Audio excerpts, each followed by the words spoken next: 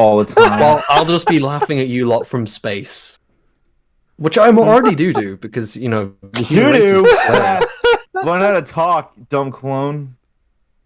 Okay, well, good afternoon, folks. Welcome to number 156 of the Smudcast. We're going to be covering a gentleman by the name of the Kavernacle, and he has an interesting video on how Call of Duty, or COD, acts as a propaganda piece for the CIA and the U.S. military. Now, I don't know much about COD. I'm not a huge gamer of the FPSs, or at least nowadays, but there have been some controversies surrounding COD. They have a bunch of levels over the years in each iteration. I think they pump them out every year, every 2 years there's a new COD. So yeah, I think the most famous one everyone can remember back in the day was the No Russian level, I believe. Yep. Remember, no Russian. Yeah, there was also the, what was the one in London, I think? Yeah, because it killed a kid. Or something Right. like Yeah, that was a big deal. Yeah. So I don't know. I didn't realize Call of Duty was a comedy. Oh yeah. Well, they do have modern issues in their games. Like they talk about Fidel Castro. They talk about who was that military dictator Manuel Noregas. He was in there, and there was a whole lawsuit about that. I remember that.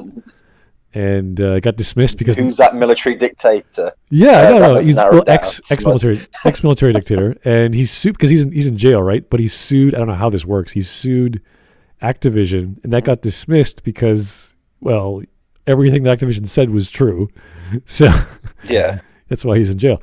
So there's all these things that Activision does, or rather Call of Duty does, that are obviously controversial. So I wouldn't be too far removed that they would have propaganda pursuing this or that ideology.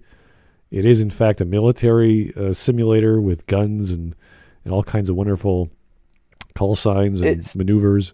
So it's Activision and Infinity Ward, or are they the same people, or was there a split or something with Call of Duty? Ramirez, protect the Burger Town. Protect Burger. Yeah, I remember that. Good Lord. Keith David getting excited over defending urban warfare scenarios. Well, it made me tingle.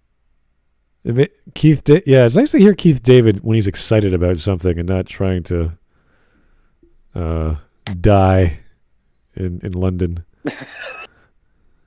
It's like America, burners. Oh my God, protect it. Know you. Don't die in London. That's the best advice I could give you. Yeah, you go to London these days, you don't know what the hell you're going to face. It's all these damn dirty Southerners. Yeah. Sometimes they're going to just stab you for no reason. Or they'll just be... there's two kinds of Southerner. The one that wants to stab you, and the other one which is really posh and got their head stuck up their own ass. Yeah. Only two. A Southerner for a Brit is just anybody 5 miles south of them. Yes. What? I'm saying you live on a tiny-ass island.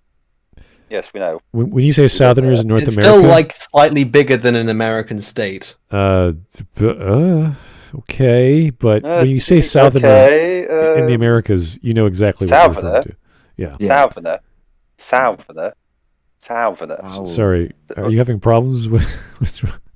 I've just never heard the word Southerner. Southerner. Southern. Southerner.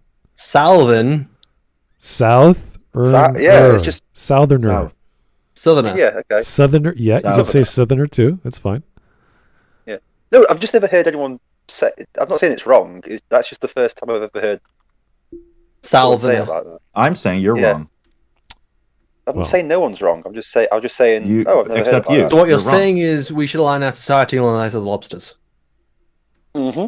Yes. Well, they're tasty, so I would say that's a very good idea, and keep their numbers in check if ever there was a condition in French or Italian restaurants, or even Portuguese restaurants, where there's not enough lobsters. Oh my, what would we do? Why does evolution keep turning everything into crabs?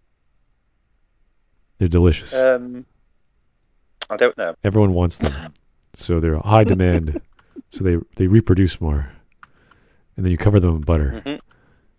And So A bit like crabs a bit like bang a lot. a bit like Southerners, a bit like Southerners. Then yeah, no, Southerners, but that's like Southerners. Southerners.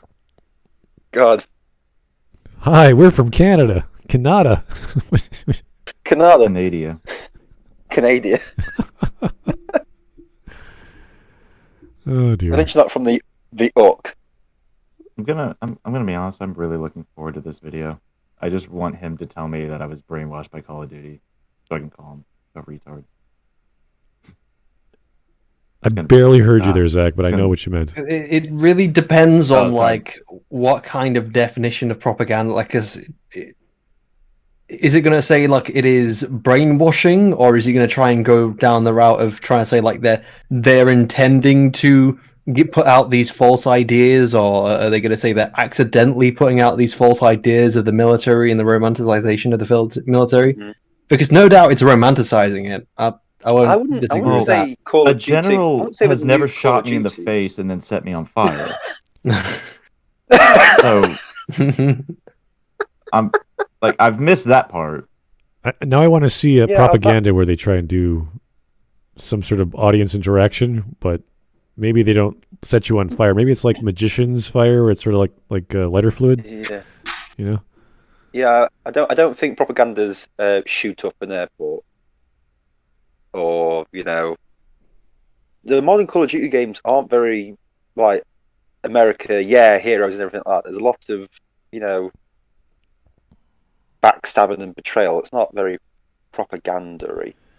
There's melodrama for sure, and that's fine with any sort of soap opera linear story, and that's kind of the reason why I don't really cover these sorts of games. There's really not much to the plot. It's always like, okay, explosion thing happens, some guy betrays you. If it's America, then they do really bad in the Modern Warfare series, since it's mainly the Brits with Captain Price and Soap who do most of the stuff.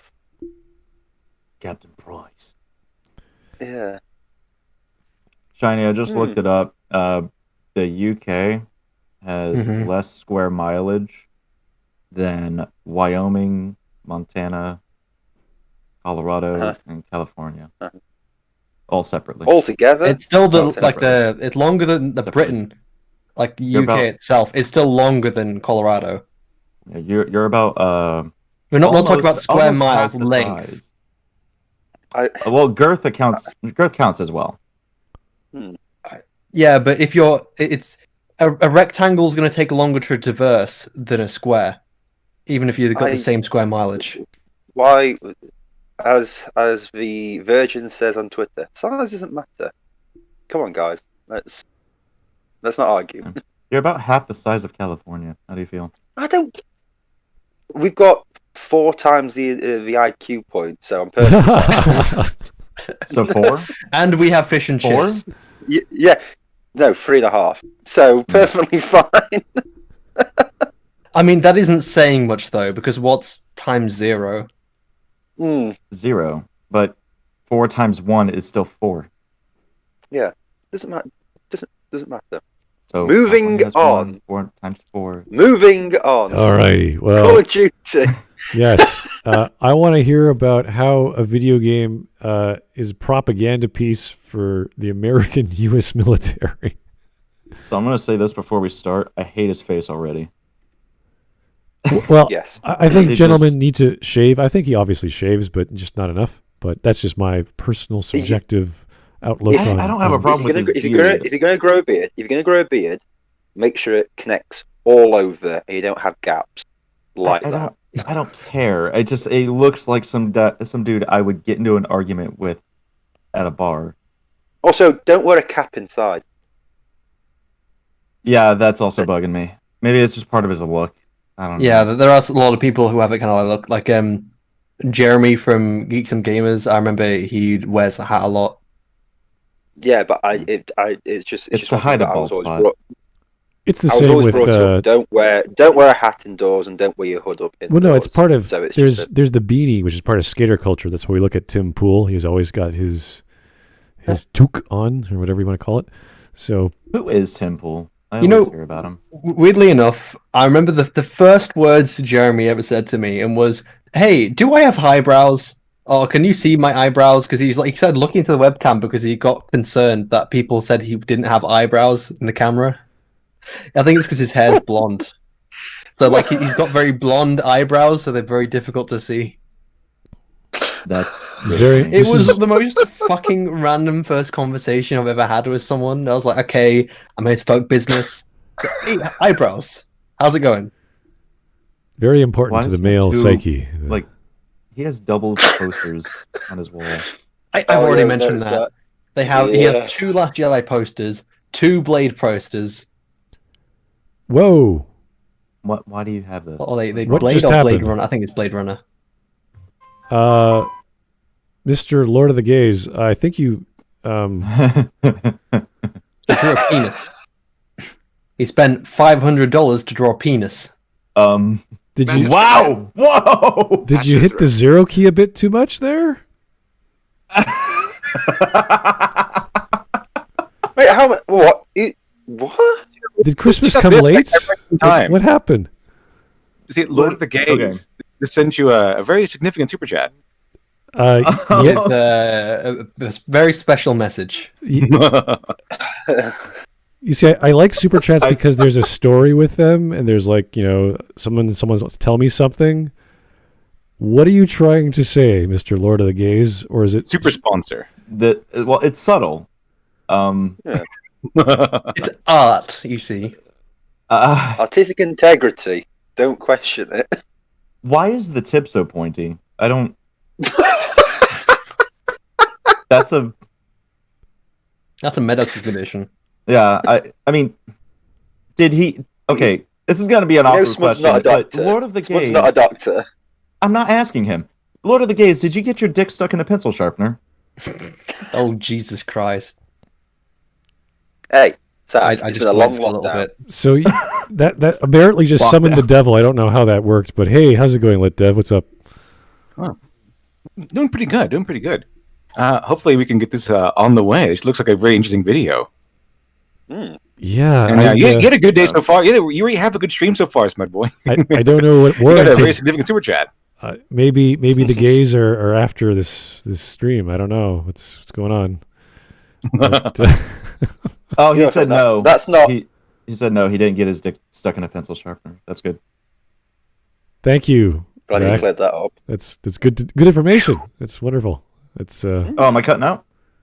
well, you all No. you I don't know. Maybe it's my speakers, but everyone sounds really soft. Is that just me, or maybe chat can tell me if you guys can Let me hear look at anything my properly. settings. I should be fine. At So least. far, Everyone only sounds this- fine to me. yeah, everyone sounds fine to me. Yeah. Everyone sounds fine on my end. All right. Maybe it's just me, and I've been drinking too much today. I have no idea. Don't worry. Fucking. All drinking. I've got is Inquisitor Mafia saying #cancel Hawk, but that's usual. yeah, but that's like Yeah. every other day, so that's fine. Yeah, it's fine. All right, so we got 24 minutes to go through. I don't know if we're going to reach the end of this today, but holy crap, that's going to take some time. Yeah. I've been in the army for the past 6 years. Would love to hear how I've been brainwashed by Call of Duty. Oh wow, Nonetheless. Zach, that Who would explain cares a what lot. you think? If you were influenced by an FPS game to join the military, that would be like wow, eye opening. Actually, there is It'd one. explain a lot, wouldn't it? They made one. It's Yeah. called America's Army. Oh yeah, that's right. There is a game Oh, like that. fuck me. A few years ago, or I think it was like last year, who was it? I think PewDiePie took the Cyber Awareness Challenge, which is a required training class for all members of the military, so that you don't like leave sensitive information just hanging around. It just teaches you more about like operational security and stuff like that. And PewDiePie played it on his channel. And I could not, like, I had never seen that from a civilian perspective before, and he was just basically like, "This was the dumbest thing I've ever done." I'm like, yep, He we does have a to do lot that of once a dumb year. things. All right, I got to read some donations. I know you guys don't see it, but then we'll get straight to the video. This is from Fritz. Hey, Fritz, thanks a lot for the $20. That's a lot. Don't you get it, Smud? In 2077, what constitutes being a criminal? Getting cock. All right, that's not even logical. I don't even know what you're saying. Yeah, there's plenty of cock in 2077. Is that a thing in the What's wrong with game getting cock? where if you're playing, it's all of a sudden Keanu pops up and starts giving you propaganda, and he turns like this sexual joke at the end? Is that a thing? I don't know. I just know that there's a Nice cock. transsexual poster, like some chick wearing a unitard, but the chick has a massive cock. And See, it's I'm like for some energy drink I'm in the okay game. with this. That sounds totally cool in a world of Like, Yeah. cyberpunk. Yeah, it's just hanging out there. there you go. Yeah. Here's Mark in 3D going the donation route. Ooh, here's $1 for a napkin. Enjoy, Smud. You know what? Napkins are very important, and it's just a gentlemanly thing to do when you're eating or drinking. Have a napkin. Doesn't matter what you're eating or drinking. Have a napkin. Where did the napkin come from? Always a good idea. Anyway, let's get to the video. Let's get started. Still can't get over the wonderful super chat from Lord of the Gays, but you know, these things happen. But all right. Yeah. US military and gaming. It's been in the news a lot recently thanks to the US Army being exposed of their using of Twitch and esports to recruit people or really entice younger people to joining the military. So, already, your accent tells me you're not in America. Go fuck yourself if you have opinions about the United States Army. But, My opinion Yeah. on that situation for me is they shoot guns and they do soldier thing. And that's Yeah. it. we do soldier stuff. But, Well, Zach, If Zach, he's doesn't. about to Zach reads books. yeah, that's true. Also, if like, he's about what's to, wrong with trying to recruit people? Yeah. Oh no! They're giving them recruitment flyers. Who will stop these horrible beasts? I Better don't call know. the army in to stop them. I don't know who all knows this, but the United States Army does have a Twitch channel, and they do have an esports team. A buddy of mine, who I won't name, is actually on the Valorant esports team, and yeah, he says it's not much better than normal Army. It's just as dumb as normal Army stuff, but yeah, they go in there, they play games, try to be professional, and the Twitch chat trolls them a lot. Wow, But if imagine he's the about to US Army, going into the 21st century and using 21st century technology to help recruitment. I know, right? Gasp, shock. Think of the children. Well, being Again, recruited it's by not the anything military more isn't- than just, hey, look, the military's thing. How about have a flyer? Here you go. You can I'm sign sure up the today. UK. I'm sure the UK military does similar stuff. I know from personal experience that on every single time they have a careers day, when like lots of universities and like big companies come and that they say, Yep. hey, look, if you work for us or you get in this profession or you come to our university, we give these opportunities. You can do this, that, and the other. We offer all these courses. These are some work of the students. There'll always be an army booth.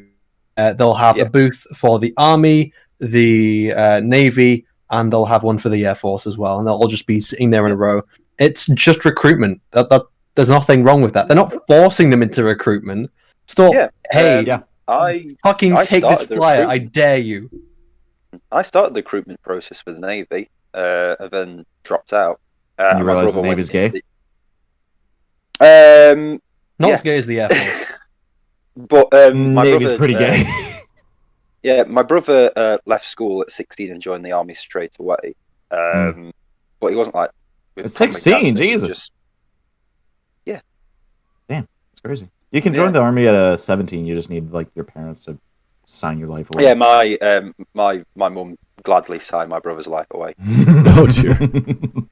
In fact, she pretty much was like setting them up to go to Iraq already. She paid Pay for the plane. Don't need no training, just get him out there. Okay, Even have, let's not delve into your family too much there. Student future, what was it? Student future days. Welcome They to have Smudcast, where we air our like, grievances trailers and about our everything. family. Like I've seen advertisements on YouTube that are saying, "Oh, you can be part of the Royal Army, also the Royal Air Force. Join today." Yeah, you can be Royal Army engineers. Yeah, I like y'all's title, just the Royal Army, the Royal Air Force. Sounds so cool. Yeah, Royal Navy. Yeah, like Her Majesty's. There's so much more romanticism in the name. The HMS. There is. HM. HMS. So USS. HMS is just cooler than USS. Let's just agree. It's nice to have her on a ship. HMS for the ship titles. Ship names. HMS. Her Majesty. Her Majesty. Yeah. Or His Majesty, depending on what it is. We need imperialized ship designation in all of our militaries. Not nearly as cool as USS. No, it isn't. It's not. It's cooler. USS is way cooler. No, USS Enterprise. USS Enterprise. Mm-hmm. Yeah. HMS Enterprise sounds cooler. Can you imagine? I'm just thinking about that. A feudalistic, not global, but galaxy-wide starship series in Star Trek. It's just like the humans expanded via the UK as the dominant government of the world. Like, what? Why? How did that happen? Second rise of the British Empire. British Empire 2, the Electric Boogaloo. They united everyone for more money under expansionism and like crumpets or something. It's like, what the hell is going on? Yeah. There's crumpets on the moon, quick. Crumpets. Tea and crumpets, gentlemen. Let's join the... Someone found tea on Mars. We're going to get there. Oh my god. You all laugh now, but when we finally do complete the Second British Empire, you won't be laughing then. Well, unity through victory. Victory through crumpets. Well, every time I see a Code Geass, I always think of that Hail Britannia scene. It gives me a nice warm feeling inside. Doesn't the Queen still technically own Canada and other places? She sort of gave it up. In pure technicality, though, not in like any real power. Yeah. Well, technically, yes, she still has authority, but she doesn't have the desire to actually use it. So it's kind of she can't actually use it, but she has power that she can't use. Yes, when there are problems with the government, like say we prorogue government, or it gets disbanded, or there's a vote problem, we go to the general, the general. What's her name, or what's his name, and then he reports to the Queen, and she says what goes on with Parliament. So, yeah, interesting stuff. She's only got a limited amount of power left, and since she's not got to a final form yet, she needs to save it up.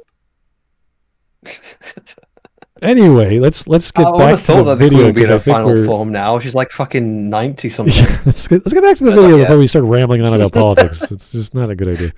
About the Queen, especially the Queen. Yeah, Queen has. You thought we were going to cover this interesting video about how Call of Duty is about the CIA propaganda, but it ended up being about the Queen. Yeah. Well, one day who is CIA propaganda? Oh, the Queen will come along in like, I don't know, when she's like 200, and she'll just go to Canada and she's like, "This is mine now." The first galactic British Empire. Empire. The Queen's just gonna get a head in a jar, like fucking Futurama. Isn't the Queen like a werewolf or something like that? Is she a lizard or something? According to Doctor Who. Guys, we're going to get so much propaganda in this video. I don't know why you're making more.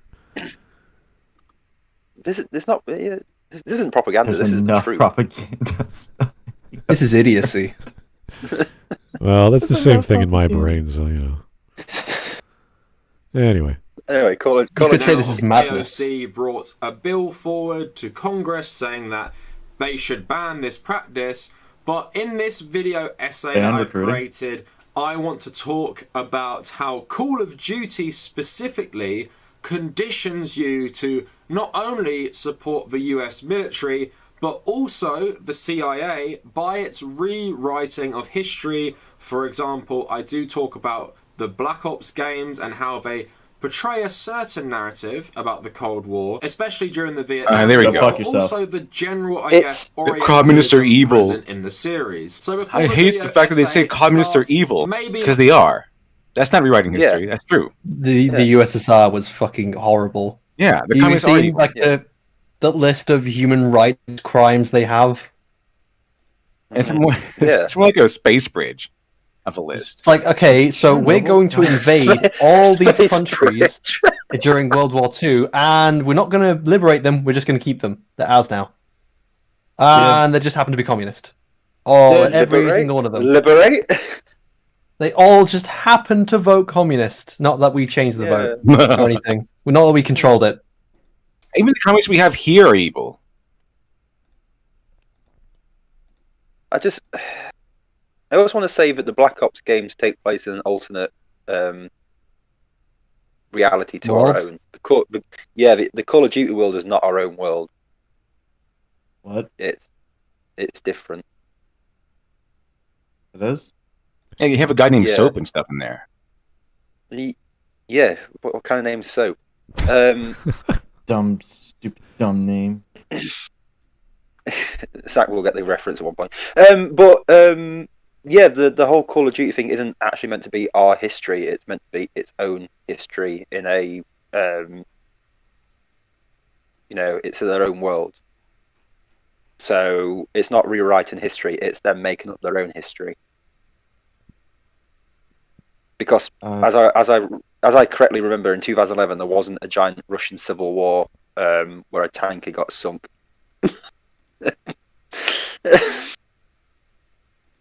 So, hey ho. Who built the gulags, Joe? Wasn't there I can't remember which one it was, but wasn't there a Call of Duty where everyone had like mech suits, or not mech suits, but they were like exoskeletons? Advanced Warfare, yeah. That's it. I don't know what time that's supposed to take place in, but I just know it happened. I think last year or something. The advanced future. Yeah, of 2019. Ooh, maybe they were predicting the Space Force. They would never give us a fucking exosuit. We're not worth that much. But Zach, don't you want to join the military? What are we gonna do? Give you an exosuit so you can go run forward and get shot? Nah, go fuck yourself. Here's a sappy plate. Good luck, soldier. No, Zach's like US Army. Can we have like guns to fight these enemies? That's kind of expensive, guys. That's really expensive. So maybe you can throw your body at the enemy, and then the pieces of your body are going to clog up their weapons. Ah, yes, the Russian strategy. Here's a stick. Go bonk him on the head. That actually is the Russian strategy in World War II, which is funny. Oh boy. Yeah. The glorious communist. Throw tactics. yourself at the enemy. All right, true. They'll soon run out of bullets. They can't get us all. What's that? It's on Futurama with the kill bot. Zach Brannigan. They could only kill so many. So I just kept sending wave after wave of my own troops. And when they wave after wave of my own men. Message coming in. And once they reach their kill center, men.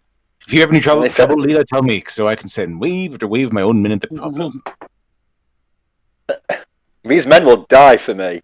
That would be that was a tragic flaw in the kill bots. They had a set limit to how many people they could kill. So I just said wave after wave of my own men. That's pretty much what the communists did. That's a communist strategy. So our tactic to destroy the mothership is we will send all our ships into the barrel of the main gun, clogging it and destroying the mothership. Many of you will die. That's the sacrifice I'm willing to make. Many of you will die, but I'm the sacrifice I'm willing to make. Just clog the cannons with our bodies. The Looney Tunes strategy.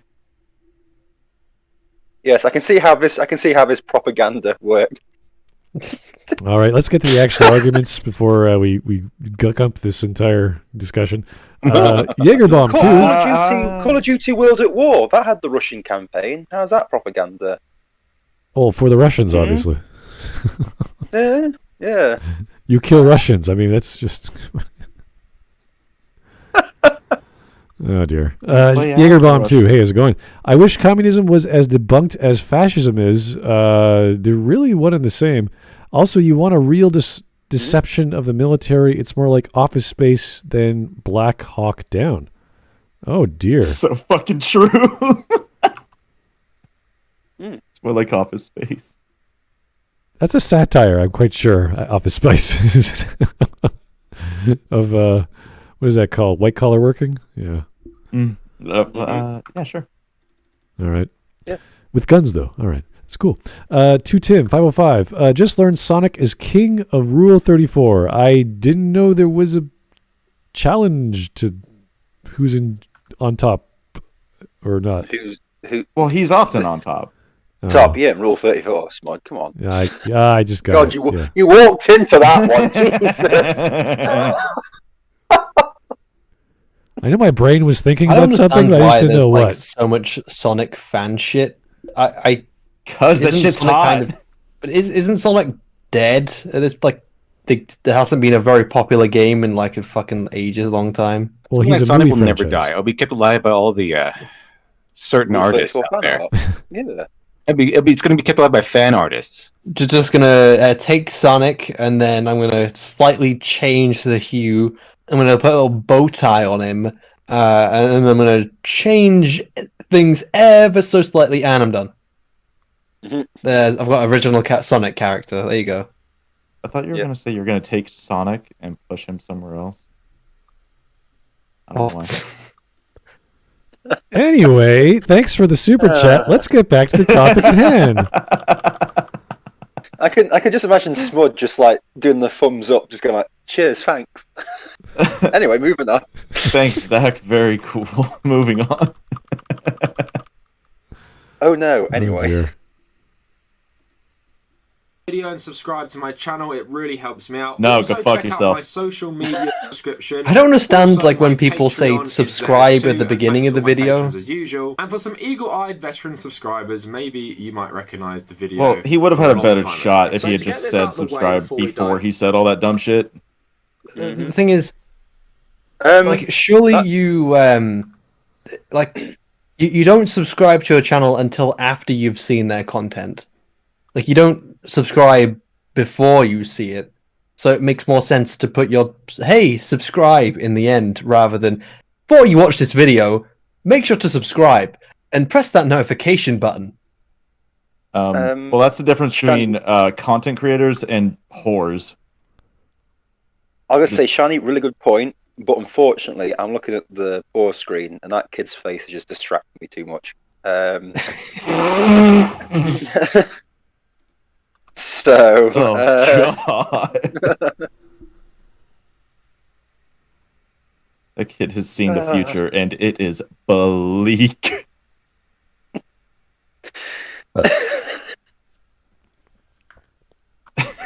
I can't tell if he's really excited or really terrified. I'm sorry, I'm just gonna. There you go. I'll just drop that. Wait, is this like a picture of him or something?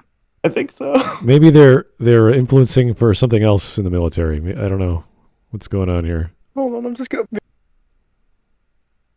Oh, wait a second. I got another donation from Lord of the Gays.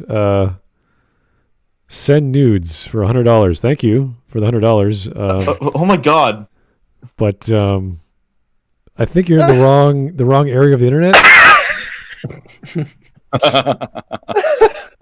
It's not how YouTube works. I found your James Moore. Jesus Christ.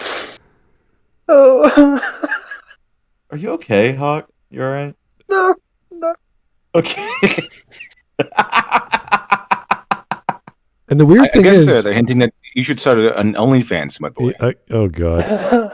The weird thing is, my Streamlabs didn't tell me. I had to log into the website to find, because he told me to log in through chat. I was like, all right, I'll log in. So no notification came. I was like, what is happening? Is this for real? Is this really like? Oh dear. So unironically, I thought about starting an OnlyFans when I was going through some financial troubles. A few Message coming in. Patching it through.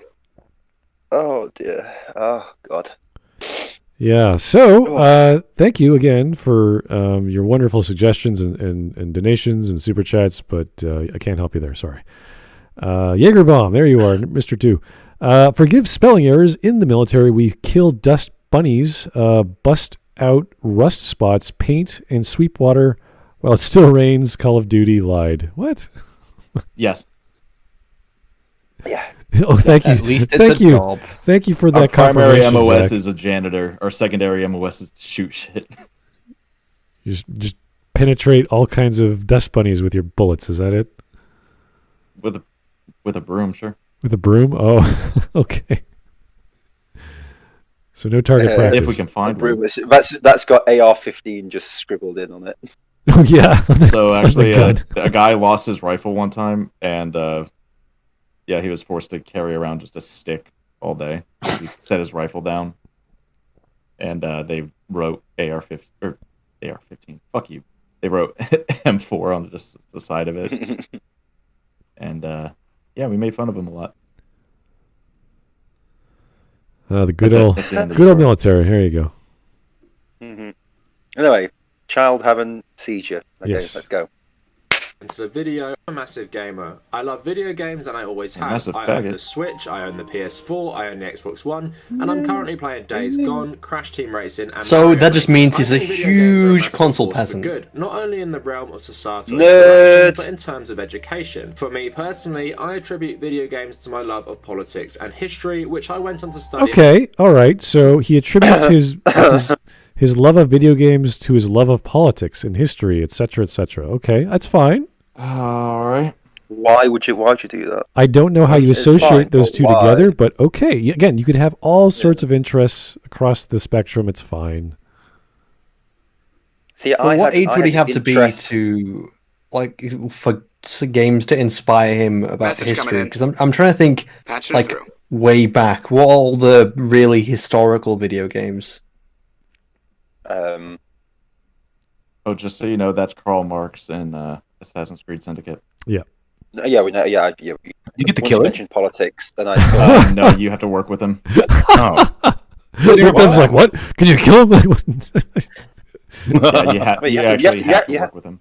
you have to work with him. Well, I'm not buying that game. I'm never playing that. I'm game. never play that Shit. Not Well, out of the 10 for game's me. shit anyway. Like, you shouldn't. You shouldn't buy that game. It's so garbage. You can barely get to that point to start with. Devil, just play Hitman 2 and just close your eyes and pretend who you're killing is Just Karl pretend it's Karl Marx. Marx. Well, in Get Sniper a Elite mod. 2, you get to shoot Hitler in the balls. I'm not Oh. kidding. Wow. That's funny. But that'd be cool if we could do that. Isn't We could do it with Hitler and Stalin and then Karl Marx. That'd be pretty cool. I like that. Isn't it singular? Like he's only got one ball. No, it's two of them. You see it on the X-ray, because like whenever it goes into the bullet time, and if you did actually shoot him in the balls and you didn't fuck it up, you get to watch his balls explode. No, but I'm pretty sure historically he only had one ball. That's your opinion. Now, the game debunks that, Shine. Yeah, well, Yeah. game. The game is Game mean historically history. accurate. Yeah, game mean history. As this guy's Well, about to that's tell how us, Hitler lost video one of games his rewrite balls. history. Yeah. No, I shot both of them. Made sure you used second shot. I for- double in tapped. case. I double tapped. Oh. All right, here's an interesting super chat from 2tim505. Not too off topic, but close enough. Do you watch NCIS? I used to. That was a while Yeah. ago. Mhm. So, I used to live with Leroy my Jethro Gibbs. yeah. I used to live with my grandparents, so yes, I have watched every single NCIS, CSI, murder mystery, Wow. murder investigation program that has ever existed. Wow. I've never watched any of those kinds of programs. Some of them are good. Not Some of them are NCIS good, yeah. Anymore, right? That's the point. Like, Yeah. NCIS has been on for like 20 years. I know. Yeah. Yes. It's so old. Mhm. And it hasn't been good in about 10, I don't know, 10, 15? It hasn't been good in a long time. Yeah. I don't think it was ever It's- really good to begin with, but Mhm. it was just on. It was fine. Sure. I could sit down and watch it. Can't tell you much what happened in it, but I could sit down and watch it. Anyway, I just video. I just know my mom Video. still smacks me in the back of the fucking head Video. whenever I say something. Yeah, the only reason I pointed that out is Your videos. because it is a branch of the military, the Navy.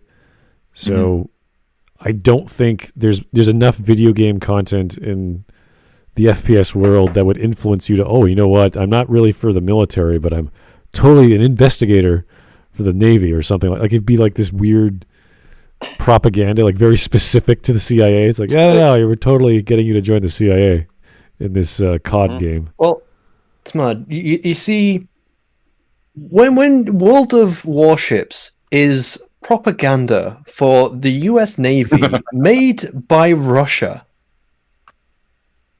and so is World of Tanks. That's true.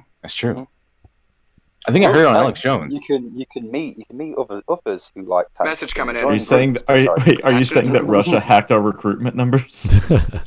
Russia is trying to make more recruitment for the US Navy. That sounds like a good plan. I think I'm trying to remember what the company that made World of Warplanes, World of Tanks, and World of Warships. The Russian Wargaming. Well, that's it. What's also hilarious is that they made an advertisement for their game, which was about pin-up girls, which is infinitely more America than anything America has produced in a very long time. I'm not kidding. Never said you were. I believe you. I trust you, Shiny. You're a trustworthy clone. All right, let's keep going. Study at university, a degree in history and a master's in international relations. I think video games are unfairly looked down upon. Did he just list his credentials? Because I don't believe him. That's what he said, yeah. I don't believe him. Universities in the UK, no offense, Shani. Ugh. So I don't know what a master's... They have a culture, let's say this. It also depends on where you're going exactly. Because I remember York University specifically. Old York? Yeah, it's not nice. There's a lot of very up their own ass people. And York St. John's as well. If you start going to the history and the humanities subjects, you start getting people who are really so far up their own arse. They're fucking flicking their own tonsils. I met someone who was studying politics at York Uni. Great. What exactly would international relations get you, though, in terms of, like, job prospects? You could work at a duty-free. Okay. And funny enough, also, York St. John's is a piece of shit. It's a crap university. I had a look at several of their courses. They looked shite. Well done. You're not good at anything. I don't know why anyone goes to this place unless they just don't have enough grades. Also insane there. Actually, they're also insane there. So, yeah, not good. What, you've been to York St. John's? Yes. You haven't fucking been there, Zach. I've been there, but I didn't study there. One of my friends knew someone who went there, and we went to like a house party. So. There you go. They started pumping up their like visual effects course, and it's like, look, we have a state of the art visual effects course, and like it's really shit.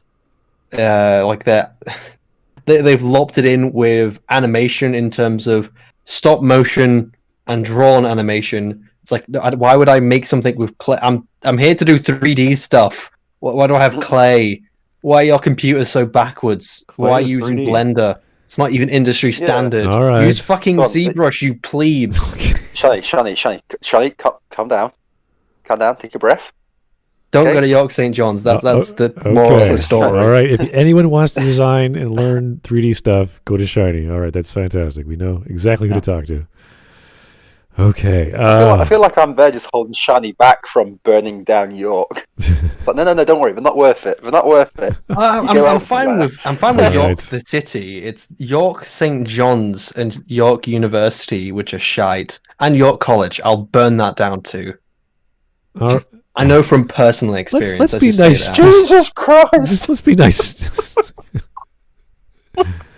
Focus on the topic too. That'd be nice too. All right. Fran Mataraki, how's it going? Thank you very much. I'd say Darling in the Franks. Oh, okay. Changing topics. is a better example of propaganda. Not changing topics. Thank you. In terms of marriage, during old Shinzo Abe's term, even still, that's more of a stretch than Reed Richards getting something off a shelf. Okay. What the hell did I just read? Took a second. Shinzo Abe, is that a military leader? Oh, okay, he's a Japanese politician that served from 2012 to 2020. All right. Sure. Okay. I see what you're saying. So we're talking about current events in relation to that specific show being more propaganda, and then comparing that then Reed Richards, which is something entirely different. Okay. Fantastic. Which is where the stretch comes from. Since he stretches a lot. Yeah. Oh! Okay. So he's saying this video is more of a stretch than what... Like, you didn't get that when they said that with Reed Richards? Yeah. That was joke. Okay, whatever. Fuck it. There's a lot of references there. You have to know anime, Marvel Comics, Japanese politics. That's enough, yeah. So yeah. So thank you for that very loaded sentence or paragraph that you have to actually only two out of 5 got. Yeah, you have to educate your audience before you tell it. Yeah. I got half of it, to be specific. But anyway, that's video. In historical settings and teaching you about what it is like to live back there. It makes history so interactive and fun. Metal Gear Solid is another series that allows you to exist in a more modern day setting, but deals with deep issues. Metal Gear Solid 3 and Peace Walker are pretty scathing towards America, while educating the audience on nuclear deterrence. Peace Walker especially is amazing with many audio tapes to listen to of characters discussing world history, politics, and philosophy. What makes it so engaging is that it's characters you love talking and... Sorry, I was going to interrupt. If you're taking your history from the Metal Gear Solid series, here's a number for my therapist. Go see him. He'll help you out loads. Okay, no, maybe give him the benefit of the doubt.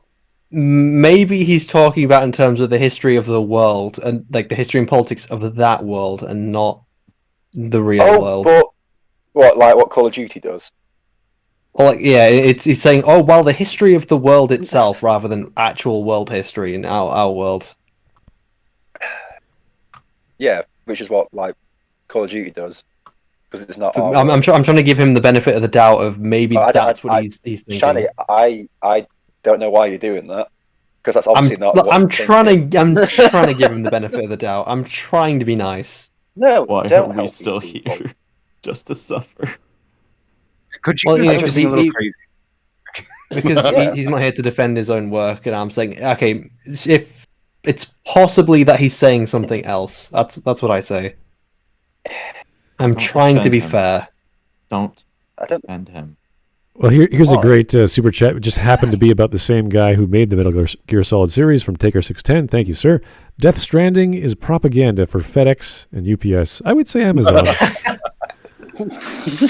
haven't played it yet, but yeah, Backpack Quest. That was good. It's to try and help promote people to become delivery drivers. I actually really enjoyed Death Stranding. Child trafficking. Did you, Zach? It was a great game, right? Yeah. I can't really. I don't know if I would be able to say too much about its objective quality, but yeah, I really enjoyed it. It was good tisms. Was it something different? Oh God. Yeah, it was certainly something different. I enjoyed a lot of ways to complete deliveries, as dumb as it fucking sounds. There's a lot of creative ways to be able to complete deliveries and such. The story was fine. The connection between the main character and the little fetus baby connected to your chest was interesting and actually fairly well fleshed out. And it wasn't like Amnesia Rebirth. Press X to pet baby or something. It was actually pretty interesting. That's so hard to believe that ever existed as a fucking mechanic. I would have to play through Death Stranding probably one more time before I could give a decent objective review of it. Okay. That's good. Good stuff. All right, so yeah, I think we could argue, or at least say that the story or historical accuracy of the Metal Gear Solid series, especially 3 and Peace Walker, is out to freaking lunch. Mm-hmm. This is what I mean when someone goes, yeah, but I play the Metal Gear Solid series because of my love of history. I'm like, well, obviously you hate history then. Okay. All right. I wouldn't look to Metal Gear Solid for historical accuracy. If it's been craziness, yeah. Yeah. That just. So there was never a Metal Gear. We don't have bipedal robots in the military. Yeah. What? Zach, you've literally told us how they wouldn't ever give you mech suits. There's no way they'd build them. But what if they gave you boxes, and the moment you go under the box, you vanish? Huh? So, Shiny, the FBI is on its way to your location. We'll try and let them find me in space. Like, not only is it bad history... Why the FBI go? Because don't they deal with internal? It's CIA that deals with external. Well, I don't know about. I don't know what the United States foreign policy. Hold on, someone's just knocking on my door. Hold on. Well, even the physics behind like Metal Gear Solid 3. I don't know if you guys remember the design of the Shago HUD. I don't know if it's like a tank that has to rev up to get to whatever miles per hour, and then it launches a missile. Like, it's the dumbest. Like, anyone who knows basic physics looks at that and goes, no, that's not going to work. You're not going to cause your missile to go further if the vehicle it's traveling on is traveling at like 100 miles per hour or whatever. Your missile goes further with a running jump. Yeah, it's just like, no, it's not how it works. So Hideo Kojima, not so good with the math and the historical accuracy and the storytelling and all the other stuff. Oh, but Morty, we're gonna go at 88 miles an hour to fire this missile, Morty. Hey, come on, Morty, you gotta get in the Metal Gear, Morty. You piece of shit. Oh, jeez, Rick. Oh, jeez, Rick. Rick. This entire stream, I just don't know. Let's get back to his love of historical accuracy and in the Metal Gear. No, not that. Metal Gear. He likes Metal Gear. Metal Gear. Just a supper. He mentioned also historical accuracy with the Assassin's Creed game. Okay. Yes, because what happened was that the entire world has been influenced by assassins who have been secretly controlling and Templars. Shiny, stop! Don't discredit the Templars. God. This is literally going like I judge history by the commanding. Okay, no, but again, to try and be fair to him, he was talking more about to live in those historical settings than to actually take it as like actual real history.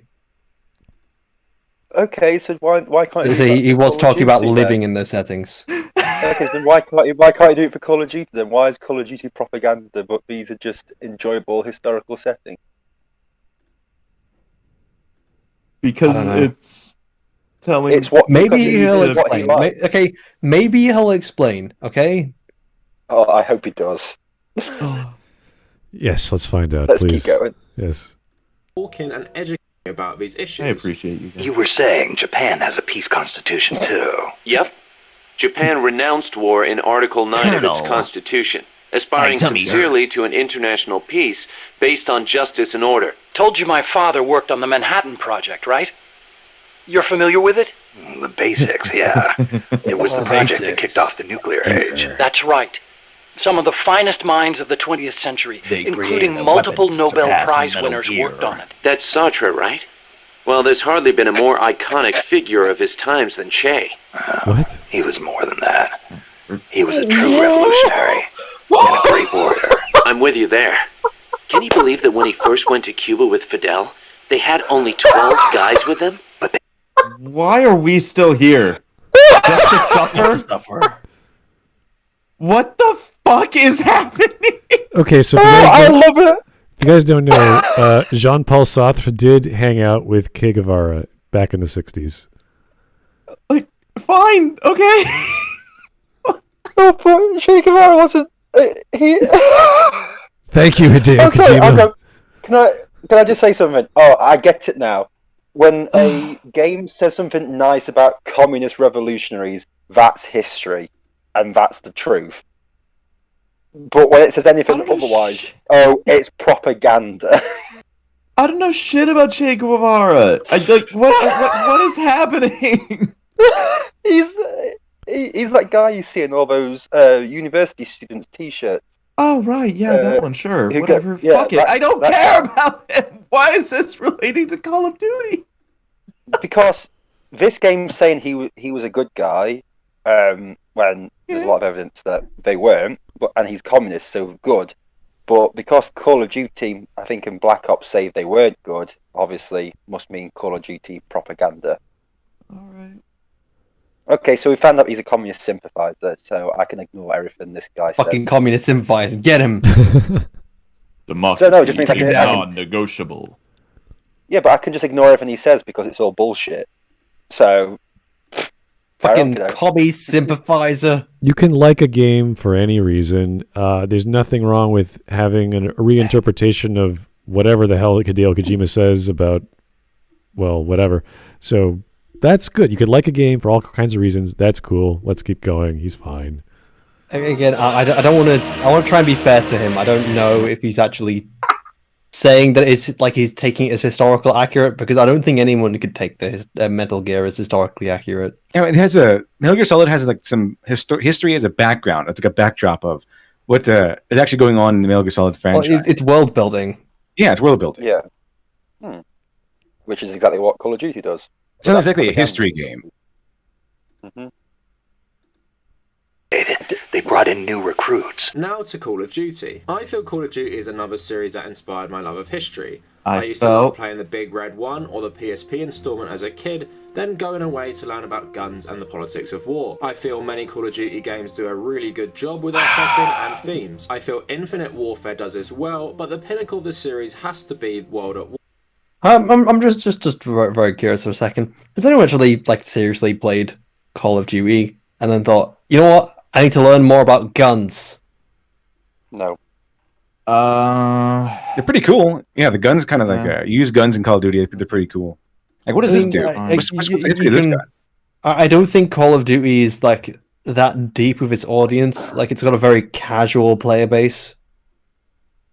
Let's put it this way: 9 times out of 10, the only interaction you get with a Call of Duty player is "I fucked your mum." So, yeah. It's like 12 IQ less than your interactions on Team Fortress 2. Mm-hmm. We got a full house in here now.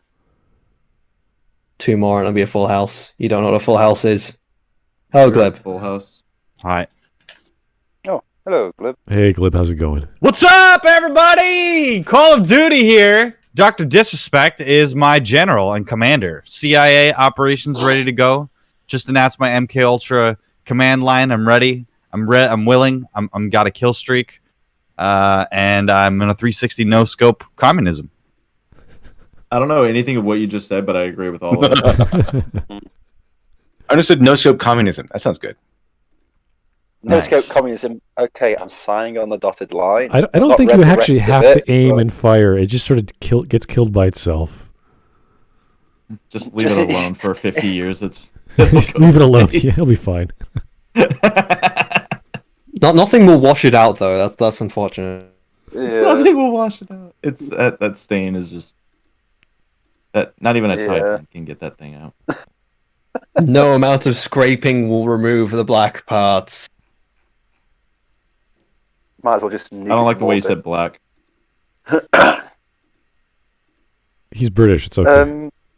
I can't help it. Okay. Shittish. All right. Shittish. Great shit stain. Entry is set during World War II, following the US Marines in the Pacific Theater and the Soviet Red Army in their Taste push that to freedom. Berlin. It is a series Tastes that like is most freedom. brutal, showing us the horrific nature of war. There is full gore on display, a first for the series, and cutscenes are animated with real-world footage of grisly combat deaths. It really makes you appreciate how awful war is and what a sacrifice it was for those who fought in the conflict. However, many entries in the series have not covered themselves in glory and actively promote glory. The title of this video is about how COD is propaganda for America. Fuck yeah, dude.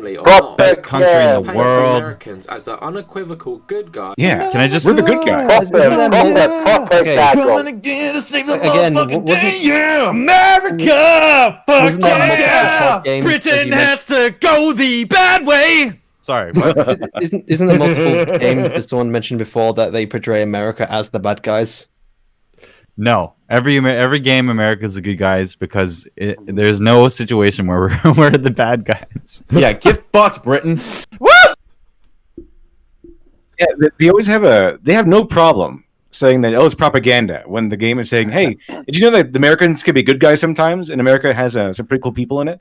But No, that's propaganda. When it's a game that chastises America, and that it says, America's not perfect, and it's bad, and corrupt, then all of a sudden, it's so deep and meaningful.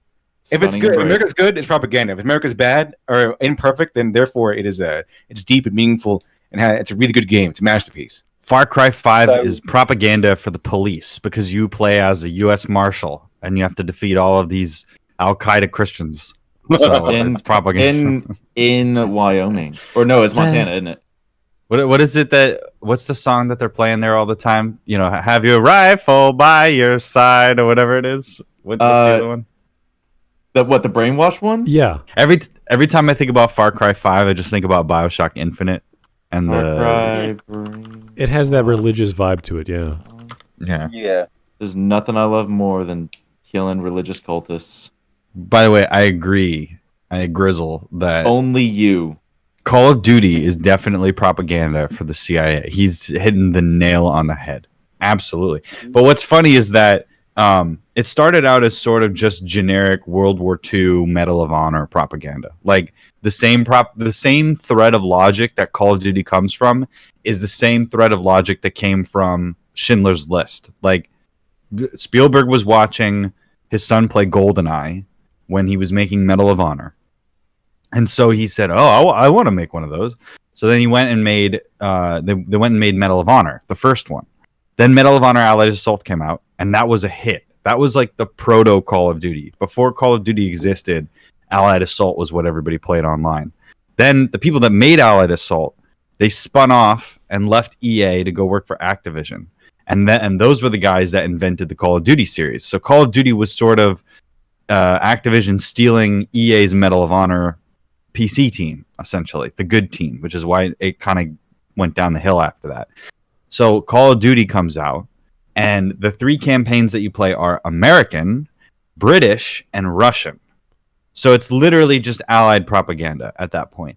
Now, when they switch over to modern day, that's when they decide, okay, so how do we modernize this paradigm? Well, Russia can't be the good guys in it. You're not playing as a Russian anymore in Call of Duty 4 or Call of Duty Modern Warfare or whatever.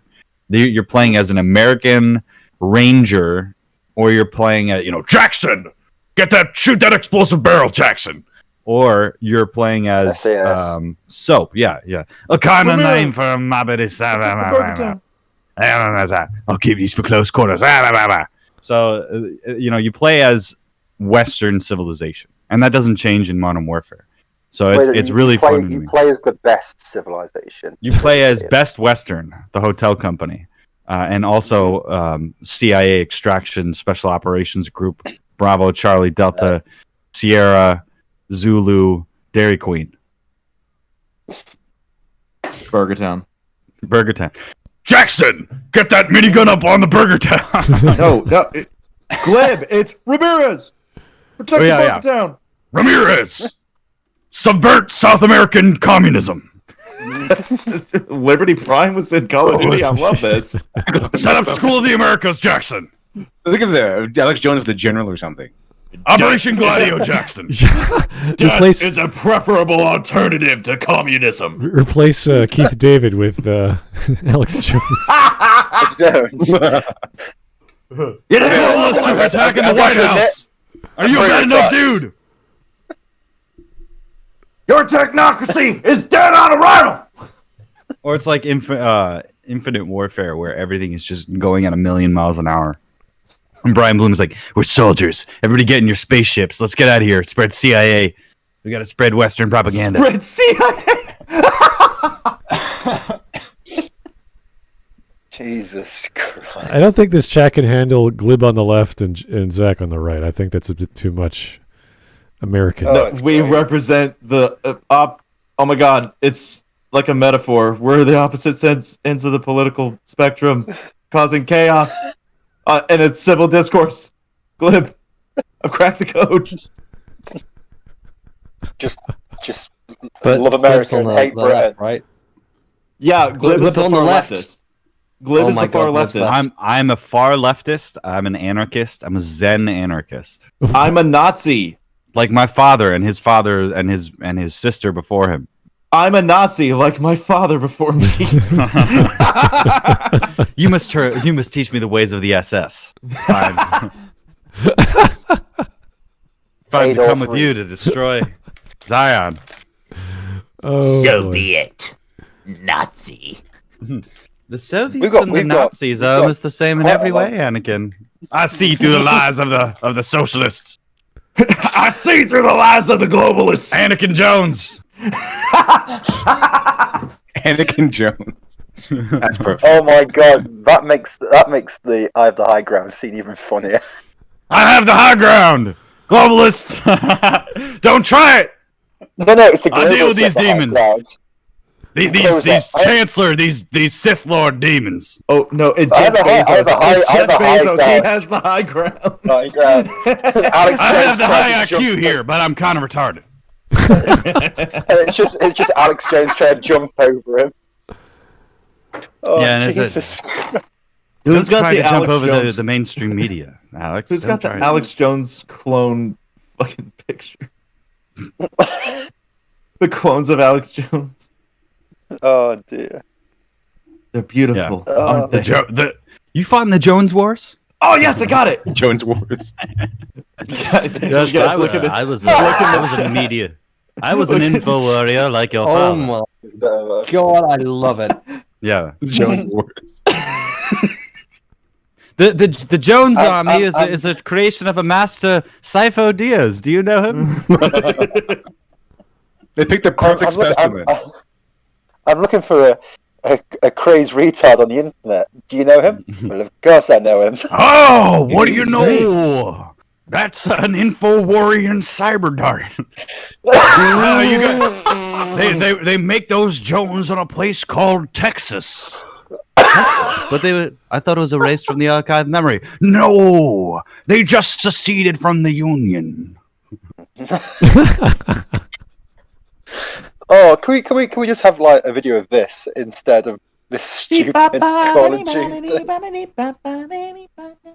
Well, sadly, I have to read some super chats and hopefully make a semblance of an argument out of this video. So, Glib, check the chat. Yeah, Dollface. All my homies know that the best history game is Where in Time is Carmen Sandiego. Well, that goes without saying. I mean, that's where it started. So, yeah.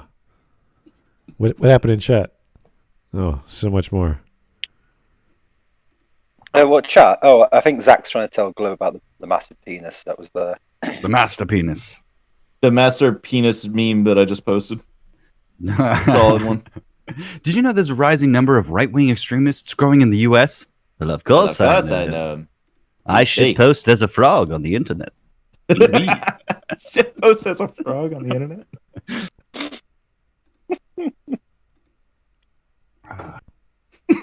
Oh, I am not going to survive this stream. All right. Not Glib. Smud regrets having both of us on at the same time.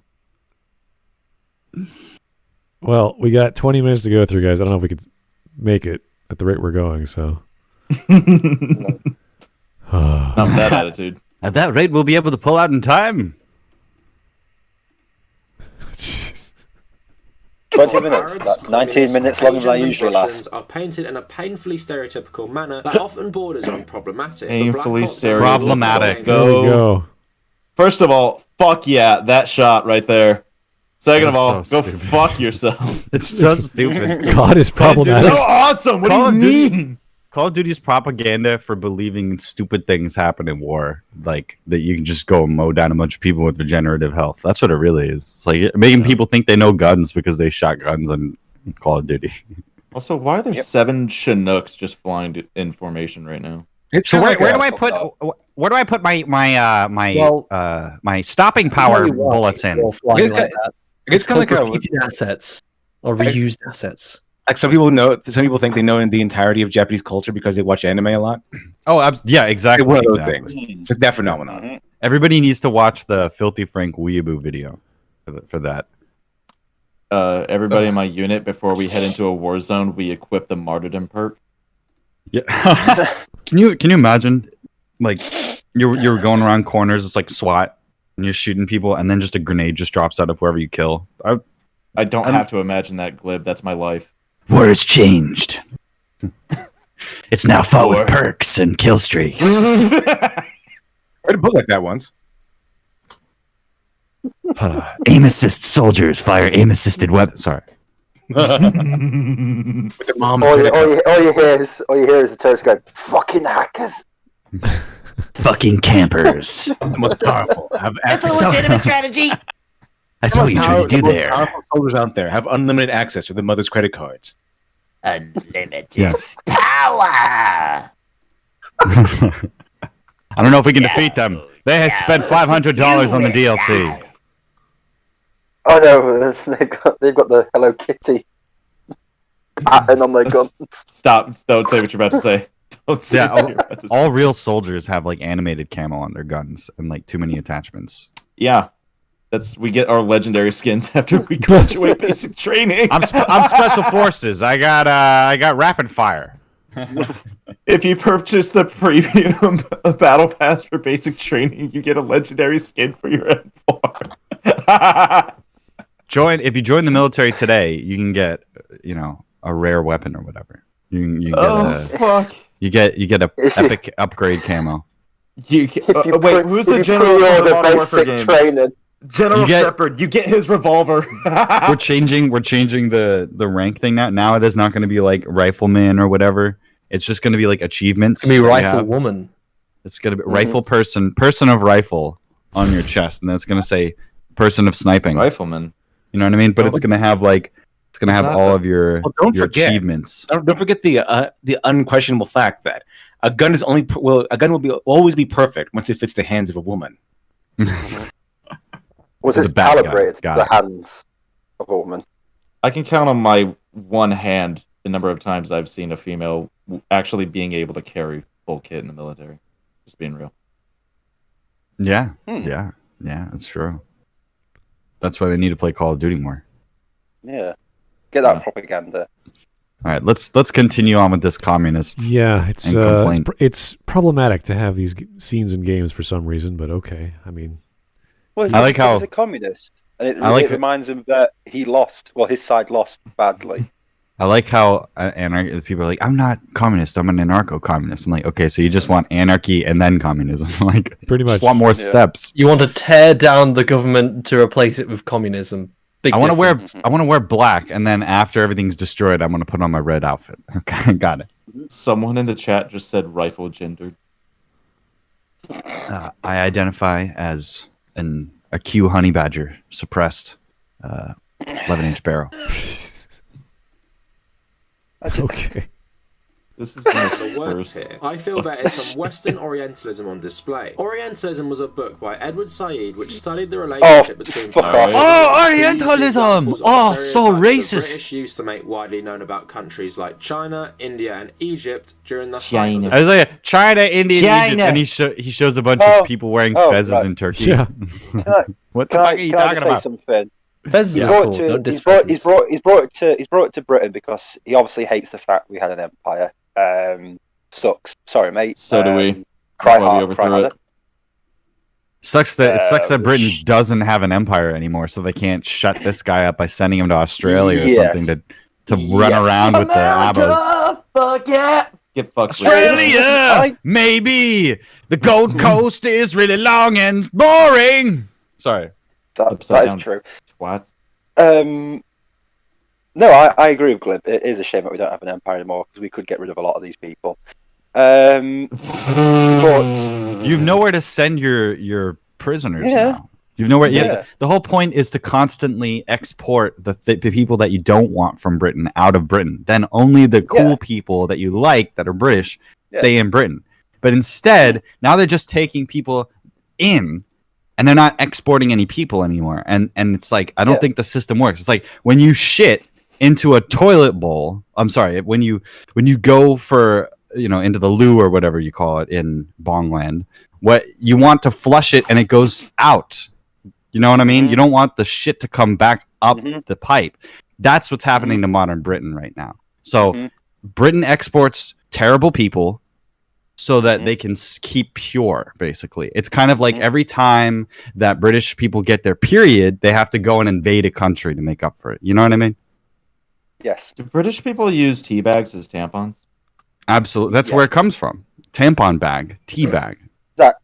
Zach, just after the stream, message me. I'll explain everything. All right, thanks, man. Maybe when you're older.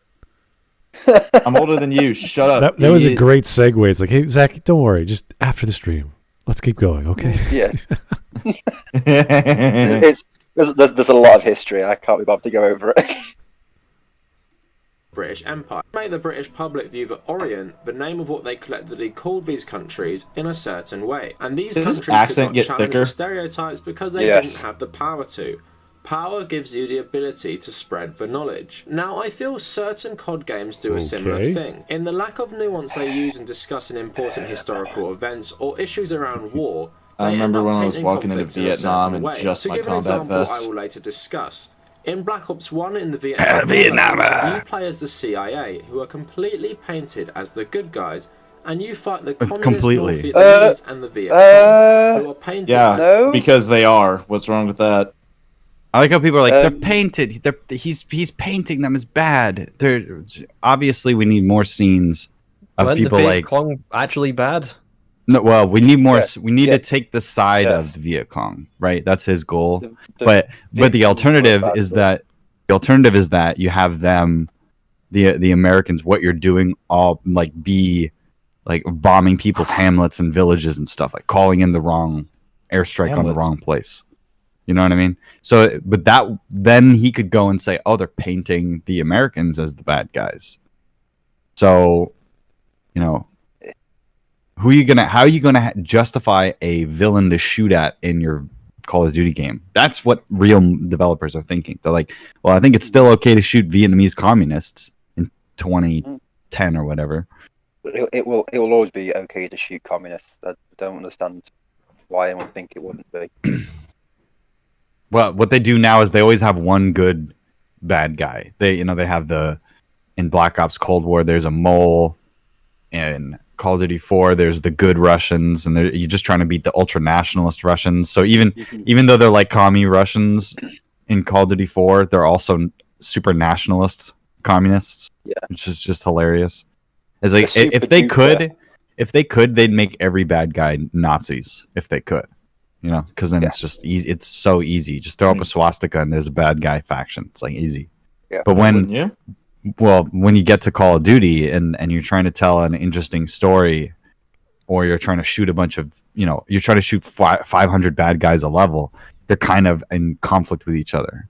If the character's making bad choices, then they're not going to be as enthusiastic when they want to keep playing the game. They need a justifiable bad guy. And America is America, and Americans are playing the game. You know what I mean? If this game was made for China, it'd be a bunch of Chinese people doing something. China. It used to be a bunch of Chinese people shooting other Chinese.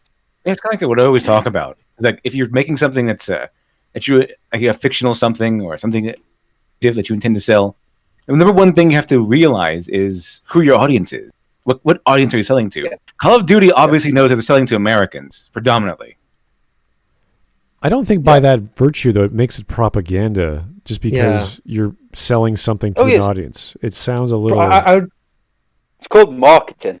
I would say propaganda is you need a significant amount of bias towards a side, and it's got to be purposely designed to try and change people's minds and manipulate them to believe a certain thing. So if you're just saying... It's totally CIA propaganda. The CIA are never the bad guys in video games, because they're infiltrated in all these fucking companies and shit. Like, no joke. It's like, genuinely, it's... They why make the CIA the operations group? You have like a dozen different 3-letter agencies that you could choose from. You know, you could play an ATF guy, but that doesn't make any sense because the whole game's around firearms, right? You could play as an NSA guy, but what direction action team does the NSA have? You could play as Green Berets. You could play as literally any military unit, but they go with the CIA. Why? Because the CIA maybe gives them some information. Maybe they give them access to some sort of support system to give them military information or some sort of inside information. Or maybe it's just shorthand because the CIA are the intelligence people with the really good shooters from the Navy SEALs and stuff. And you know what I mean? You can choose who you want, but for some reason, it's always the CIA as the good guys. I don't agree with that at all. That's the problem that I have here, is that it definitely feels like they pick who the heroes are so that they will have an effect on the unknowing population. Like, you see David Petraeus in Black Ops 2, and you're like, why the fuck is that guy there? That guy is a disgraced general, basically. But there must be some propaganda value in putting him in there as a for millions of kids that are going to see this general in a video game. And then later when he's on, when he's later on the news, then they go, I know that guy. That's the guy from the video game. That's the propaganda value of placing David Petraeus in the video game. So I totally understand. They favor one vision of good and evil, and the CIA are almost always the good guys. And it's weird. It really is weird. But then you could just pray that down to people being American and CIA having this kind of romanticism about them because they're much more well-known American organization than some of the other ones. But Tom Clancy it's also, you can say, okay, this other person did the CIA, so I guess we're going to do the CIA as well, because it doesn't have to be CIA. Others. I know it doesn't have to be CIA. It doesn't have to. Why not Rainbow Six? Why not Rainbow? What evidence is there that it is the CIA creating propaganda for itself by infiltrating companies or whatever you said? That's the job of the CIA. Infiltrating games companies to make video games about themselves. You don't think that Tencent's an aspect of the Chinese MSS? You don't think that the Chinese intelligence services do their best to try and alter storylines in video games away from China being the bad guy? But that's a slightly different talking point because of Chinese people, members of the CPP, the Chinese Communist Party, CCP. They are sworn to death to respect and follow the rules of whatever their agenda is. So that's a little different than what goes around in American organizations. But we're talking about fictional worlds in a video game. We're not talking about like Leni Riefenstahl doing the various videos for propaganda for the Nazis, where she's just filming what's going on, and then she turns it into a commercial or a poster or what have you. Those are actual events. Those you could say are propaganda. This is fun. This is a simulation. The UK, that was propaganda via radio stuff. What's the negative? What video game have you played where the CIA are the bad guys because they are subverting some foreign nation and you have to stop them?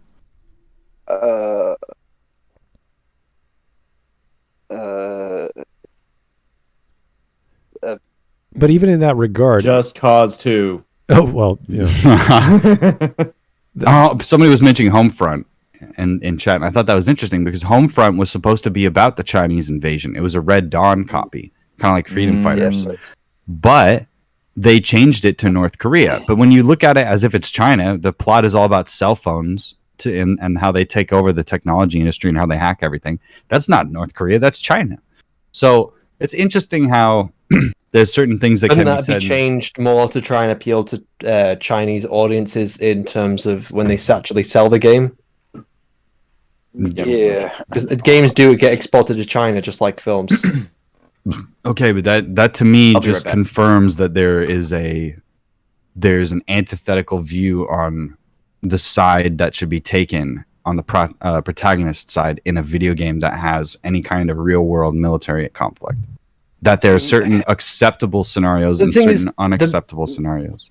There's only people are going to have a problem when you put an enemy in a video game. So, for example, I think when they put Russia in like an enemy to a video game, there was a lot of Russians who were very upset with that in like one of the Call of Duty ones, a more recent, because they portrayed them having like really horrific war crimes or something like that. I don't know too much specifics. So no matter who you have as the protagonist and the antagonist, there is always going to be someone who's going to be upset if you're trying to set it in a real world where you're portraying, okay, it's France versus Germany or Australia. They don't do that though. New Zealand. They don't do that. No, but you are going to get. They never do. No, you don't. Name a game. Name a game that's like that. No, but I'm saying the reason why they don't do that is because it would upset people. Right, I understand. That's why they try to. But they're okay with upsetting Russian people. That's the commonality. It's always Russia are the bad guys in these modern warfare games, or in the Soviet Union even. That's just because of the Cold War. No, it's because Russia's influence on world politics compared to China is smaller, and their economic interest in companies, their market is smaller. So they don't have to be catered to as much as China does because everybody wants the Chinese money. But also, there's 2 million CCP agents in the United States. That was just revealed like this month. So they're in all these companies. They have to subtly use the soft power to point the finger at people that are not Chinese. If people in video games and in media think that the Chinese people are bad guys in the common parlance, then their view on China will be different than if the Chinese people are either the good guys or helping out or not even involved. Keep pointing the finger at somebody else. That's trade craft. I don't understand why that's kind of anathema. It makes sense to me. The CIA are always the good guys in these Call of Duty games. You usually play as them. You play as the Special Operations Group or whatever it is, the SOG people, Tier 1 operators. Okay, that's how it's sold. And then to do with China proves that the CIA is creating propaganda in video games. Well, we said, when was there a time when the CIA were the bad guys in one of these video games that has military assistance? It's something that, like Apocalypse Now, hold on. Apocalypse Now, for example, was a military film, but it criticized the United States military, so they could not get American military support or intelligence support to supply helicopters or whatever. They had to go to the Philippines, which had all of the same materials because of the defense agreements that we have with them. They had to get a third-party source to support that's their more vision. because, like, you're portraying someone as being...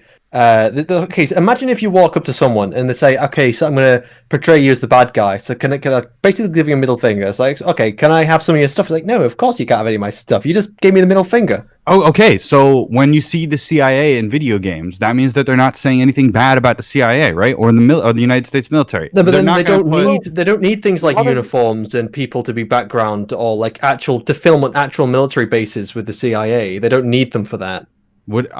Maybe in intelligence reports or this, that, and the other. But the reason why films need to like to play ball is because they do need those resources. That's not necessarily true. There's absolutely a benefit for getting information from the military or from companies and getting a military advice on how to present a situation. People want that. Your audience is going to want that. They seek that out. And most of it comes from private advisors that are ex-military that come in and do stuff. But the point that I'm trying to make here is that it's all about branding. That's part of what the propaganda value is. If you grow up playing characters like a CIA guy or a US Ranger, and those are the good guys in the stories that you play in, you're going to assume that culture has built the stories that these are the good guys in our culture. The CIA are the good guys going out there and defeating the bad guys, and they're taking out people trying to steal the nukes, and they're trying to stop World War III, and they're doing all that. You know what I mean? They're never going to tell a story about how you play as... I mean, actually, the thing that's interesting that they did was they showed the Bay of Pigs invasion. So that's one thing. But they're never going to show a story where you go to the School of Americas and it's bad, and the story is you set up this dictator in a South American state to defend against communism, and then you have to go later and kill them. Not German. We're talking about American game companies who are Why would they make a game for Americans, which pretty much gives the middle finger to Americans? So this is what I'm saying, though, is that the idea that people are going to be offended that the CIA or some military organization are being criticized and that it's bad because they're your nation implies that it's propaganda. If the idea is that the CIA are the stand-ins for the good guys and good guys equal Americans, and therefore if you show them in a bad light, then that means that it's a negative thing, then that justifies exactly what I'm saying about the power and value of trying to decide who the good guys and bad guys are in a fictional media that millions of people are going to play. There's so much value in that. By giving protagonists certain backgrounds, you can then associate all of the good moments and emotions that people have when they're playing through the game. So when you and your British allies, the SAS, and you're the Americans, are going through and killing all the bad Russians and all of the bad whatever, the terrorists, the generic non-Muslim Arab terrorists, then it's going to give you that sort of mental understanding of the conflict if you're not aware of what's happening. So I think people have enough understanding that a video game isn't real. Yeah, but these are real events in these Call of Duty Black Ops games. They're trying to retell the way that these real events happened with a fictional story, and then that fictional story rubs off a certain way. Like, these are the factions, these are my favorite characters, this is what I like, this is what I desire and deign to be good versus evil, or an interesting conflict that I'm on the side of. If they made a Call of Duty game where one side of the fight you played as the Americans and the other side you like the same campaign, then you switch to a level where you played as the Nazis trying to invade Stalingrad, and then you switch to the Soviets, then I would think, oh, this is all fair and balanced. This is all just like, I want to play as this, I want to play as this, I want to experience this story. But they don't switch over to the side that's seen as the evil side because they need a bad guy, because there's propaganda value in shaming and destroying the straw man, essentially, of a country. That's the whole point. That's the reason why in the 1940s, we had all those Disney cartoons that were anti-Hitler and anti-Nazi and stuff. It wasn't necessarily about morals. It was about motivation. How do you get people motivated, and how do you get people into the idea that this is good and this is bad? Well, fiction's a great way to do that because it's supposed to tell you moral tales. But people know that they're fiction. That's not really what I'm trying to speak to. That doesn't matter. No, the point we were trying to talk about was the CIA influencing American games. But my question was, is there any evidence for it? Is there any other possible explanation there could be for why they create CIA in their games, or why an explanation for why they choose Russia as an antagonist? Which, for Russia in particular, the very easy explanation is that it's a very easy target because of the Cold War. It's just something that's very stereotypical to do. I'm just happy to be here. I mean, you have all these international, like, you have G.I. Joe, right? G.I. Joe doesn't have to be the CIA, or Tom Clancy's Rainbow People doesn't have to be the CIA. You're telling a specific story if you're talking about the CIA. And the CIA has a specific stance and a specific mission plan and works a certain way. And I really don't think that the Central Intelligence Organization of a country wouldn't want to have a vested interest in having, like, positive media about itself.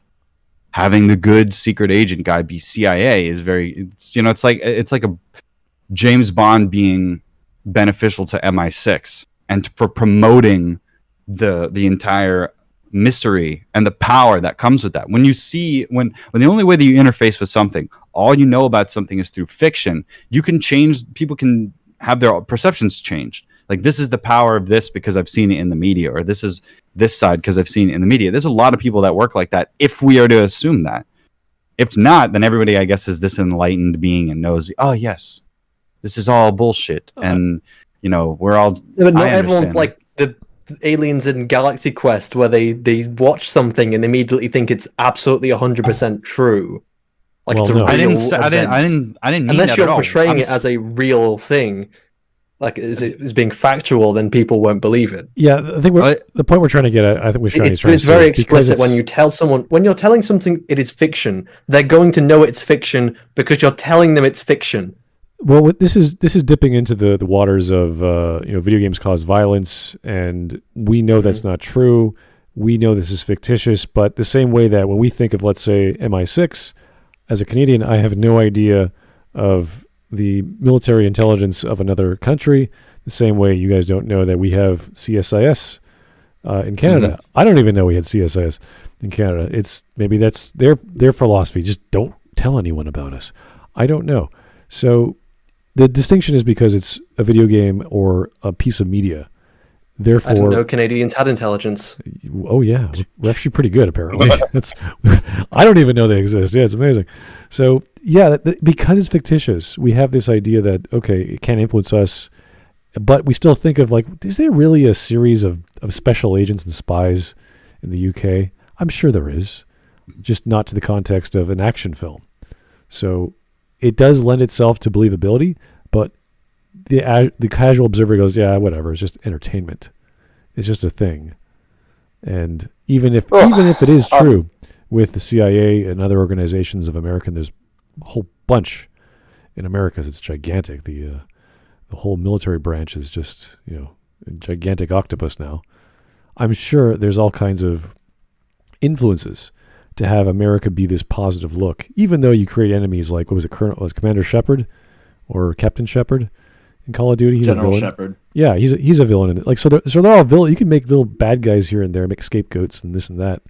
So it's not a perfect visage of what it means to be part of the military in the U.S.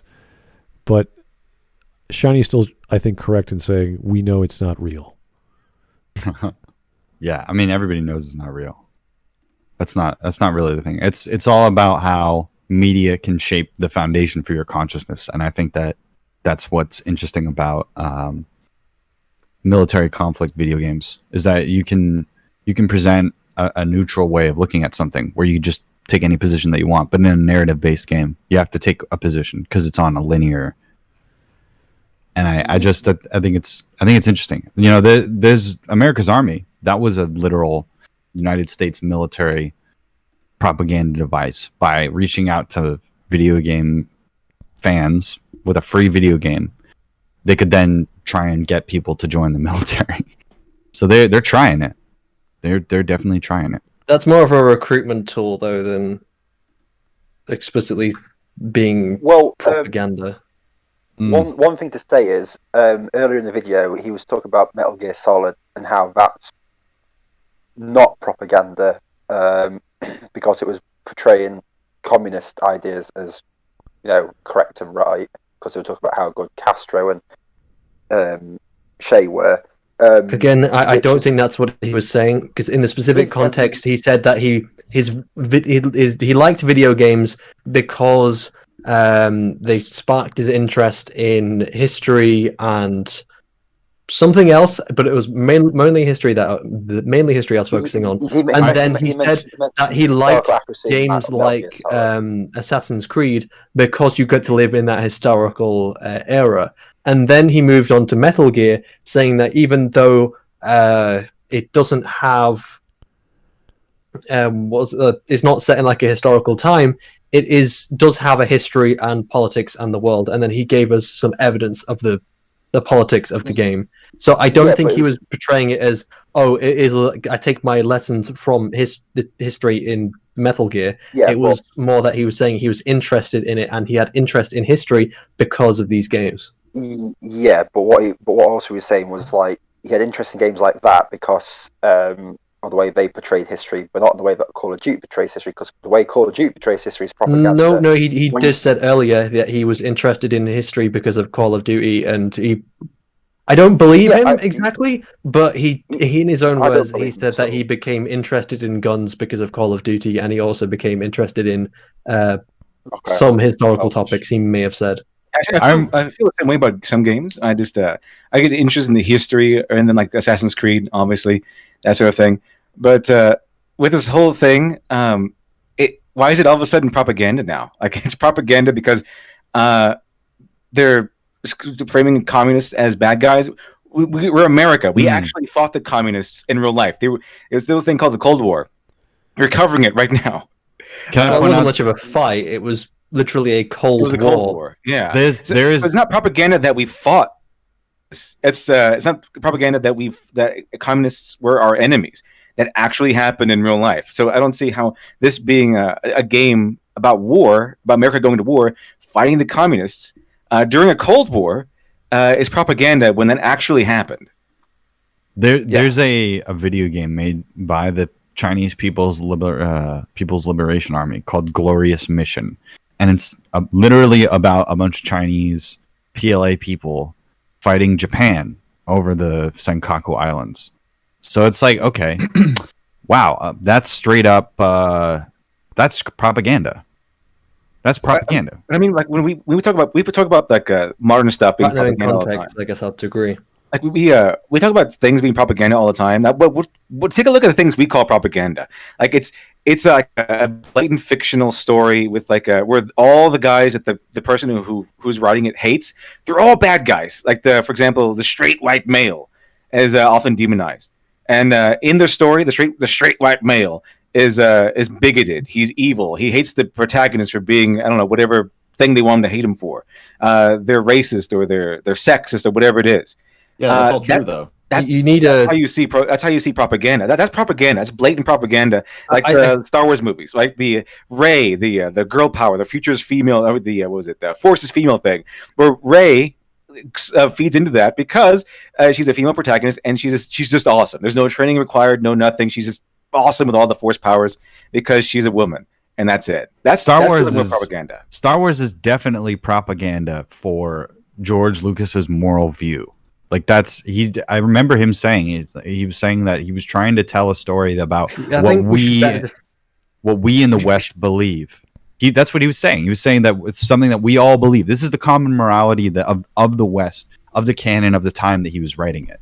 And I think we should probably define what we mean by propaganda, because propaganda, I think, to be propaganda, you have to have a significant amount of bias to the point where you're skewering it to only the good of it's anti-imperialist. Change someone's mind. Star Wars is anti-imperialist because it takes the idea of an empire and paints it as the bad guy, right? That's what this guy would say, right?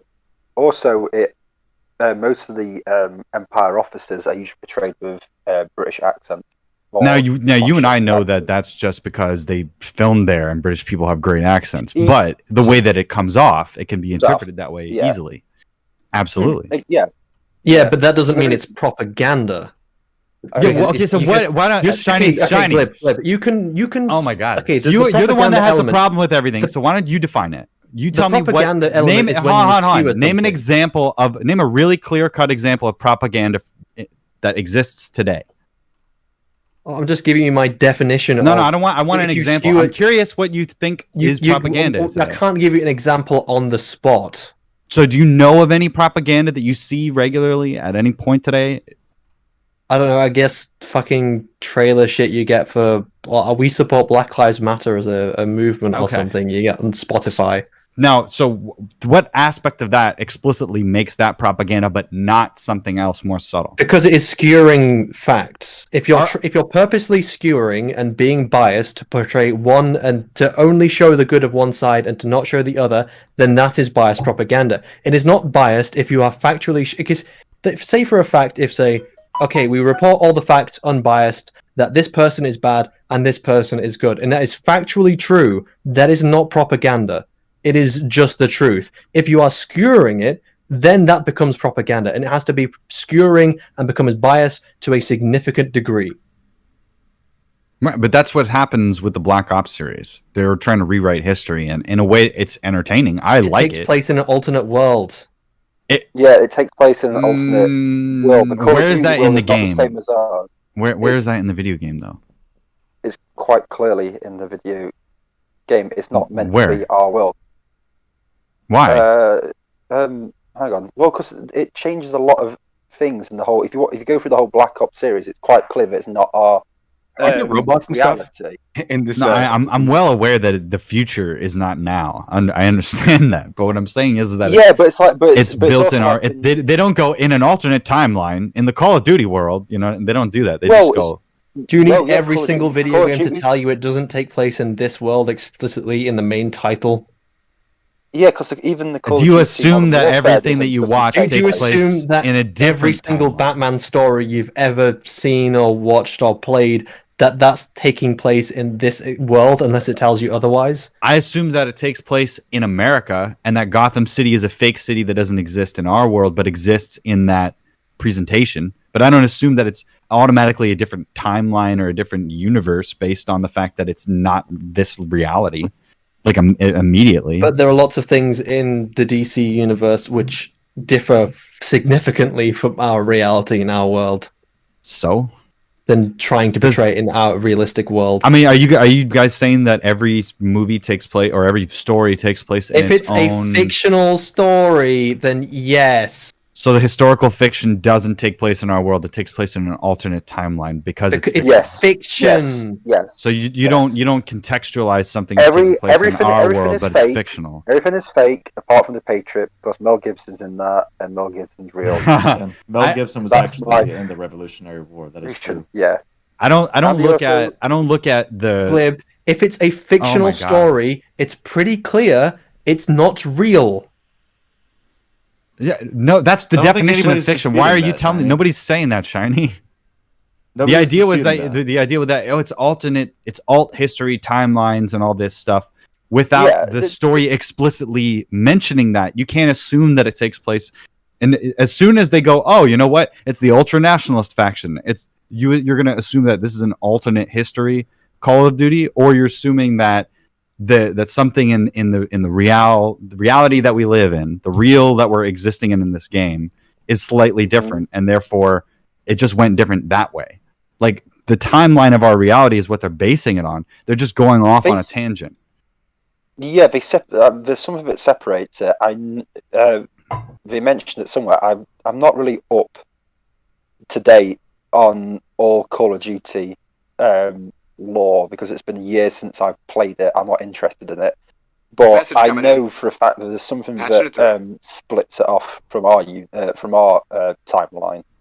It's definitely gonna have moments in a game where something becomes like you can't think of everything. I'm trying to do this alt history story that I'm writing right now for a script, and I just don't know how to make it work. I want something to I want hover vehicles to exist in 1982, and there's nothing in reality that would allow me to make that actually happen. So that's a conceit. You have to go, okay, there's this thing that exists. That changes things. But that change that we're talking about, that's the bias that we were mentioning earlier. That's the change. When you are taking a position on something, that's what's going to give it bias. That when you say these are the bad guys in my story and these are the good guys in my story, and it's based on real world factions, you're saying something about the perception that you have about those things. By making good guys out of these things, then people assume these people are the good guys. Now, the best stories that we know of don't paint a picture or draw or whatever this guy wants to use that's that simple. Usually it's like, okay, sometimes things they do are good and some things they do aren't so good. And that's exactly how we think reality works. That shades of gray, so many different ways of looking at something. But in a video game, you have to abridge that. So when you make those abridged sensibilities and you say, all right, these are our protagonists, they're the good guys, let's follow them. And they're not going to be anti-heroes that do the wrong thing kind of thing. Like Shepard is a Marine and then he betrays everybody. But that's not the same thing as our characters that are the protagonists that work for Task Force 141, and that integrity has to be maintained. Those are going to be, that's the propaganda value, in my opinion. Whoever gets to assign the factions gets to assign a subconscious directive that can either be taken or not, that these are the good guys, these are the bad guys. And every iteration on that in the story is going to change that subconscious presentation. That's what people talk about when they talk about propaganda. So when communists are upset that Call of Duty doesn't have the pro-communist stuff, they're just not playing the Russian segments of these games. They're just not playing the Soviet ones. And then they act weird when the bad guys are the ultra-nationalists, which are still flying Soviet flags in Call of Duty. They're not being seen as a negative stereotype against communism. Like Call of Duty clearly takes a stance against communism because of who it's selling to, like we've agreed on.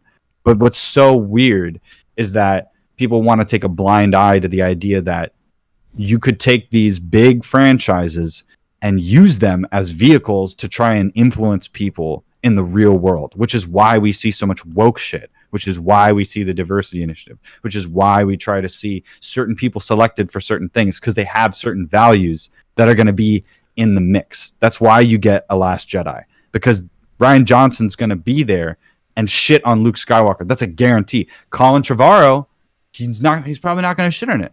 JJ, and then we fucked up, so now we have to backtrack. But the point is that if you are hiring somebody and you have an agenda and you want to subtly put that in, that's how you would do it. Faction choice, by deciding what perceptives are valid in the game world, in the story world, and what perceptions are seen as the evil thing. These Russians are bad because they're ultra nationalists. Oh yeah, and they have a nuke.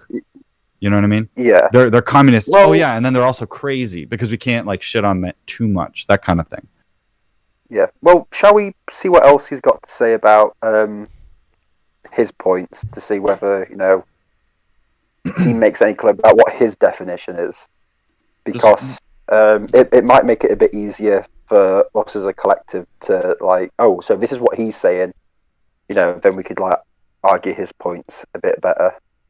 So just real quick, I would like to contribute to the conversation. As far as propaganda and Call of Duty being an alternate history and everything, it is up to the consumer, it's up to the player, it's up to the viewer to be able to differentiate between fiction and reality. When I watched the HBO Chernobyl series, it does portray the Russian government in a very positive light in some respects, and portrays a lot of what they did as more heroic than what it actually was. I actually went and looked up the true history of Chernobyl. A lot of that was made up, but it was presented they as true. Exaggerated a lot of the numbers and how much Chernobyl would have affected, and the likelihood of catastrophe as well. They over-exaggerated. Yeah, and the whole "you'll do it because it must be done" scene never fucking happened. It was just those guys shift to go into the water. Mm-hmm. Sucks to be you, Jeff. Literally, Bertoli, I'm sorry, you gotta get in there. All right, sorry, Vlad. Hopefully you'll live. I'll fucking know. And they did. They all lived. But yeah, it was just their shift. It's up to the viewer, the consumer, the player, etc., to be able to discern between fiction and reality. It's up to you. It's your responsibility to learn the proper history. That's it. That's all I wanted to say. Okay, thank you, Zach. Hey, shall we watch the video? Yeah. Video. Bad guys. There is no nuance used here. To many people playing Black Ops, this becomes their knowledge of the Vietnam War. As there are no Vietnamese gaming companies who could challenge COD's portrayal, the depiction of the war helps prop up existing stereotypes. They see America as good and communist Vietnam as bad. Despite this being one of the worst imperialist wars of all time, despite the communists having a violent uprising and basically everything being a military problem in Vietnam. See, it's so funny because he's like, man, Call of Duty's propaganda, and then he propagandizes to you. He's just like, damn it, literally painting a narrative. He's trying to frame his own fucking fuck it. He's a retard. He's like, despite there being no Vietnamese game company to defend Vietnam and communism, I'm gonna do it for them. So then he does it. And Vietnam it's like is being unfairly represented. And as somebody who actually knows something, because it's so funny, because he's speaking clearly to people that go, remember what I was saying, like the unknowing audience that doesn't have a history in geopolitics or the motivations of the proxy wars and the Cold War and that time period specifically, and how it played into Kissinger and Nixon, and how there were peace talks, and how the North Vietnamese and South Vietnamese were basically like two sides of the same coin, and how people chose to root for a side depended on what they were immediately involved in. All of that goes out of the window because we're all jostling for filling the unknowledgeable person's mind with our view. Like, you have to agree with me. It's not, don't listen to Call of Duty. Listen to me. They weren't that bad. It was totally imperialism, guys. It was, You know, there was no, like, he's not going to mention Korea, probably. He's not going to mention any of the encroachment in Cuba or any of the different dynamics that actually happened, or what the active measure strategy of these proxy wars was actually about, and what they needed, and the resources and all that stuff. All that stuff that would be awesome in a Call of Duty video game, or a video essay on Call of Duty, or a video essay about the Cold War. But instead of having straight information, the modern era tactic is to say, fuck truth. I need to give what I stand for and try and make it the most virtuous thing possible so that people agree with me. It's persuasion over truth. And that's why propaganda is used. If we said persuasive instead of propaganda, then it would be like, oh shit. So how do I convince people that this is the case? Not how do I advocate for a political view? Because the people making Call of Duty don't necessarily want to say that we need to kill all the commies. You know what I mean? They just are giving people an outlet to kill by saying, here are some commies. They're not actually invoking the politics of the matter. They're just invoking the aesthetics and the setting so that they can have a cool battle with M16A1s. Like, that's really what they want. The propaganda value is in the persuasive aspect that this thing has, and that's why Gamer Revolution, whatever, is so incited. I would be rather confused if Kavernacle will start defending the Vietnam government, or just because he believes in communism or socialism. I don't think he should do that, or that's the intention, but it sounds as if because he's trying to also flip the coin and say, well, you know, there's no game companies that would do this. Therefore, all we have is America. I'm pretty sure there's a lot of even like movies that say Vietnam bad. I think that was Yeah, but because it's his personal philosophy on politics, he says he sees anything as socialism as good. I don't think he would even do it with Vietnam. It's like what Zach said. Apocalypse Now, is that a good portrayal of America in Vietnam? Apocalypse. Say what was it? A good perspective on Vietnam. Yeah. No, a good portrayal of America in Vietnam. Apocalypse Now. I think it's great. I think it's absolutely perfect when it comes to the theme. 100%. They turned the metaphor of colonialism into the metaphor of I wouldn't call what America did imperialism, but the creation of military outposts out of countries and their organizations. So, like, sorry, I missed. Okay, so I'll continue while also, you know. Okay, so Colonel Kurtz is out there and he's frustrated that the American war machine is simultaneously wanton destructive, while at the same time not being able to actually achieve their goals or not having the balls to go through with the goal. And what it states is that there's a problem with military doctrine that the United States has that's been bothering people for a long time. You send these special forces guys on these missions, you know, destabilize country, secure resources. There's terrorism. There's all sorts of weird faction training that goes on where the intelligence people come in and they try and go, hey, this is how you bomb the fucking thing. And then all these different things. And what happens is the objective of what a military victory is lost on people. Because the absolute victory over an enemy is genocide and destruction of them utterly. Now, the American war machine is not that. And that's not what the British Empire or imperialism or colonialism was ever about. The conquest of any of these countries that bothers these revolutionaries and leftist reactionaries so much was never about destroying a lesser being. That's the thing. But war and its victory state is about crushing and absolutely obliterating your enemy. Because if you don't kill all of them, if you don't do the Cardassian thing and just destroy everybody, even worse, you have to do worse than that, then you always risk them seeking vengeance on you from the set of their identity. You have to destroy everything about them, their history, their culture, their all that. But nobody wants to do that because that's immoral. We all know in our common parlance that it's immoral to commit genocide and destroy people and take away everybody's culture and that kind of thing. So we do a half-assed version of that. We create scapegoats out of people's cultures and aesthetics that are vaguely related to the history. That's why there's always like a rogue drug lord or a rogue Marine or the rogue Russian or Colonel Kurtz, the guy that represents the ultimate evil and consequences of the actions that are being taken.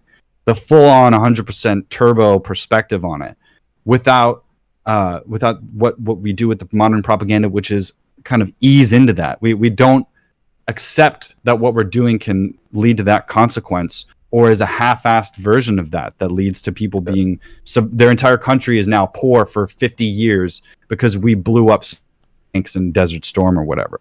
That reality can't be expressed. You know what I mean? We can't accept that, because what if Call of Duty said, "Oh, we're the bad guys. What if the CIA destabilizing this country is the bad guys?" That's why it's propaganda, because it will never accept that it actually does do that. I would love to see that.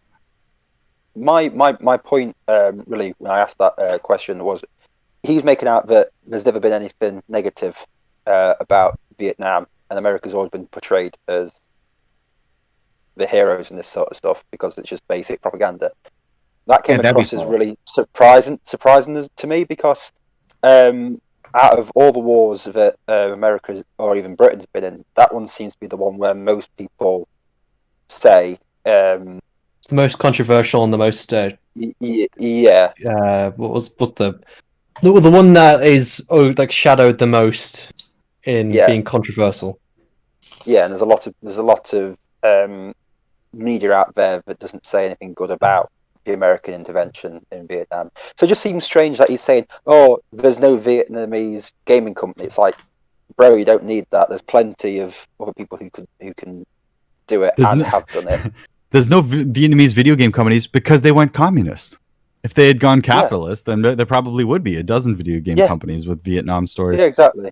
Yeah, communists don't make video games. But you know what's funny is that the funniest thing about Vietnam is that if the average peasant citizen or whatever it was in that common parlance in Vietnam at the time felt like the military, which was supported by the American and Western intelligence agencies, were actually legit, and the leader wasn't, based on the ancestral emperor and the corrupt bureaucracy that was created by the special forces, then people would actually probably support the West more. I think the funniest thing is that we're out here with all these military actions, all this skullduggery or whatever it is, all this foreign intervention, and it's the worst way to convince people to come to our side that are the average citizens that make up the core of a revolution, that actually push it forward. The average citizen has to be so upset that they're motivated to do something. And so when you are the one upsetting them, why would they ever want to be on your side? And I think it's funny, I see Rich, I agree. Metal Gear, just like he mentioned earlier, actually comments on that. Every organization that has a snake, that has a version of Big Boss, is commentary on a certain time and military action plan. Like the way that philanthropy works, and to let the world be, and the way that Diamond Dogs works, and how their goals are more money oriented, so they have the anarcho-capitalism colors. You have all these different organizations that are trying to seek exactly what the boss was seeking, which is this utopian perfect world kind of situation. And through those actions, they basically desecrate themselves and destroy themselves, because those are unattainable things. You can't create utopia through murder. And yet that's what militaries are always trying to do. That's what people's perception of conquest is. You can't create utopia end of, pretty much. So, but so it does seem that he does.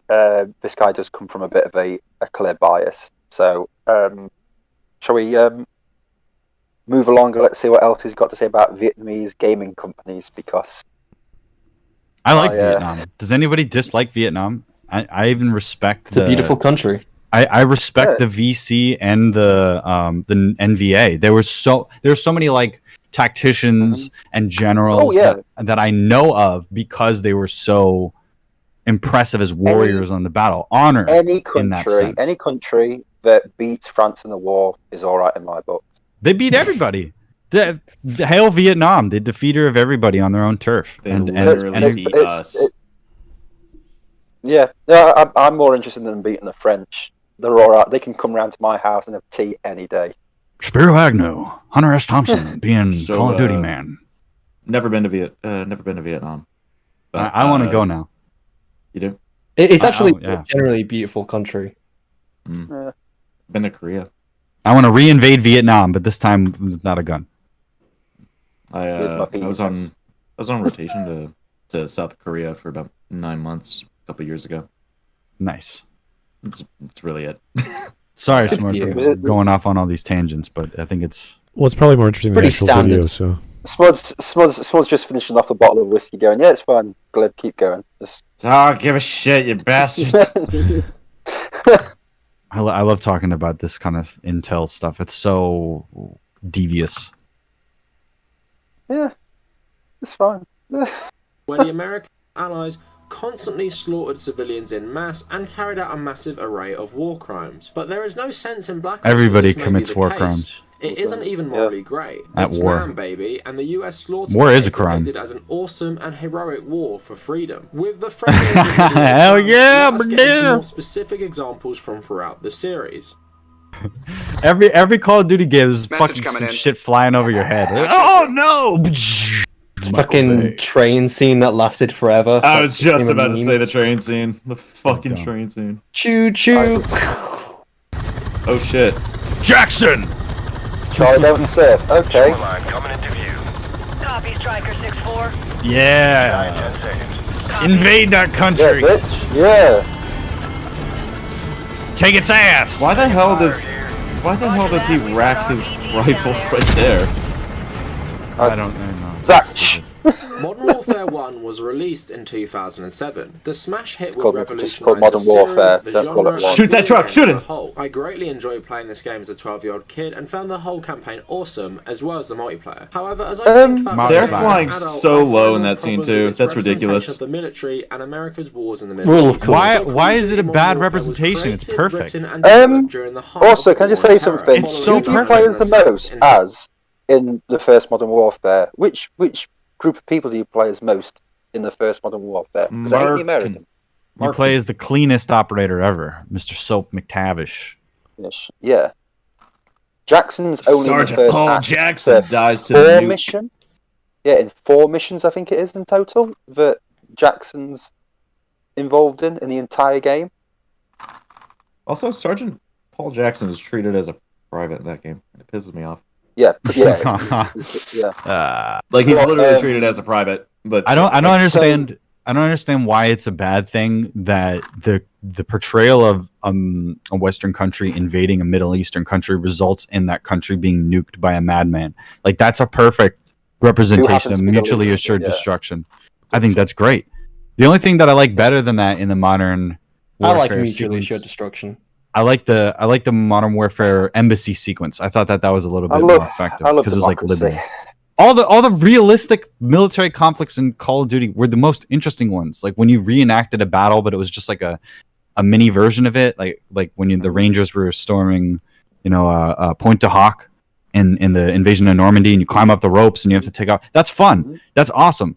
The stupid shit in Call of Duty is the stuff that's unrealistic. That doesn't make any fucking sense. Like the White House lawn battle.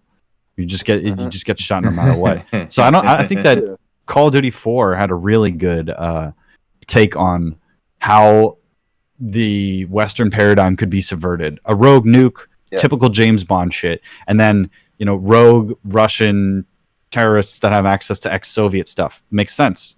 It all makes sense. Like, what's going to happen to Russia after Putin, is done? Who's going to take over? Is it going to be a Zakayev type of guy? Is it going to be like that's an interesting idea?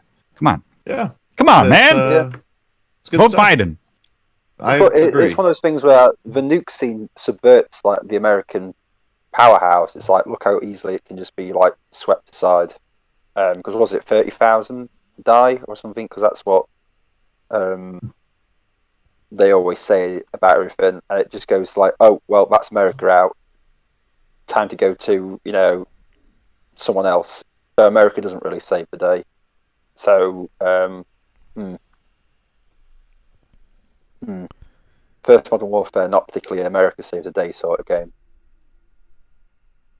Anyway, I got to catch up on some super chats here. 2Tim505, watch We Were Soldiers. I actually have not seen that. Yeah, that's a good movie. Message Good movie, coming in. yeah. Great What movie? Patching it Sorry? through. We Were Soldiers with Mel Gibson. I haven't seen that one either. No. If Mel Gibson is fighting a war, then it's a good movie. Probably. Surprisingly, not kill anyone English in it.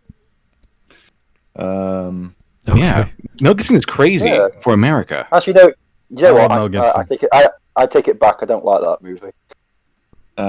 Fury. Fury's pretty good. Fury's hilarious.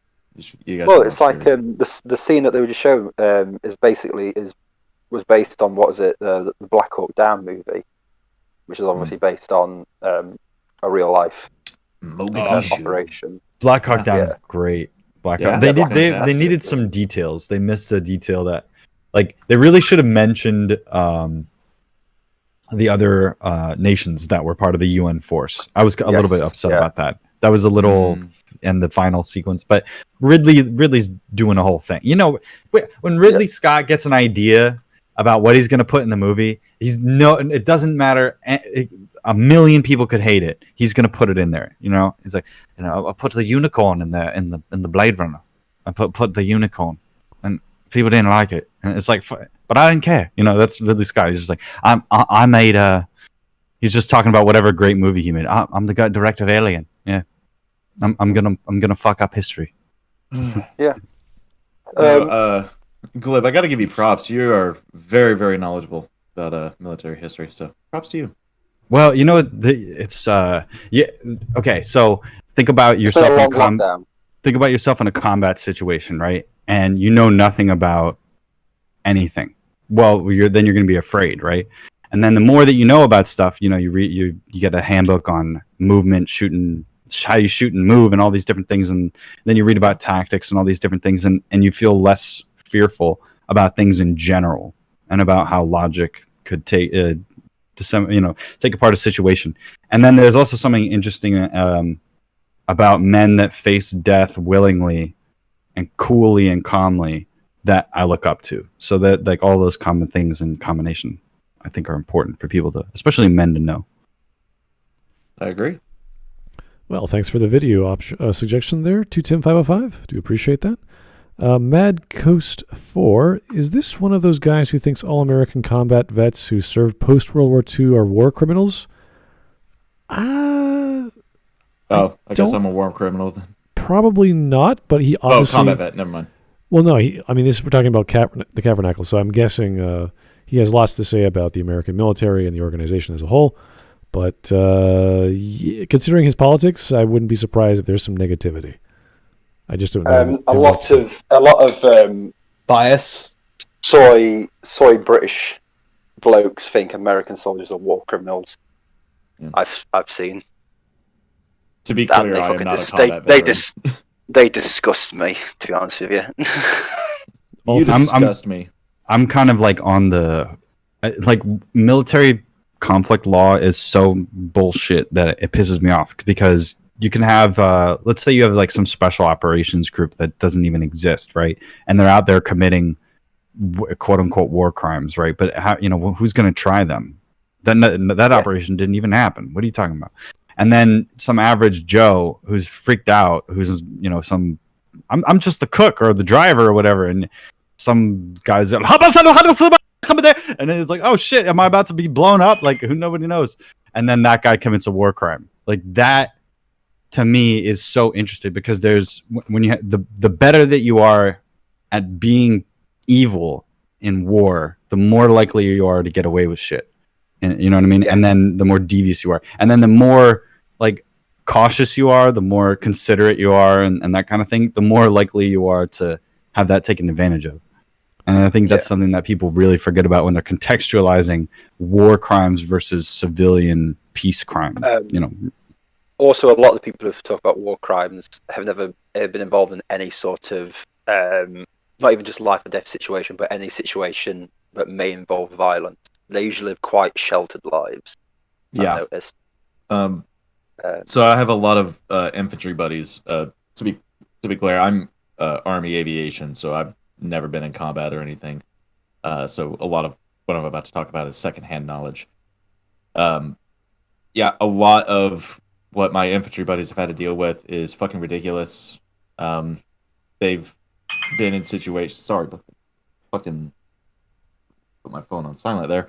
But they've been in situations where they've been blown up by IEDs, and they're still not allowed to fire back. They've had people running up to them, waving guns around, and still not allowed to fire back and shit. It's fucking insane. That's why people have PTSD and shit, because none of it makes any fucking sense to them when they process all this shit. They're like, what was all that about? What the fuck was that? Why was I staring at the sand for 24 hours a day? It was cold at night and hot during the day, and then I just waved at people's cars and shit. What the fuck was that? And then it's like, oh shit! And then somebody got blown up in front of me. Like I just took people's biometric data. Like, what is going on here? So and people can't process all these different things, and then people are made criminals out of because the context that they're forced to take orders in, that they're forced to see certain ways, and they're probably in a whatever state of mind that they're in. The context is completely different from somebody that's just looking at it and from being there in that moment, and the person can't really be held responsible for why they're there in the first place, which is why it's so interesting to talk about. It's like, why did you do that? I was just taking orders. That's not good enough. Interesting. And then when somebody does something in real life, in regular life, like not in civilian life, you say, why did you commit this crime? I was just taking orders. It's like, nobody says that. You know what I mean? Who does that? They have to be part of some sort of organization, and that's why it's interesting that they don't do like a RICO case for the military when there's like some sort of one person that it's always like, you understand what I'm saying? Is that the sense of justice in an unjust situation in the first place is hard to find, and that's why I think rankles people that are like like anybody in the anti-war thing is insinuating that anything that anybody does is already unjust because they're doing something that is kind of a crime in the first place. Yeah. So adding on war crimes like beating somebody up is like irrelevant. You know what I mean? It's because it's all a war crime. Yeah. Smud, I'm gonna have to head off. I've got another stream on with Cedar, but it's been a pleasure being on again. Well, thank you very much. Hearing all this stuff, it's opened my eyes to a lot of things. All right. But, good luck with going through the rest of this video, guys. And I'll see you on whichever Smudcast I get allowed onto next. All right. See you later, guys. Talk to you later. Bye. Later. Bye. All right. Mad Ghost 4. Hey, thanks again. If we had the current rules of engagement in World War II, the Japanese would have clapped our cheeks. Oh. Well, if the Japanese should have blended in with the wherever they were. There should have been more like message coming in. I don't know. You can't do that generation of warfare and compare it. It's a little bit different. And I don't know. It'd be really interesting if people were out there wearing plate armor from the modern era in World War II. I wonder how many less casualties there would have been.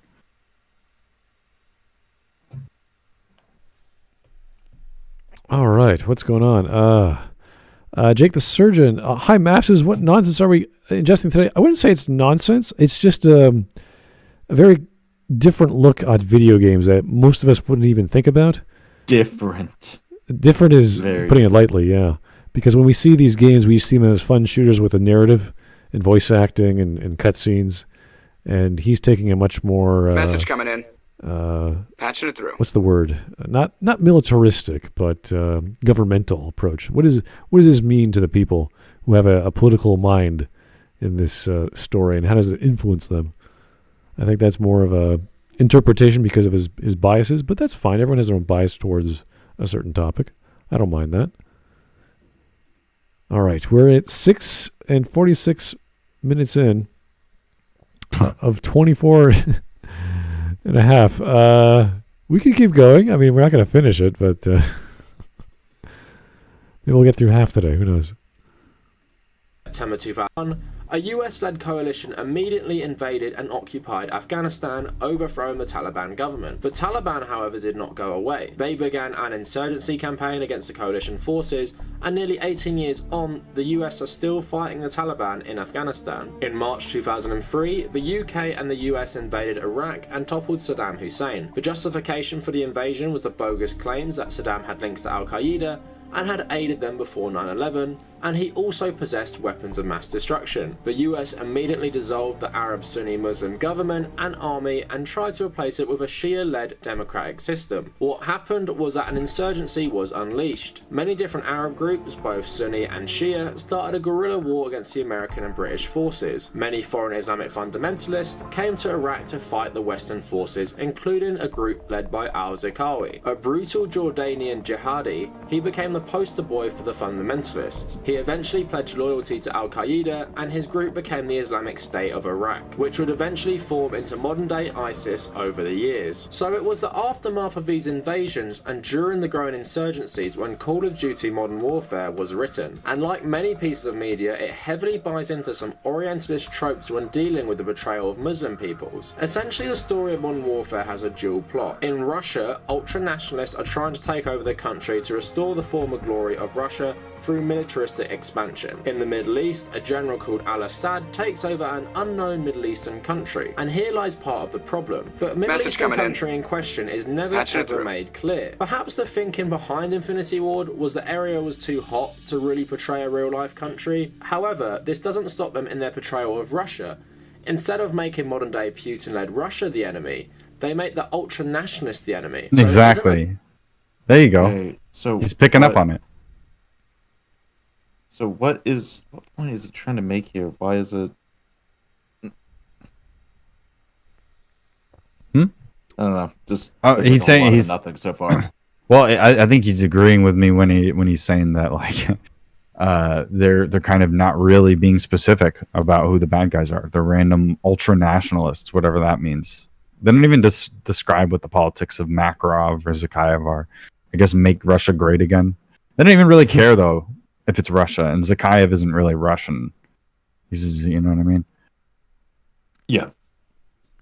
All right. Here is Rock Suzuki. Hey, how's it going?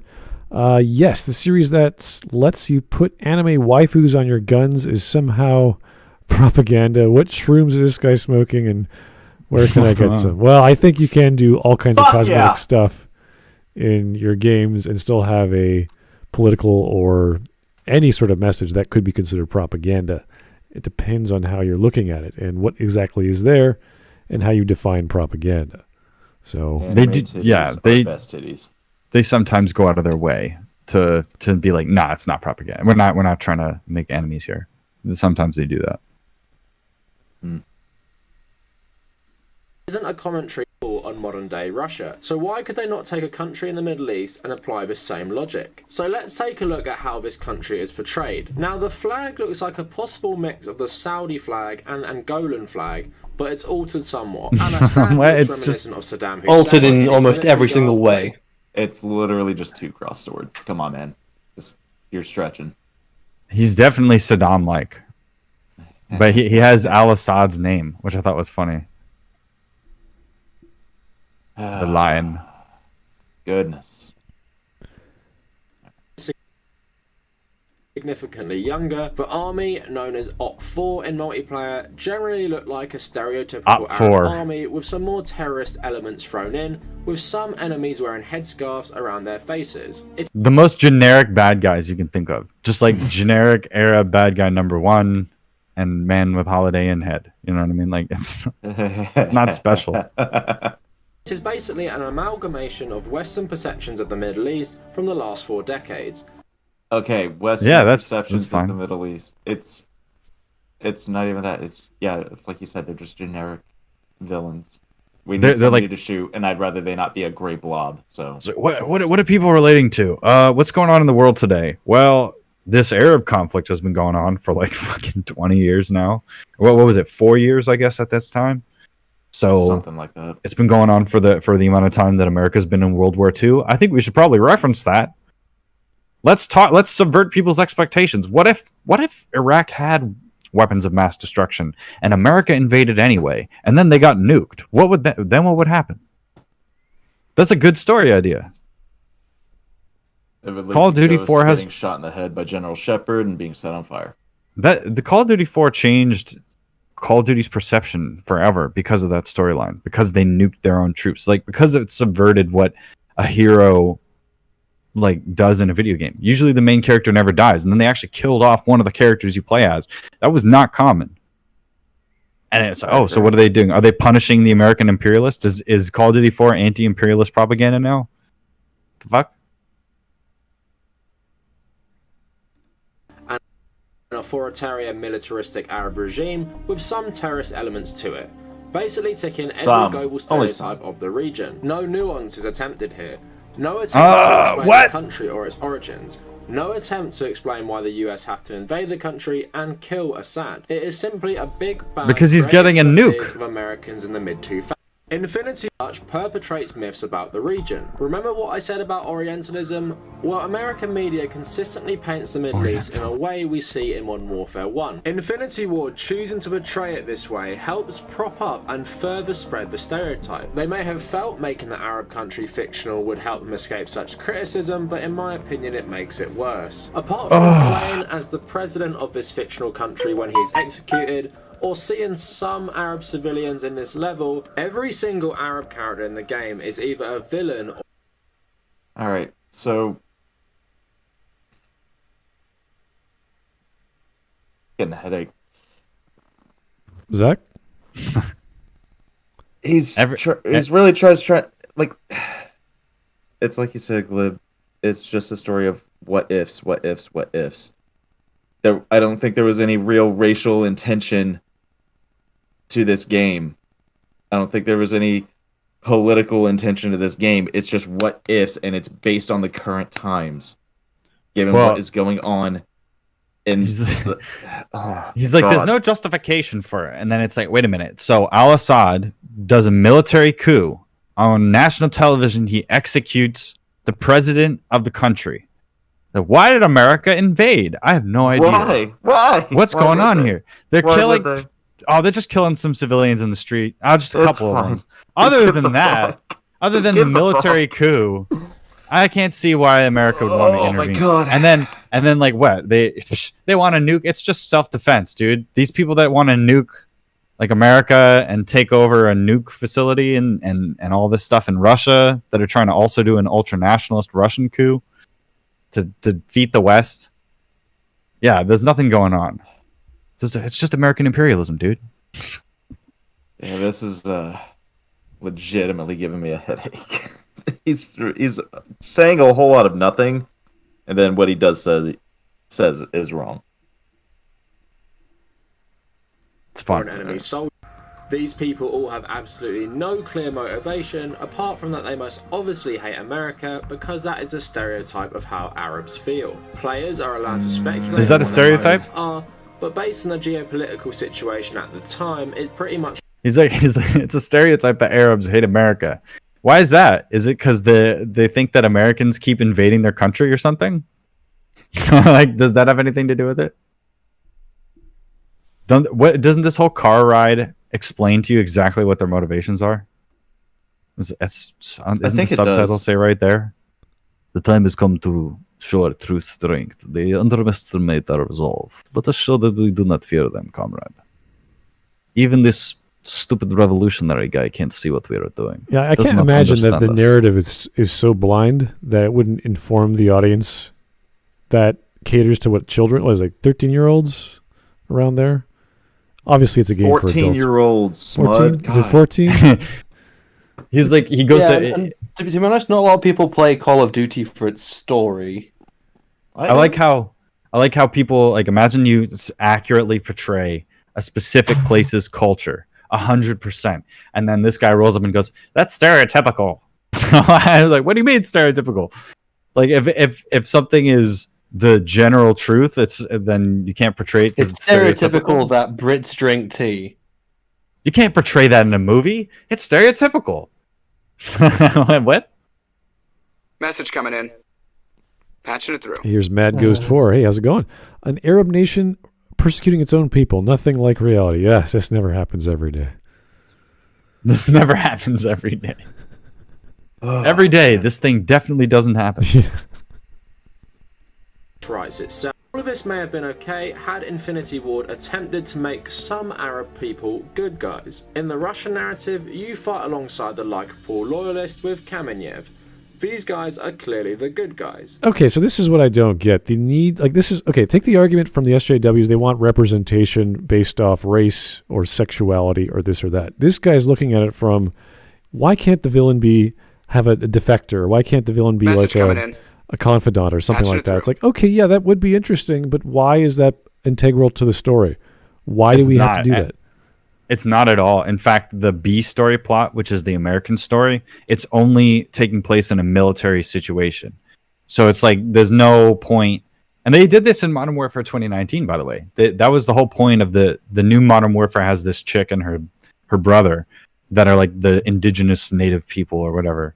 And they're the ones that are the good guy versions of the bad guys. And they always do that. But in this one, the Russian story is more important because Kamarov or whatever, there's the loyalist Russians that are all about they fight for the Republic. And then there's the Russian informant that works directly with Task Force 141 that flies the helicopter. So those guys are really what the story is about. Like, they have levels dedicated to them. The American guy is just supposed to get blowed up so that the next thing that happens in the story with the British A plot is more important. There's an A plot and a B plot. The B plot character gets killed so that the A plot character's importance is heightened. That's what's brilliant about it. There's no point where they would need an Arab defector in the story. It's not necessary. I mean, yeah, what I'm saying is you can do it, but there's really no point to it aside from making more complicated subplots. And it's like, fine, but then would that make you happy for some reason just because he's the bad guy? Like, I'm all for having moles and having characters who are good and bad or bad and good. I think that's great. But is that the whole point of the plot? Or are you just bored with the narrative? I don't think he's bored with the narrative, or that's even a concern. I think he just wants to see some other guy on the other side be a good guy for the sake of it, which is he's thinking. And ironically, the SJWs use stereotypes more than the average person. They're always looking at the stereotype of it. It's like, oh, because they're the bad guys in this, that means they're always the bad guys because America. And it's like, wow, that's really a stereotypical way of thinking. You're noticing stereotypes that exist in the reality that we live in and in the fiction, and you're thinking about that instead of taking in the details of the story that are literally right in text below it. Like, you can read what their motivation is. I wanted him to criticize the story and say, well, if it had a character, it would work better. I'm like, oh, really? Why is that? And then we get into the details, but he's just saying there should be a good guy who's also a bad guy. Like, why? Anyway, Jaegerbomb 2. I'm surprised these woke commies, are they all woke commies? When you say woke, does that like this? You're being repetitive by calling them commies? I don't know. They're anarcho-wokeists. There's something. You haven't demonized the military more often. Demonize anyone slightly to the right of Stalin. Am I missing something? Vaguely anti-Western socialist-ish. That's what it basically is. They're all generically something, but I don't even know if they know. They just like it if it is against capitalism and blah blah blah blah blah. I would imagine they would rather attack the actual government because the military just does what the government tells them what to do. So if it's the problem of the military, it's like, well, I don't like people when they kill people. It's like, well, no. Yeah, but does. The military has a right wing slant. At least to their perception, like they view the military as being right wing. Because the military believes in order, and they don't really believe in order. They want like a flat hierarchy, but then the only way that they can enforce their flat hierarchy is by creating an order. So they don't. That's why all these right wing coup material, whatever, exists in South America and in the Cold War and all these different countries, because the right wing has their paradigm chipped away. The military has power directly in front of them, and they're usually nationalistic. And then you have like the intellectuals and the educators and the union people in the streets and going like, yeah, we need a revolution. And so it just creates this stupid dichotomy all the time. But there are occasions where the left has had militant aspirations and they're, you know, but that usually happens when the person planning the coup is a socialist in the first place. I know, it's just very similar to when they call the people in the German army or the military during World War II Nazis, when they were just part of the military following orders. It's not like everyone in the military, when there's a power change in every 4 years, that suddenly if it's democratic, everyone in the military is democratic. Like, that's not how it works. So it seems like a silly thing to say and regard the military organization as this branch of politics. Or a way of thinking when all they're doing is following orders. Mad Goes 4. I wonder what he thinks of Ghost of Tsushima given his stereotype argument. Oh, interesting. Huh. We're talking about invaders from, was it the Huns? Who were they? What the name of the... Was it more that it's made by Americans? Because I know a lot of people had a problem with that. Oh, God, yes. That's ridiculous. That's absolutely ridiculous. You didn't hear about that backlash? No, I know. Because it was made by Americans? Yeah, I remember that because I remember the Japanese gamers or the Japanese gaming journalists said, wow, they were really impressed by how accurate they got some of the details and the information and how well depicted the world was, which I thought was cool because there's a lot of surrealism and magic in there as well. But they got the aesthetic, they got the vibe, they got the feeling and some of the facts right, which I thought, you know, if you're going to do a story, like if you're writing the Witcher series, it's an American company producing this video game. Yeah, because you don't need to. I remember who was it? The bitch that said the problem with Mulan 20 was it this year that Mulan was released, the new one? I can't remember. This year's been too long. But anyway, Mulan 2020. The problem was that it was made by white people. When in actuality, the problem is just not having the knowledge or understanding that creates these issues. Or just not understanding narrative storytelling. They think it was done by white people when really it was actually procedurally generated by a Chinese supercomputer, which is why it looks so fake. I would say that as long as you have the knowledge and understanding of something, it doesn't matter what your nationality is. Just that you have the knowledge. True. Because they were trying to make it like this. Oh, it's just because these ignorant Americans are making this Disney film. That's the issue with the film. Not just that it's a shit film. Funny, because the Mulan animated film is the reason why this film was being made. So that was also made by Americans. That blows my fucking mind that these SJWs are so far up their own ass. Damn SJWs. It's like, oh no. The movie isn't bad. It's the people that made it. It's like old man yells at cloud level of stupid. It's true. It's very true. I think it's got more to do with circular logic and having to stick within a narrative. So they have to abide by narrative no matter what. Because, okay, this is good, and everything else has to form around this conclusion. So this is good, that is bad, ignore everything else. Nothing else but this thing here. You're so fucking right, and it's been a while since I've heard something like that. Just like clarifies it. Yeah, because it is right. They have to stick to a narrative, otherwise everything for them just falls apart.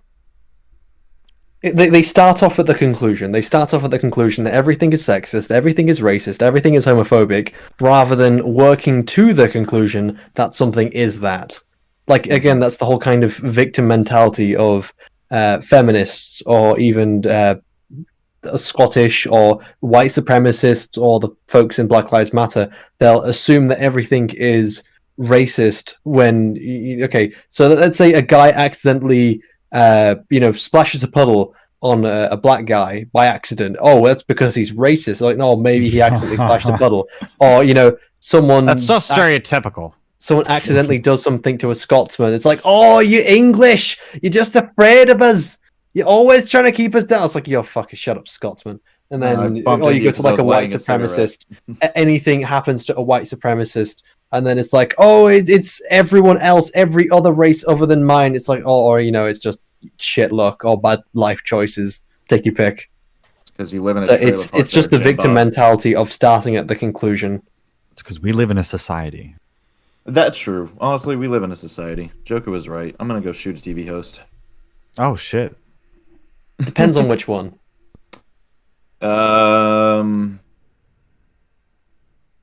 Murray. All right, let's keep going. Shoot Murray as much as you want. Hey, thank you, Matthias. How's it going? We can make a Swedish-Norwegian fake war. A Swedish? Swedish? Norwegian? I'm kind of curious what the war would be.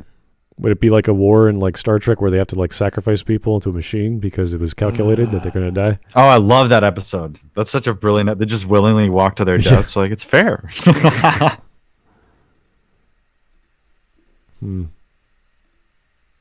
Why any native Arabs helping the Americans fight Assad? Why is there absolutely no attempt to humanize any non-Western character? Why do they not even show civilians? They do that with the Russian. Level? Yuri. Fuck you. The Middle East in Literally Yuri. The answer to that is Yuri. They don't try. What about when you play as Al-Falani and you fucking shot in the face? That's not humanizing you. Oh my fucking god. The inhuman perspective. So disingenuous. Alright. Warfare. Typical Orientalism, and is of course problematic when Arabs are portrayed this way with little power to respond. This is the same Orientalism found in films that came out after modern. First of all, Hurt Locker is a shit film. Hurt Locker is a shit film. I hate it. But how is it Orientalism? I don't even know what he means by Orientalism because again, he's talking about the old perspective.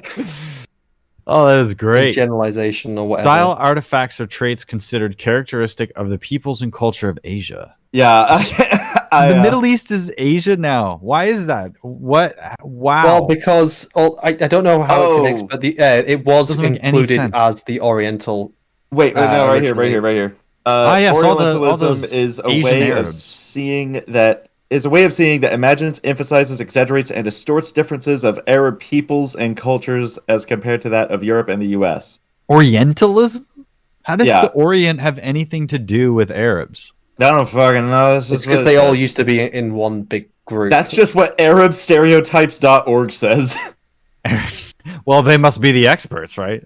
It's that's their here. They got a whole org. Oh, it's not a secure site, by the way. Just so everybody knows. ArabStereotypes.org. Thanks, internet. ArabStereotypes.org. Why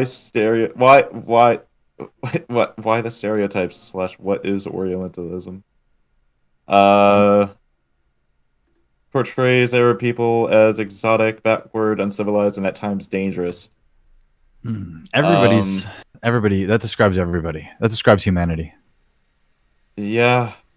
It describes what I ate for lunch the other day. Dangerous? The fuck you eating? Taco Bell. What are you eating? Oh, that's pretty dangerous. But is Taco Bell isn't that dangerous? Everybody always says they get the shits after Taco Bell. Tell that to my ass. Tell that to Jod's runny ass. Don't eat the taco meat. All right, thank you, Al Pacino. Let's continue. Modern warfare, like the Hurt Locker and American Sniper. So simply, American Sniper is a good movie. Because it does nothing to humanize. Well, let's kill this man. Shoot him in the fucking head. Yes. For the good guys, the Americans to come in and fight a stereotypical Arab army. Oh no! No! Don't do it! Oh, because they are Arabs you did it. and they are in the military. Of course, later they use a nuke to kill American forces. Oh, look at that jittery dude. Look at him. This was part of a global conspiracy. He's jittering. Orchestrated by Makarov. And why is he's referencing a retcon from Modern Warfare 3, and it's like a Russian nuke thing or something. That's so stupid. When it was written, it wasn't written like that. I'm confused why the guy is like glitching out like that. Shouldn't he just be parented to the object? I don't know. I don't know where you got this footage from. Unless you've got a really weird constraint, which isn't working properly. He downloaded it off the dark web. I don't know where he got this terrible footage. You got a bootleg copy? You got bootleg footage. You bought it off the street in a DVD. The video game footage was actually based off of real life footage, and that is actually what it looked like in real life. He was actually glitching. It's based on a true story of the man who glitched. It's not video games. It's actually real life footage. I can serve, even though I'm glitching. You can't serve in this military. You'll never make it. Just let me try. He's still shaking all over the place. Please, sir, give me a chance. Imagine if Ubisoft games were like actually real life footage. That'd be horrific. I mean, just seeing the insides of someone's face. Oh. That was the first thing that came to mind as soon as you said Ubisoft. So thanks for that. The eyes and the mouth. You can't see anything else. Here's Ultra in Russia, but ultimately in the original Modern Warfare, the Arabs are the bad guys, the Americans are the good guys. But Russia has the benefit of being a civil war, so not all Russians are bad, just some. This could have we're dead. In the Middle We're Eastern dead. Parts of the game, but isn't.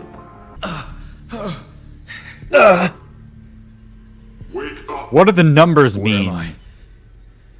Mason, what do the numbers mean? Yeah, but like, what do the numbers mean, dude? That's not important. What's important is who you are. What's your name? Who the fuck are you? Where were you born? That's a weird name, fuck you.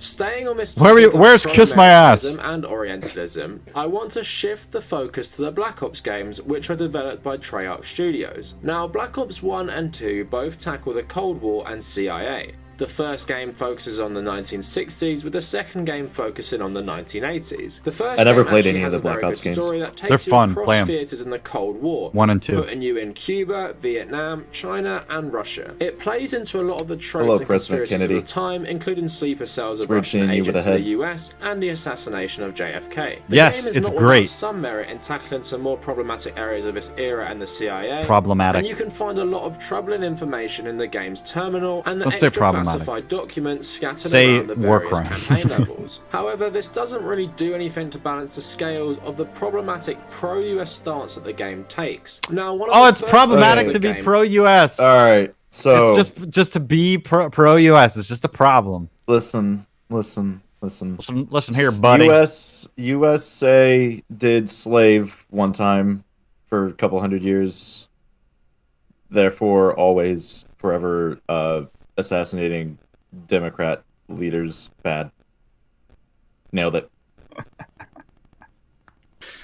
Yes. All right. I think I proved my point. Is he that really the US is accusing just the bad. games of not having nuance when he states things like this? You don't understand his galaxy brain, Shiny? I do not. Don't at all. No. You, Well, again, he's starting off at a conclusion that the United States is bad, that it's oppressive, it's horrible, yada, yada, yada. And then he's trying to fit everything else around the idea to come to that conclusion. I think if it's because it's true. I think if your vocabulary includes the word, well, problematic in any regard, you're already down the rabbit hole. I think you've already lost. Yeah. Yeah. So, The word problematic has been so associated with social justice that I would never use it again. There's only one person I'll accept saying problematic to me, and that's Morden from Mass Effect. No. Because he uses it in a proper context. Yeah, Oh, you're gonna like, say oh, Ben that Shapiro. that would be problematic. Doesn't imply that it's a moral issue. You know what I mean?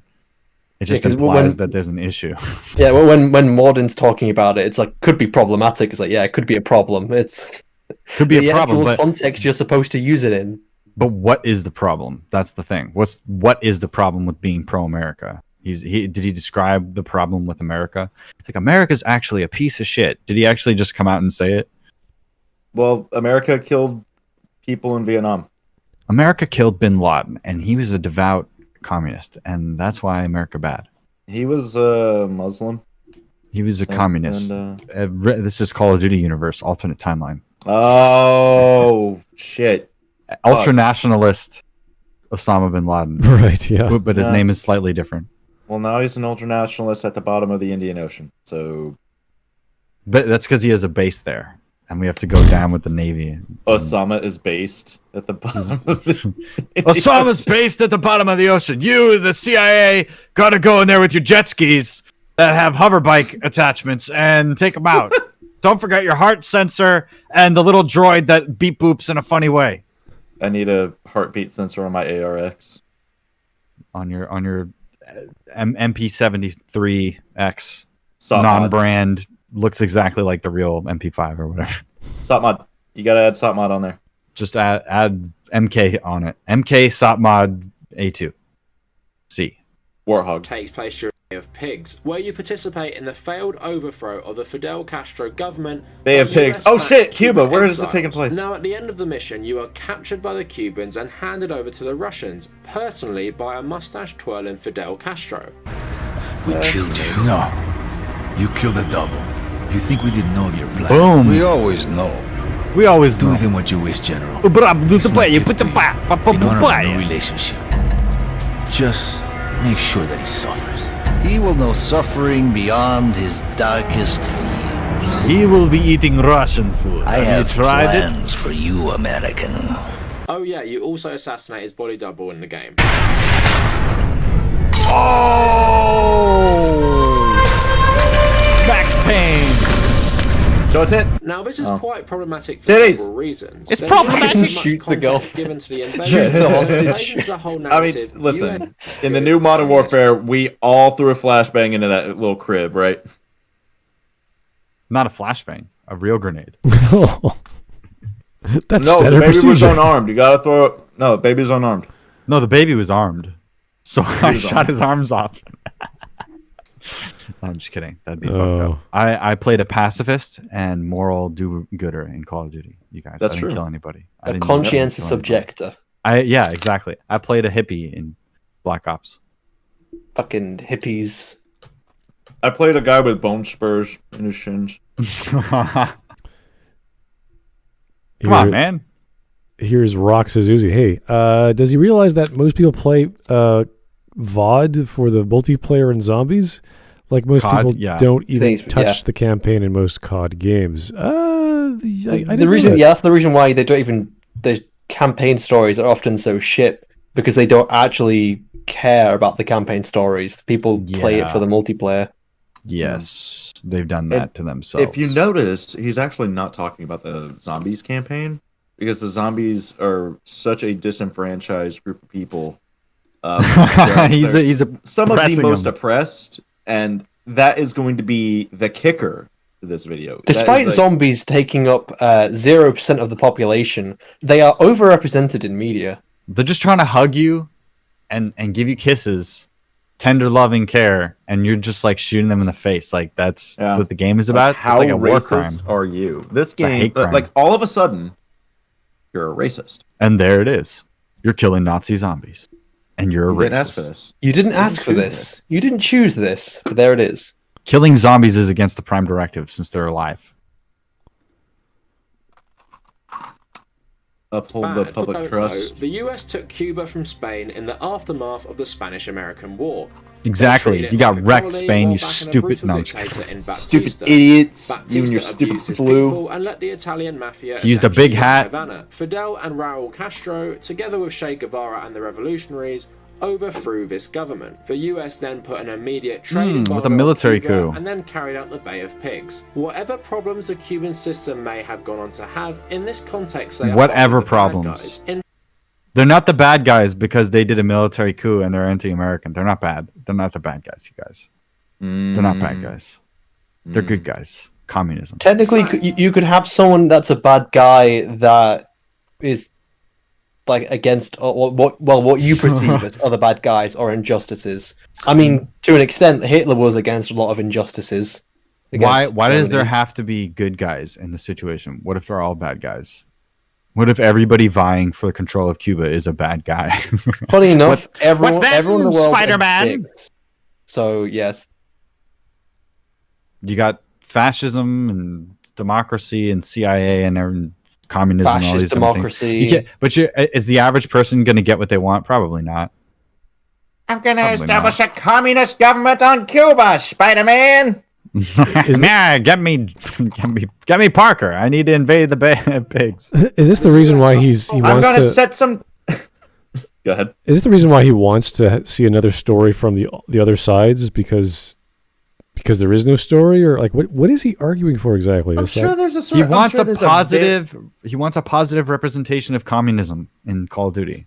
I'm sure there's From a Cuba? good story on the other side. But here's the thing. I'm a fucking American, and I don't want to hear it. I'm American. All right, I want to shoot shit and escape from my shitty life. People will want to play a game where they go shooty, bang, bang. Call of Duty 1 and 2 both are pro-socialist propaganda because you play as a Soviet Union during the Great Patriotic War. There you go. Subscribe to my Patreon. I'm a 28-year-old man, and I got yelled at by another man in his mid-40s today for wearing a beanie when it was below freezing. He told me to put my patrol cap back on when there was 2 feet of snow outside. If you want to be, I had to do it because he was a sergeant major, and I had to do it. Get your headdress on there, boy. This ain't cold. I saw you cold when I put my boot up your ass. It ain't cold enough out here for a fleece cap, Pratt. I'm a specialist, by the way. Are you on I'm not watch? A private. Are you on watch, soldier? Then why are you wearing your watch cap? I will watch you put on your head dressing. Headgear, idiot. Headgear. Oh yeah, it's headgear. I don't know. He's from Kentucky. Look, number one, call me a private. I'm a specialist. Fuck you. Number 2, there's 2 feet of snow out here. And you aware it's 21 degrees. He's torturing you. That's what you get. And I had to do it because fuck's sake, I go on terminal leave in a month and I get out of the army in 4 months. I'm not about to argue. I'm not arguing with anybody that has to sign paperwork for me to leave. That's a good idea. That's a very good idea. And I want to come home and I want to get on Cyberpunk and fuck a hooker in cyberspace. Okay. I don't want to hear about her. I just want to get home and fuck a hooker. I don't want to hear about her fucking communist background. Fuck you, whoever this guy is. And your stupid YouTube channel. I'm not subscribing. Is the hooker communist though? Because then it'd be okay. Fucking probably. I don't know. God. She has a Russian accent. I call her Tatiana. Socialist hookers. Socialist hookers. For the working man. Worse in the context. But in Black Ops, all we really glance from this is Fidel is evil, communists are bad, and America and her allies were doing good, trying to kill and overthrow the government. Again, just like Modern Warfare, no nuance and hardly any context. So moving on to later in the game, where you begin fighting in Vietnam in 1968. As someone who did 3/4 of my 3rd year of my history degree on Vietnam and wrote my as someone who has a master's degree in Vietnam at the community college of I think I know more about this and you should listen to me. Eat my ass. It's an appeal to authority argument saying, oh, I'm an authority on this thing, listen to me. I have a bastard's degree. I have an associate's degree in art. Listen to me. Dissertation.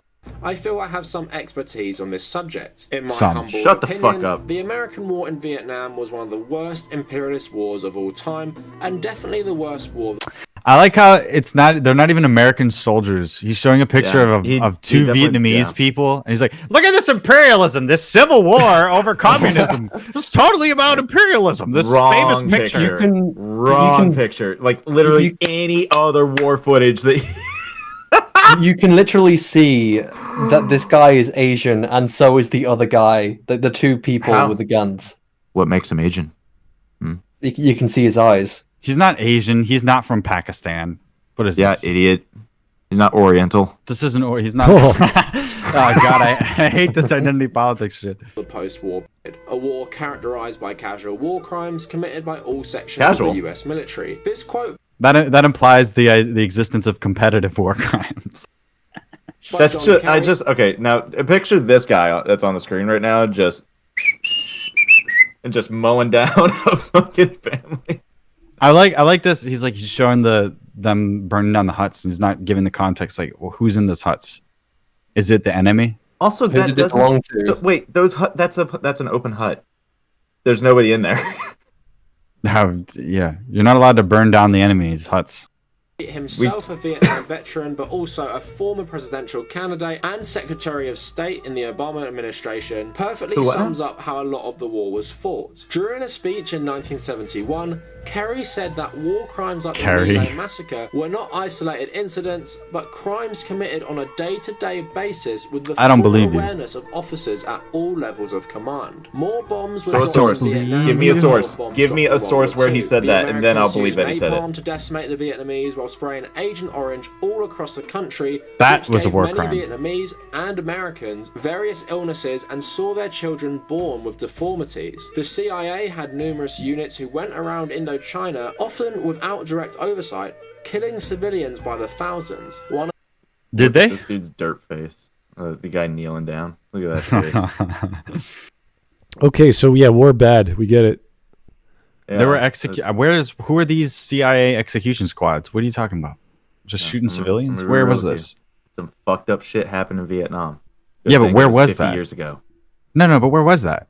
I want to know what he's referring to. Like, what operation where they're just like rogue CIA operators going, all right, see that village? There's 2 guys in there we need to kill all of them. How often did that happen? Where was that? Like, what broad strokes here. He's like, okay, someone can reference the My Lai massacre or whatever, and they can reference other massacres, and they did happen. But what I'm suggesting is that people like to go, this thing and this thing are indicative of every single day, all the time. If it did happen, you would hear about it. There would be more than one inquiry. There would be like a billion you'd hear about of the hundreds of, you know what I mean? There'd be so many stories that it'd be impossible to miss out on them. Yeah. But it doesn't really work like that. So he's overemphasizing it. Listen, like, yes, fucked up shit did happen, but not that really every time. Covering shit up. You have no idea how good they are at covering shit up. Have you heard of Edward Snowden? Yeah, I didn't think so. They're really good at covering everything up. That's why we know what Agent Orange is. Here's Joe Crazy. Was Snowden the guy that released the information or something? Like he was the leak and then he ran off to Russia? Sure. That guy. Another guy. Maybe you're confusing him with something else. The name sounds familiar. The other guy I wanted to talk about was he was a whistleblower back in the day, and then he basically hid out in a Russian airport for like, I don't know, 10 years until they kicked him out. Nice. Well, I want to talk about Joe Crazy because he's saying us that the dude here skipped the Gulag escape mission. That was he hasn't talked about the pro-Soviet Union sentiment at all. Right. So, we're talking about war, so there's kind of atrocities on either side, whether you want to call that chemical warfare or bullets or what have you. It's disgusting. Yes, we get it. It's war. War is all kinds of death and blood and guts. I think you mentioned, was it, no, not Vietnam, the other one. Fuck, I've already forgotten. I'm terrible with names. The other one, the one with terrorists. Gulf War II? Hmm? The second Gulf War with Saddam, was that You keep me out, so I can't hear what you're saying. The Gulf War. The Gulf Wars. Anyway, yeah, like, I'm pretty sure strapping bombs to fucking children, that's not horrible at all. It is kind of sad when we talk about wars, of course, but I want to know why he's focusing on this so much. Because his whole narrative is America bad, and then he's trying to do everything he can to come to that, to force the equation to come to that conclusion by forcing out certain parts and contexts to force that outcome. Again, starting off with the conclusion, then trying to make everything else fit. Was the original reason why America entered Vietnam was to prevent the spread of communism? Communism, yes. Is this why he's against it? Because he likes communism so much? Is this what the idea is? I don't fucking know.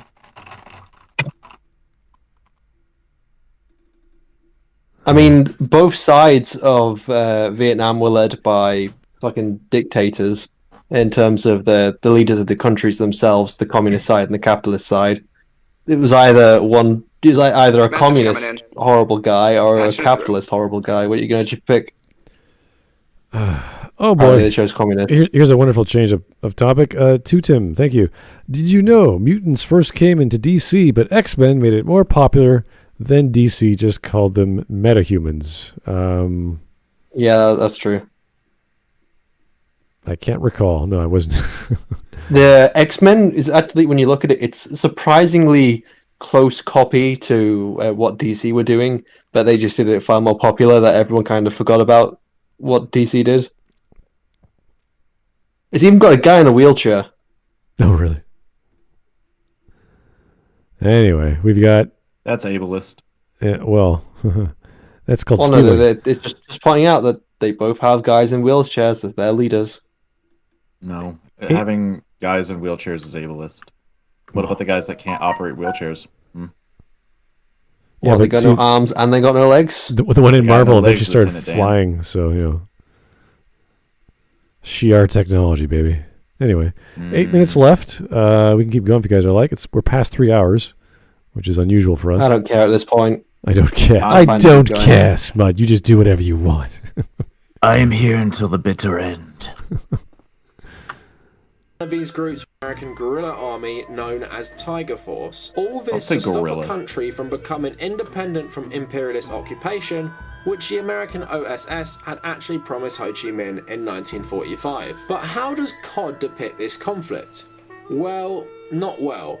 While there is no doubt it may capture the brutality of the American experience in some ways, it still omits the Vietnamese from their own story. There are 0 South Vietnamese soldiers in the game. The omission of the South Vietnamese army is extremely peculiar because in the battles like the one at Hue City in 1968, shown in the game, they made up the bulk of the fighting men. The only allies in this conflict are fellow Americans. So like Modern Warfare 1, the only natives in Vietnam you interact with are the bad guys. This helps play into the propaganda that America is always the good guys. So the Vietnamese you encounter are the North Vietnamese army. Actually, wouldn't including the South Vietnamese actually be making it seem like the Americans are defending someone more than invading? Wouldn't that portray them more as the good guys as defending? I have no idea. I'm just confused why he's about to take this shot with a Spaz 12 from like 50 meters away. I mean, there could be 1,000,000,001 reasons why they didn't include I'm trying to figure out what he's getting at here.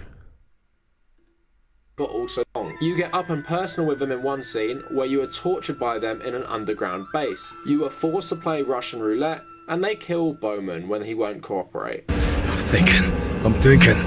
No talk! One chance, Mason. We'll take it. Okay. You can't kill me! You shoot, GI, you shoot! Fuck! You then escape the facility. In Hue City, you see the North Vietnamese army killing civilians for collaborating with the Americans. Alright.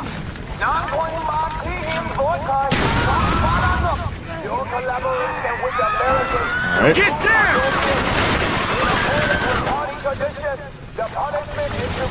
Oh god, video games before ray tracing, am I right? X-ray, this is Lehman 9. Anyone who doesn't get out soon isn't going to. The NVA have overwhelmed the entire North Wing. Roger that, Lehman Niner. Moving on! So in a conflict where America caused so much devastation on Vietnam and its people, the only atrocities you see committed are by communists. Only the Vietnamese do anything immoral, while the good guys in the CIA fight just fucking maybe it's because you're playing on the American side and you're trying to fight communism. I'm just throwing that out there. Maybe. Just fucking maybe. But the Viet Cong and this guy didn't do anything wrong. You do realize they did actually attack civilians. Even American civilians who were in the country. I don't know. I didn't play the game. I'm still getting the vibe that he's like, why isn't there a secondary plot line that you can play as the other side so you get the other story? It's like, because that's not the point. He's just looking at this like, why would you portray communism this way? I don't fucking know. Maybe because communism has done some fucked up shit. South Vietnamese are completely omitted from their own story, making it seem like America standing alone against communist aggression. I think this is one of the most grievous mistakes of the franchise. It essentially this guy sucks at playing, by the way. Where the Americans consistently and often as a matter of policy. What makes you think that it's his gameplay? Fair point. Because there are a lot of essayists which just take gameplay from other people. That's true. That is true. I don't He know. did his thesis, remember? All on Vietnam. Crimes. It also totally ignores that many Americans were drafted and forced to destroy themselves in killing for American imperialism. Yeah, the draft was bad. I agree. So wait, is that referred to as American imperialism? Really? Yeah, he's referring to it as American imperialism, and I agree that the draft was bad. I just don't know if it was imperialism. Drafting is imperialism. Sure. America's imperialism. Sure. That's imperialism. Nazis are imperialism. Yep. Because both America and the Nazis are their imperialism, that means that America's just as bad as Nazis. So, I'm just wondering why Call of Duty would portray the Nazis in such a negative light. Every atrocity we see is, like, by the Nazis. Do we ever see French resistance fighters in the Battlefront? Oh, no, we don't. Oh, no. Or maybe because the French resistance fighters weren't fucking soldiers. I'm just reading up on... Weren't they hookers that, like, would kill the Nazis in their sleep? Oh. There was some that would do assassinations, some which would steal information, some that would curry information. It was a whole big network. Dude. But it wasn't an army. Or anywhere close to an army. Bunch of fucking chads. Well, chad-asses. So, I'm just reading up on the wiki here. In Vietnam, the U.S. eschewed the anti-imperialist rhetoric by materially supporting the French Empire in a colonial counterinsurgency. Influenced by the Grand Area Policy, the U.S. eventually assumed total responsibility for war against the Vietnamese communists, including suppressing nationwide elections when it appeared that Ho Chi Minh would win. The ensuing battles led to large-scale anti-personnel operations in South Vietnam, North Vietnam, Laos, and Cambodia, leading Martin Luther King Jr. to call the American government the greatest purveyor of violence in the world today. Okay. Damn. It was war, yes, but how is that imperialist or imperialism? Communism's can do war, you know? It's not like exclusive to capitalism or imperialism. So I think this guy is just saying random fucking terms that he thinks are buzzwords. Well, obviously, hoping for the best. If he studied it and he has a certain bias towards whatever, he's going to use it. But I want to know in what capacity and how is that different than normal versions of imperialism? Like, what is America extending itself too far? Did they get in there without an exit strategy? What was their plan to begin with? Do they just want to stop the communists? Like, what was the idea? Yeah. How does it go from helping the French to, oh, now we're in control, we're now dominating, we're going to take over the land, etc., etc. This land is my land. This land is my land. This land is everybody's our land, comrade. The people land. Yeah. Our land, comrade. People's Republic of Land. By the way, I just imagined in my head you're just smacking me on the nose with a newspaper. No. No. No, comrade.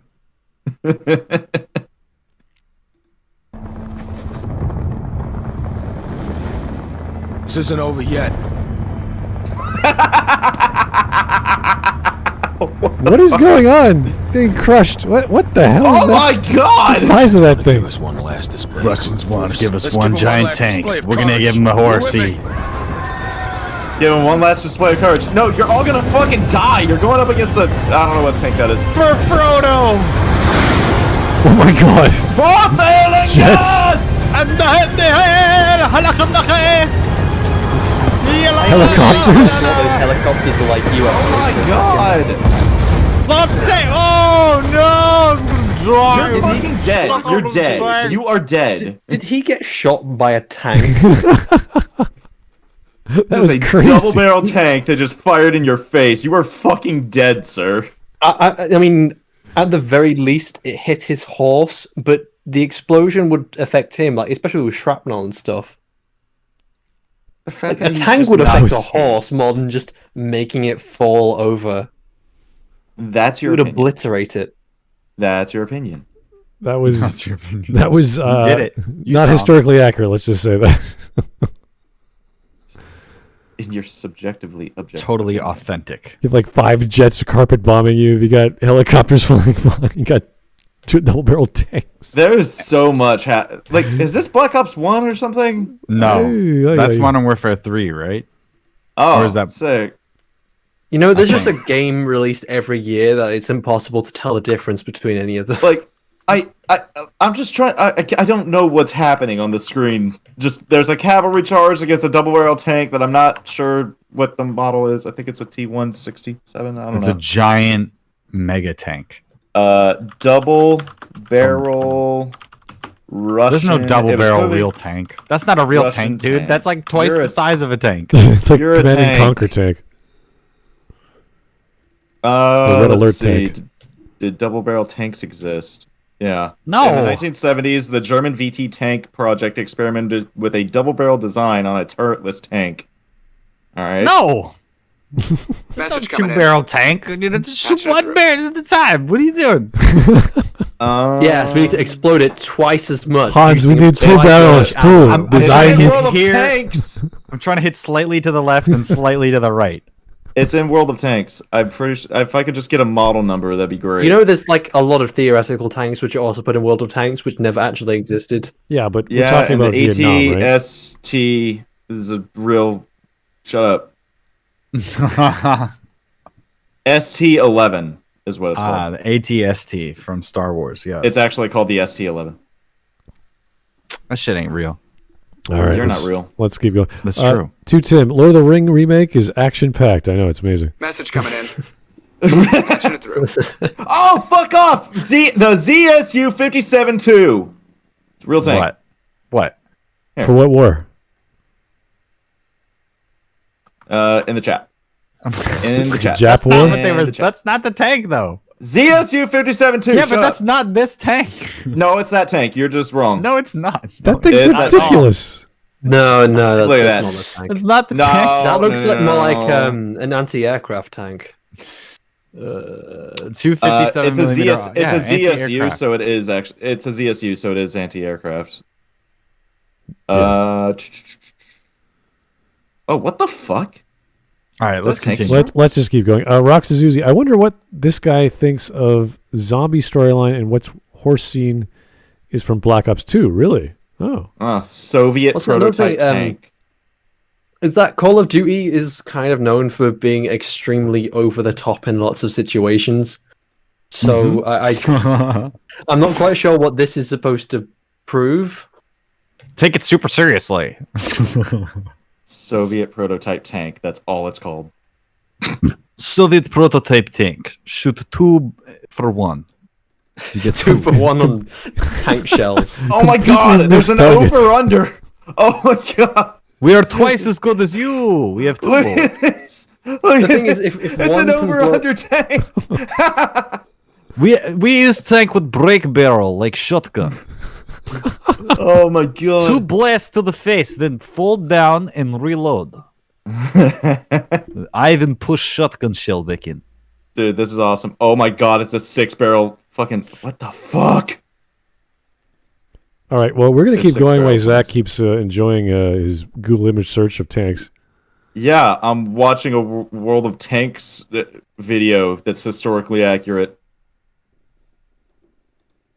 Use my code CHUNGASS for 50% off. Cold War, sending the player to hotspots around the globe, including Angola, Panama, and Afghanistan. While Treyarch didn't botch the portrayal of the Soviet war in Afghanistan as badly as the Vietnam War, it still has some oddities. You play as Mason. You don't have a and go shoulder seeking anymore, the help of Mason. the Afghan Mujahideen with your longtime comrade Frank Woods and a Chinese intelligence officer Zhang. You meet up with the Mujahideen Hello and there. participate in a Slam heroic dunk. defense of their bases. Ramon, this is Woods and Mason, my 2 best men.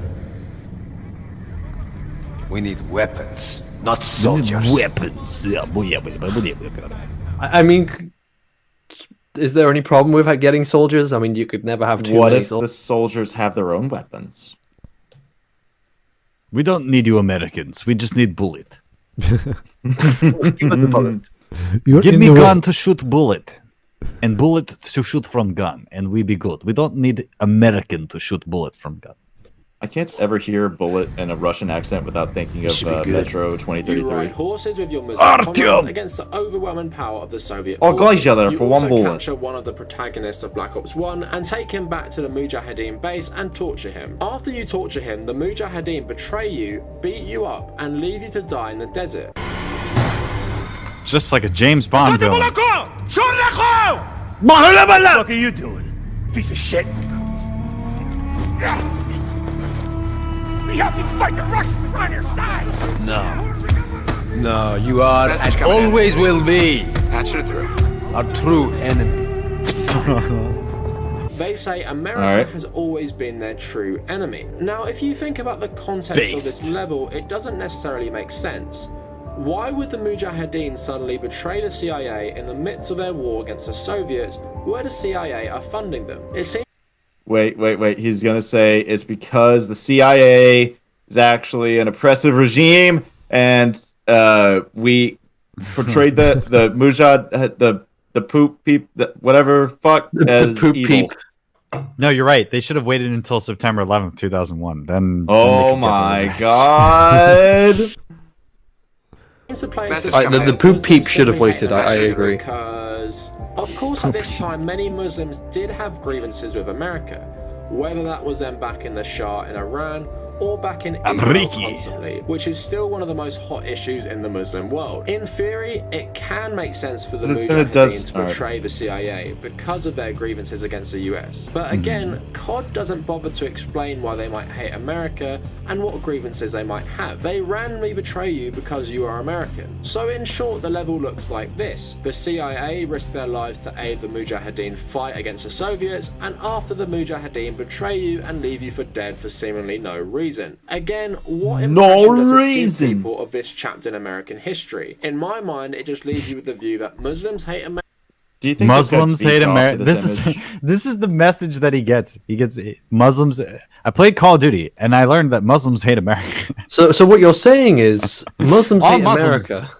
All Muslims are Mujahideen from Afghanistan. So what you're saying is we should line our society on the lobsters. Imagine thinking, this Call of Duty video game is really teaching me about Afghanistani and Muslim culture. Thank you, video game. Thanks, video game. Very cool. I learned everything I know about reality from a fictional video game. You know he was waiting to use this image. He's just like, yes, finally, my time has come. Oh, here's a super chat for you, Zach. Look up Russian World War I tank. It's funny. Russian World War I tank. Okay. All right. All World War I tanks are excellent. Russian. They do look rather ridiculous. Is that the one with the really inclined tank? The inclined tracks.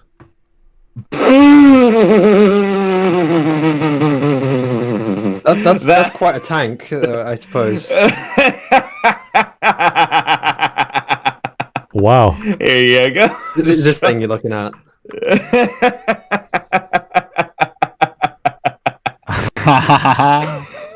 Are you sure that's not a piece of artillery? So awesome. Oh my goodness. That's so awesome. What is that?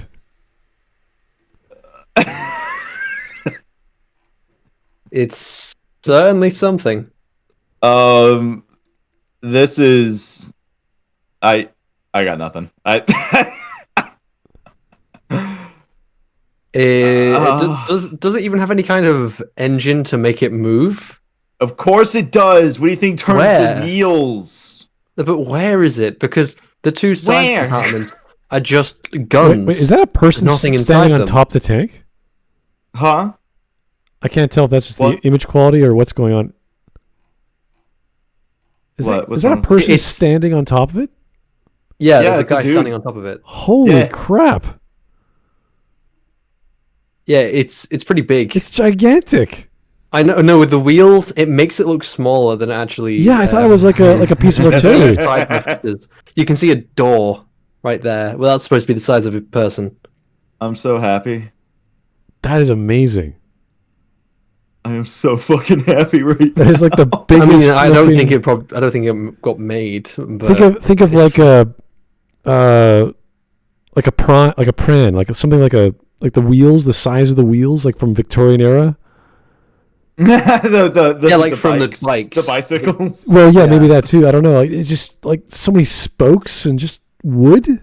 Is that wood? Yeah, it's wood. And the rest of the frame is like metal. This is so good. It's amazing. I'm so fucking happy right now. Who sent that? Who told me to look that up? That's so good. Tim 2. Tim 2. Two Tim. Tim, you god. Oh my god, that's amazing. I can't even see the gun. Like I guess it's somewhere there, but the axle is massive and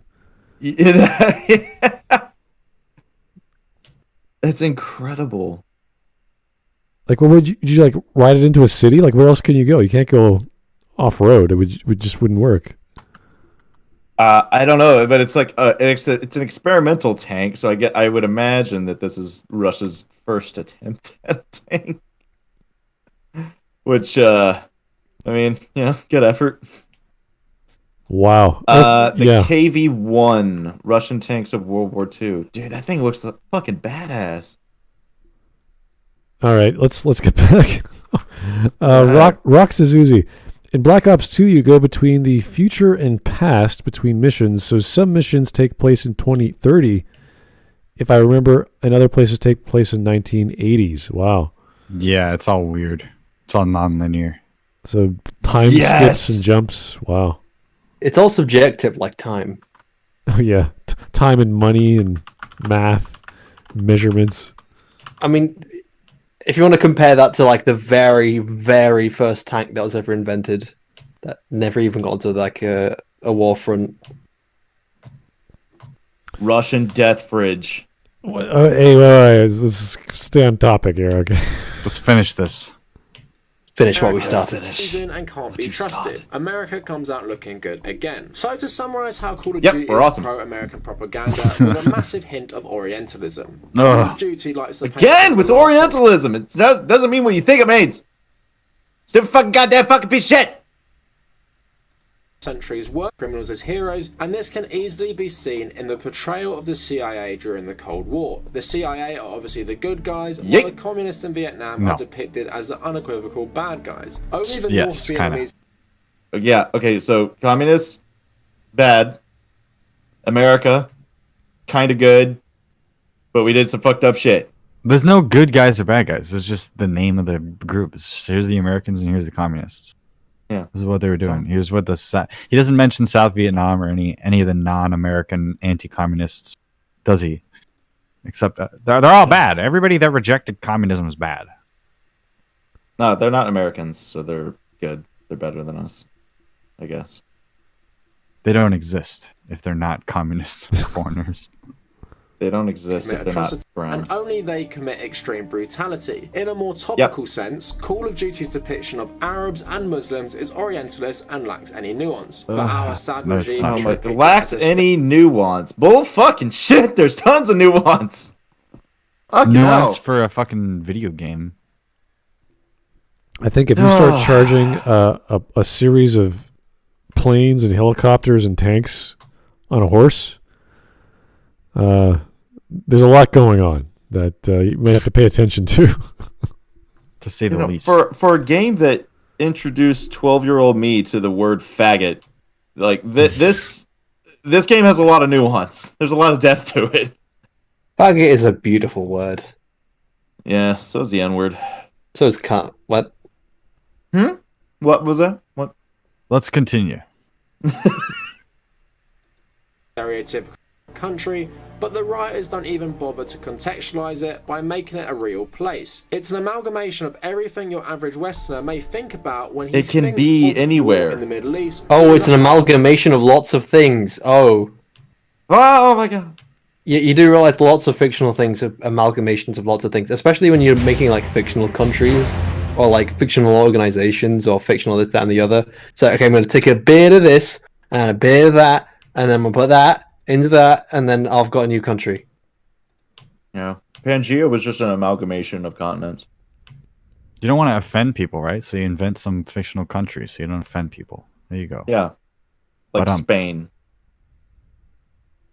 The fictional country of Spain. Who looks like Saddam Hussein, his soldiers who seem to be a mixture of standard soldiers. He does not look like Saddam Hussein. Fuck you. And all have no real motivation apart from they obviously hate America. But why do they hate America? Some people hate America. Is it ever explained? No. So in short, players may just think they hate us because they hate us. They hate our freedom. It helps perpetuate unhelpful stereotypes. They hate us because they're haters. Or, and follow me here, maybe it's because we've been bombing the shit out of their countries for the past, 30 years. That's a reason to hate somebody. Yeah. Thanks, Obama. I'm just throwing that one out there. Obama, you invented bombing people. What the fuck? That's true. He did. God. Who perfected it? Again, this is me. All right. And I think this drone is at Dresden. It was definitely perfected it off. Maybe that's going a bit too far. Actually, I don't know. Dresden was quite epic. Afghanistan level in Black Ops 2, where the game doesn't bother to contextualize why the Mujahideen may see America as its true enemy. It's lazy. So in terms of Orientalism, Call of Duty is the biggest video game. Okay, wait a second.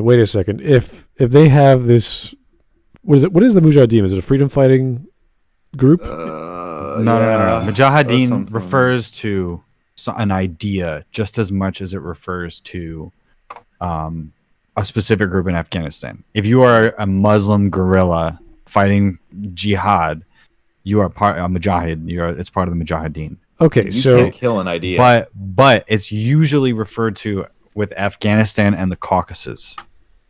You know what I mean? All right, so we have an organization which is against America, and it's a reveal. It's a plot reveal. Oh, you're actually a real enemy, and you always will be.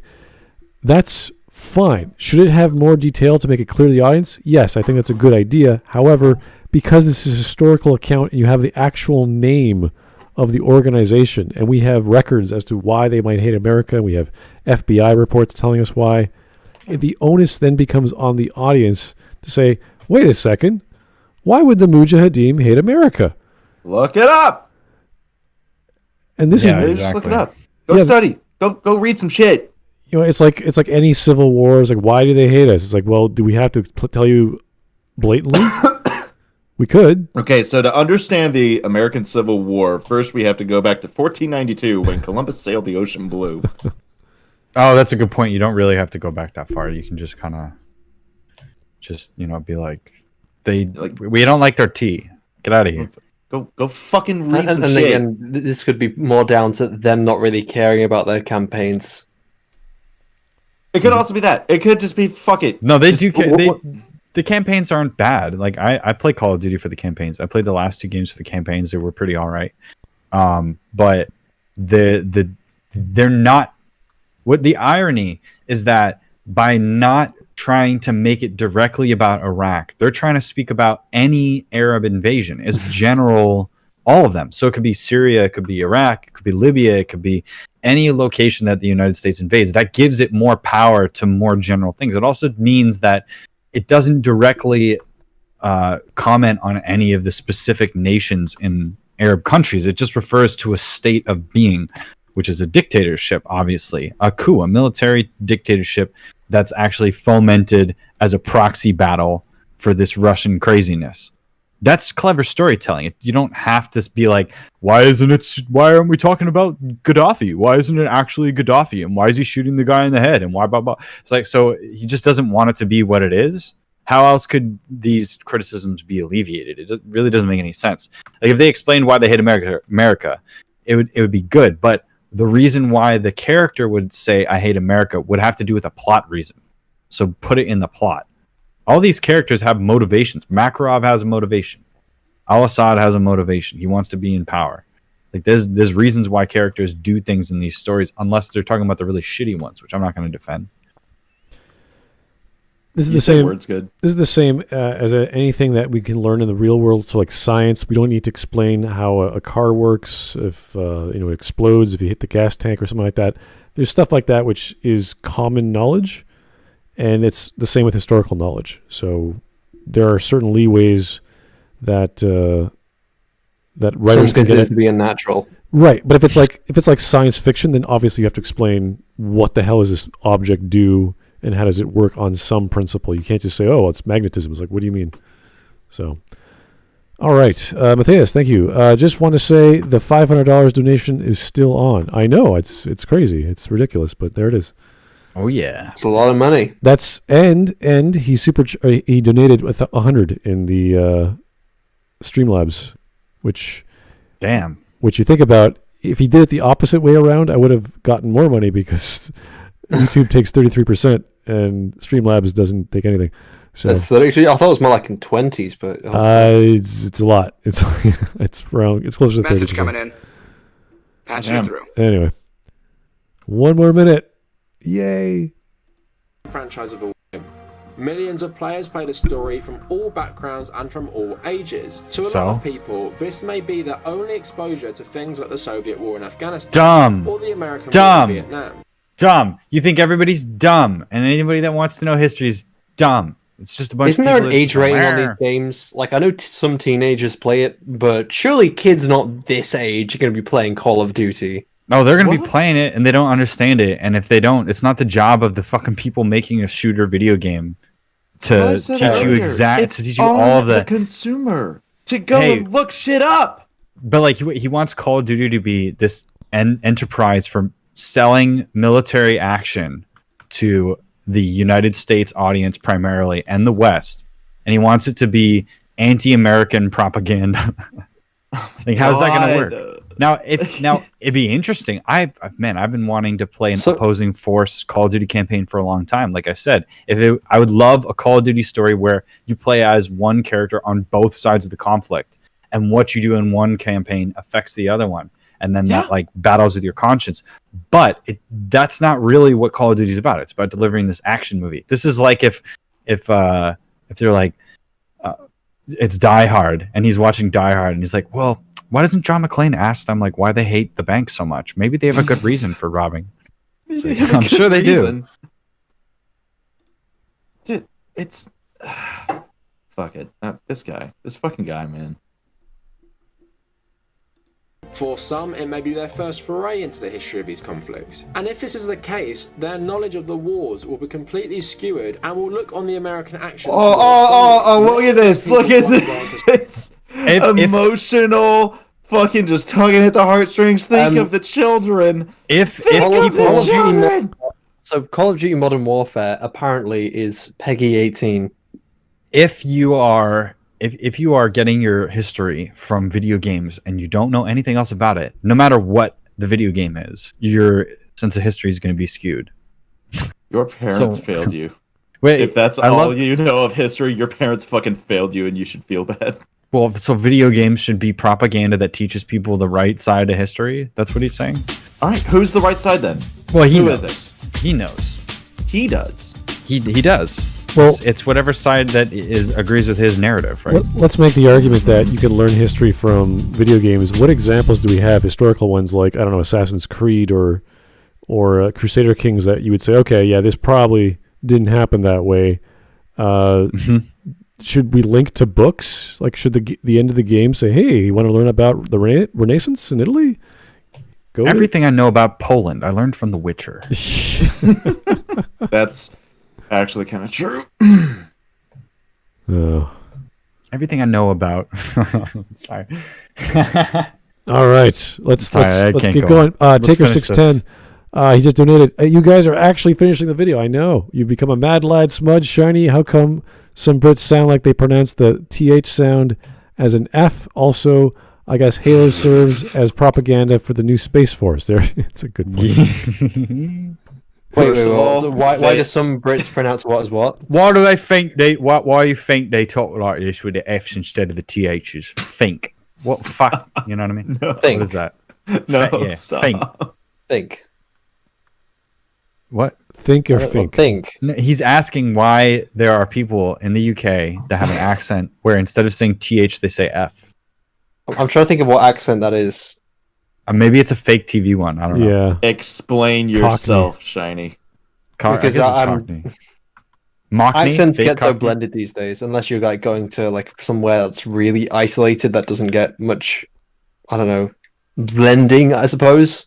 Whereas, like, you go really into, like, Yorkshire countryside, you get the farmers who you can't fucking understand because they've got the really thick Yorkshire accents. I like that. To speak gibberish. And That's then awesome. you get, like, people keep telling me I have, like, a posh accent, and the only way I can deduce that is because it's part Yorkshire, and then I'm in a small town which is kind of more middle class, and then on top of that I watch a lot of American media, so I get a weak Yorkshire accent on top of being in a posher area, I suppose. Quizzer Mateus, hey, I wouldn't mind a second British Empire. I don't know, the first one was okay. Good British Empire Part 2. This time it's personal. Like, what would happen? Would Charles ascend to the throne, and then what? No, none of those guys. The secret king, whatever. You know what I mean? How there's like always the pretenders. Oh, there's like a bastard line of the royal family. Like exactly. Exactly. I'm the king of Scotland, my 8th cousin. So I think with Yorkshire accents, just specifically, I think they flatten a lot of the vowels. I think that's it. They flatten all the vowels. Oh, I like what Ego says. Throw Shiny to the airlock. I agree. I'm wearing a spacesuit. What the fuck are you gonna do to me? No, your spacesuit doesn't work in space. It does. You don't. No. It's a fake spacesuit. Fuck you. You can even see stormtroopers standing out in space in New Hope. So I think we can finish this, right? We're almost there. Let's get there.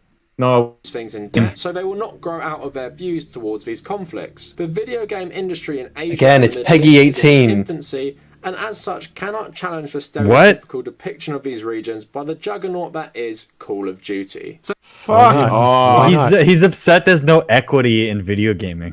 No one's stopping any game developer from doing just about anything. There are all kinds of games on the marketplace of every age group and type. I'm sure someone, if they really wanted to, could make a pro-communist Vietnam game if they wanted. No one wants to fund a pro-communist game except for the Chinese. That would be amazing if they did that. I'd be like, oh, so all we've gotten from this is Call of Duty is nothing but propaganda because you play as Americans.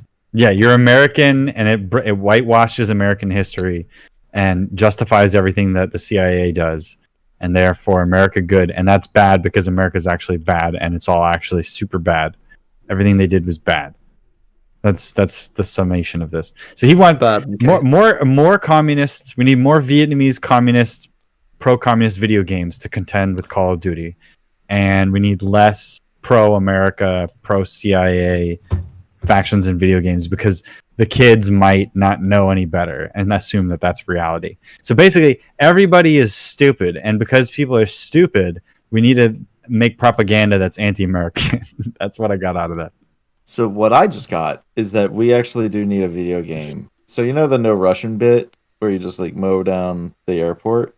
We actually need another in the next Modern Warfare. We need a bit where we actually fight from the perspective of the 9/11 hijackers. That's so bad. Let's actually like have them fly the plane into the Twin Towers. Oh boy! So that we can actually sympathize more with the terrorist faction, and have a game from their perspective. Well, the great thing about Call of Duty or those games is they do push the envelope for what's acceptable and what we see. I remember even from Spec Ops: The Line, the white phosphorus scene. Like there's things, and that's done. That game. It's done for a reason. You want to show that to show the horrors of a certain scenario. You don't get scared. You're dealing with life and death. Go for it. Go all the way. Show us what can really work and why that affects people. So and you need that. You need that in media. You need to push the boundaries. Yeah, or else it's just a generic war military simulator. I don't know. There's some boundaries you don't want to push. The specific boundaries you should, and then other ones you obviously there are certain things you want to go crazy with, like decapitating people in very slow vivisections. That's kind of awesome. Well, imagine Revengeance from Metal Gear. That was a specific game where that was the mechanic, but it's done in an over-the-top way. It's not like it's details of every organ. No, I know what you mean. Yeah. Like Torture Simulator 2020. Exactly. Yeah, you don't want to do HDR, 4K lighting and stuff. Ridiculous. We already had that. We had that with Grand Theft Auto 5. We had that with Life is Strange, and it just was on my soul. The soul, the torture of the soul. Yeah. Yeah, exactly. So basically, what I'm getting out of this is that if you want to propagandize, make a Call of Duty game, because then the kids will think whatever you say is true. So let's do that. We're writing a new Call of Duty game. It's called I don't know, what is it? Smud of Duty, Call of Smud, and your goal is to kill 11-9. The bad guy who wants the bad guy wants to invent a device that kills all the good writers, and you and Task Force Glib and Shiny have to go in there and stop the bad guy from nuking good writing forever. And what actually happens is they just end up arguing the entire time. What actually happens is you kill a bunch of Orientals or whatever it is, right? Isn't that what he thinks? It's all Orientalism. Yeah, we need a bad guy. What kind of brown person can we invent? That's what he thinks. And then 10 years later, some twat can make a video about how much Orientalism is in Smud of Duty.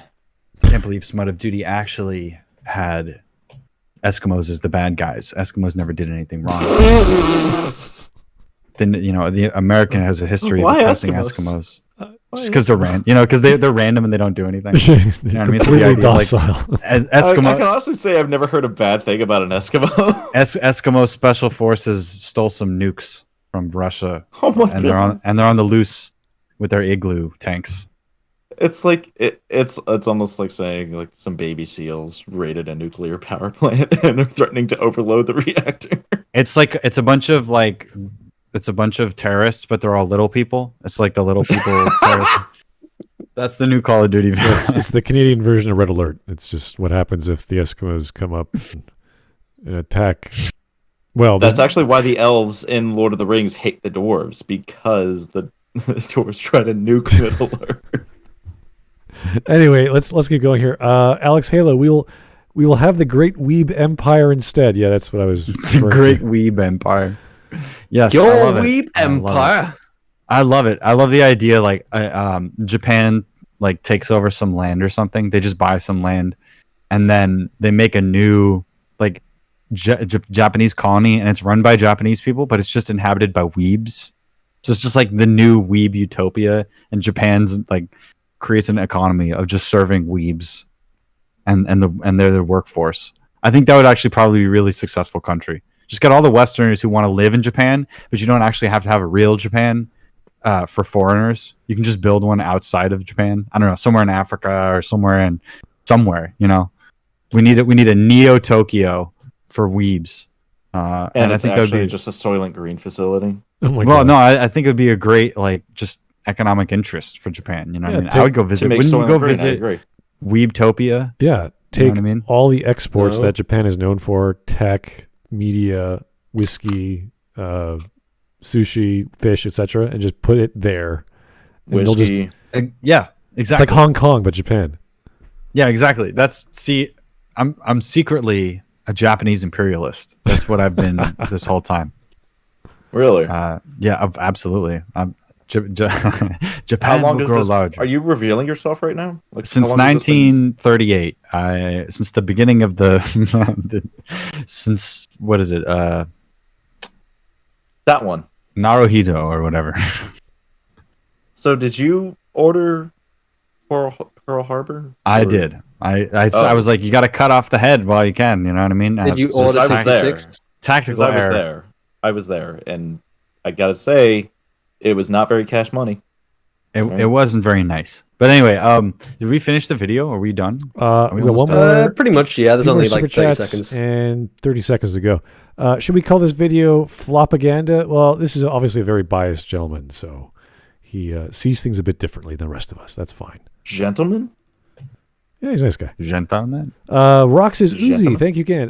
COD Word at War had two different campaigns you play. Oh my God. As a Marine fighting Japan and a Russian fighting the Nazis. That campaign was awesome. All right. Yeah. Yes, Cowboy. they have like a pro. It's so funny because he's like, what about the perspectives? And I'm wondering, are they gonna? Does he want a campaign where you play as the Imperial Japanese Empire or the Nazis? Does he want a Call of Duty game? Pearl Harbor. Yeah, does he want that? Because he seems to want that when it's after World War II. What about the World War II games? We need more games which play the perspective of the Nazis. I agree, unironically, because they had a cool aesthetic and interesting tactics. And I get bored. The baddies. No, I just get bored. Did anybody else get bored? Does anybody else get bored of using the same thing every like World War II game? Like, oh, it's time for the M1 Garand. I do. King. Yeah, let's do it. Because it makes the reload sound, and it's cool. I do like that. Yeah, no, I do like the M1 Garand. But and I don't. It uses clips, not magazines. So I can say clip. The clip loads the internal magazine. Anyway, let's finish this. Let's blow this thing and go home. So let me know what you think in the comments. Please like the video. Maybe subscribe to the channel. If you want to find me on social media, follow me at... I want to point out, he said subscribe to the channel at the beginning of the video and the end. He's got to get the double plug. It's the 5 people, or, well, really, the 4 retards, being us, that are still here watching this. He's hoping and praying to God that he will actually subscribe to his channel. Fucking please subscribe. Please. You got to remind people at the beginning and the end. Because that's you're on YouTube. You forgot you're on YouTube. Statistically, it's more. You're more likely to actually get subs if you ask for them. I know you're more 13,000 subscribers. I understand asking for subs after you've done the video because they've seen your content. They think, okay, I think this guy might have something. Okay, I guess I'm going to subscribe and see where he goes. But at the beginning, they haven't seen anything. They don't know anything about your content. So why would they subscribe when they literally know nothing about you? And if they already know you, they're probably people who have already subscribed. Because I'm so handsome. So I'm going to read this comment on his video real quick. Oh, no. By Theo Retically. That's Theo space Retically, not Arthea. Brilliant video. I was always turned off of military games for the warfare glorification, even in CS times. Unreal Tournament was my game. Fast and fair arena shooter. Pickup game, skill, no XP points, and no better gear than others. In a future wherein large corporations own everything. Crying happy face. That was liked by the creator. So he's happy because he's like anti-capitalist or something. Well, it's colon apostrophe capital D. So that crying happy. Those are okay. When you play Unreal, like this is back in the day. There was Moha. There was Day of Defeat. There was Quake 3, and then Unreal was coming out with Unreal 2K3 and 2K4, and that was like, okay, it's cool, it's cute, it's comic booky, it's fun, but it's not Day of Defeat. Day of Defeat, you had levels and experience and all this other stuff, but most people were playing Moha at the time. So, to me, that tells me that this guy doesn't like hardcore games. Okay, I have to read this one, and I'm so sorry I didn't read this one first. It's so dramatic. By Philip J. Roman. It's interesting. When I was about 13 years old, the invasion of Iraq just started, period. I knew that it was wrong what America was doing to Iraq. I knew that there were kids like me who were innocent and didn't deserve to get killed because I'll wait for the next period. This guy, so there's periods every break. He doesn't use commas. He doesn't believe in commas. Jesus Christ. Then, when I got older, about 16, period, I was diagnosed with a heart condition, period. And I went through depression, period. I started playing simple sentences and yeah, like I just don't know. Statement and sentence end, sentence end. No complex or compound. Yeah, it's very odd. I started playing Call of Duty, and I thought it was fun just shooting people, period. Yeah, then, once I started to come out of my depression, I realized that, period. Those games went against my thoughts when I was younger, period. So I haven't played Call of Duty in several years, period. And I don't miss it, period. Also That's liked. Why does he have a full by stop Kavernacle. before and? Also liked by Kavernacle here. But why does he have full stop then and? That's my question. I don't know. And it's because so then you dramatic. have a fucking compound sentence. He's like John you can Grisham sometimes when put he a comma writes. before and if you compound He opened the sentence is door. pretty fucking big. He entered the room. He picked up the phone. He picked up the phone. It was disconnected. Yeah, and he knew that because it was a wireless phone. And then hook, hand door, car door. The sound of tires screeching. He looked out the window. Cars were falling from the sky. He knew that Cyberpunk needed another patch.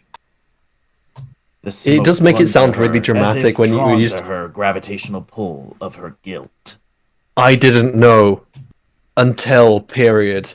This happened period, and I was awoken period. It just makes it sound like a lot more dramatic. You have those long drawn out pauses. And then period. Fuck. And then period. I was a Nazi period. We're so close. We're so close. And the video is almost pretty finished anyway. He's talking about his subscribers. Yeah. Sub to my sub box. Sub. Mainly on Twitter, but also on Instagram.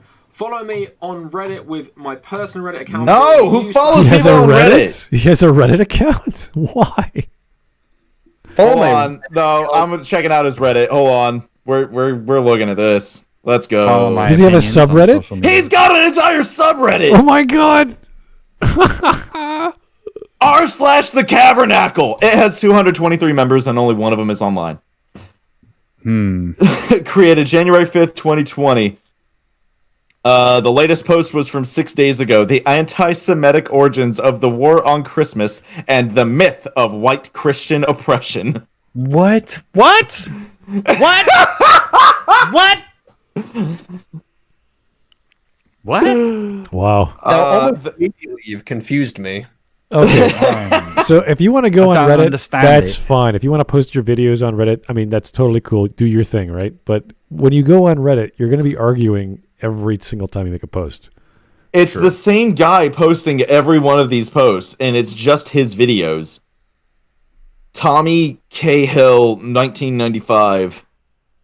Oh, the surprising anti-US politics of Call of Duty Black Ops Cold War, MK Ultra, and humanizing the USSR.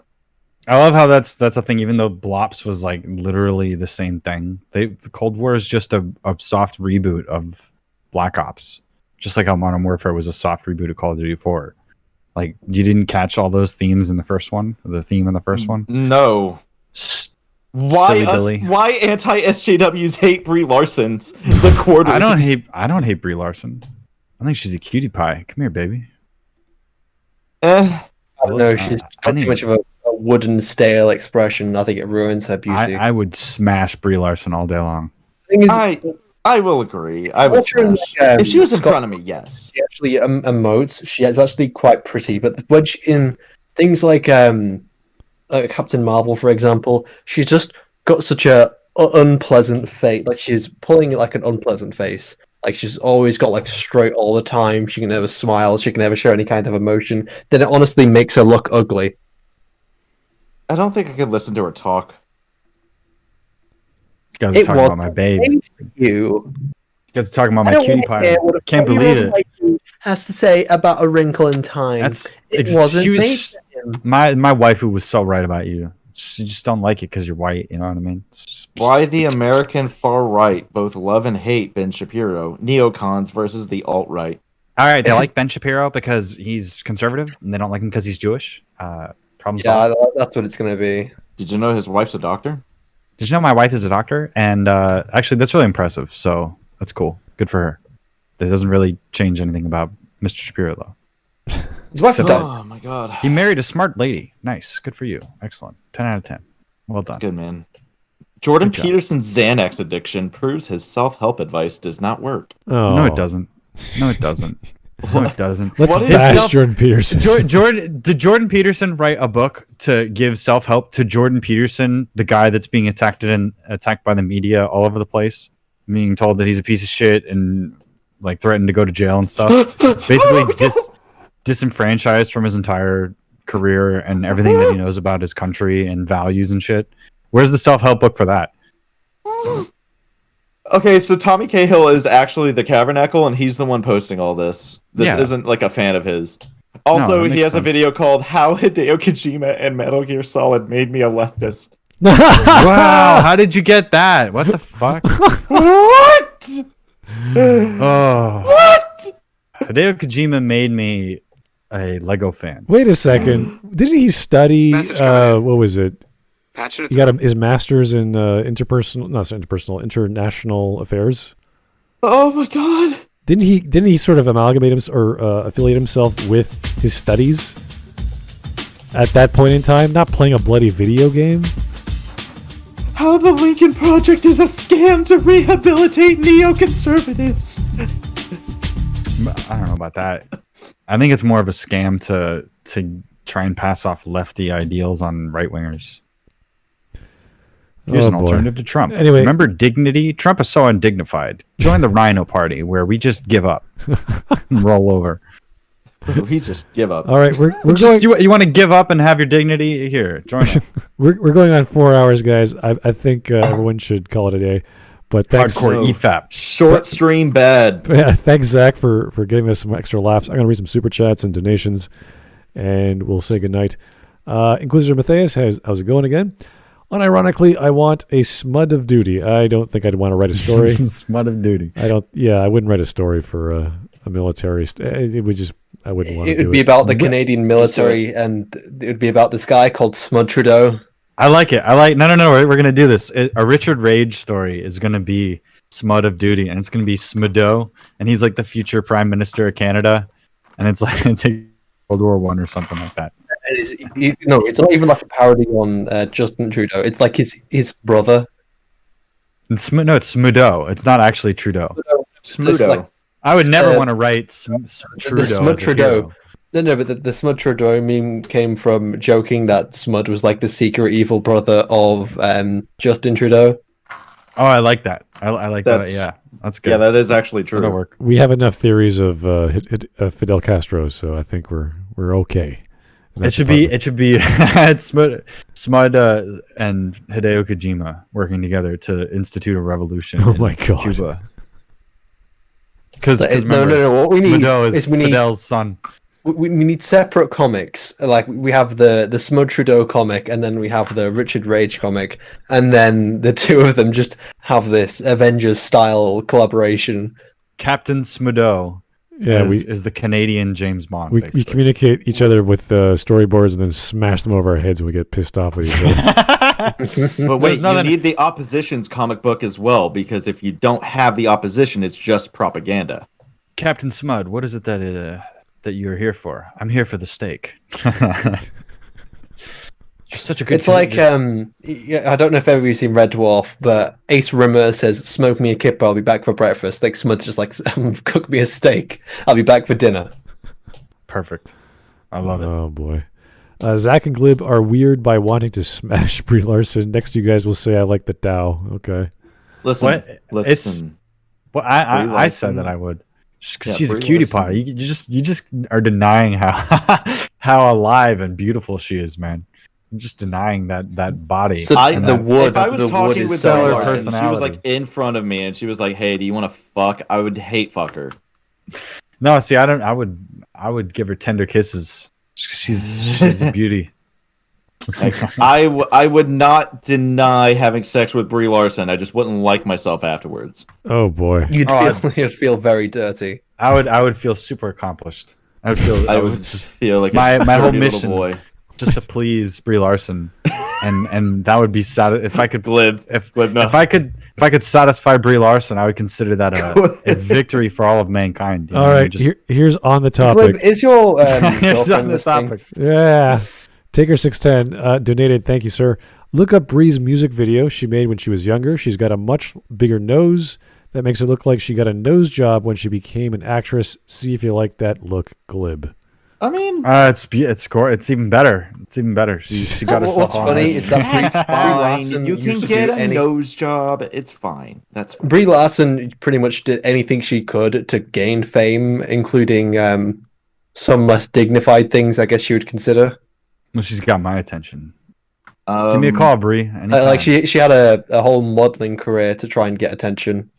Oh, and I noticed. Yeah, got my digits, girl. You know where I'm at. Casting couch is not as undignified as you would think. You guys are just haters. I'm just not hating on my woman. I'm not. I'm saying it's perfectly acceptable to go on Bang Bros to be able to launch a career. It worked out great for Sasha Grey. It worked out great for me. Also, Sasha Grey is a fucking author.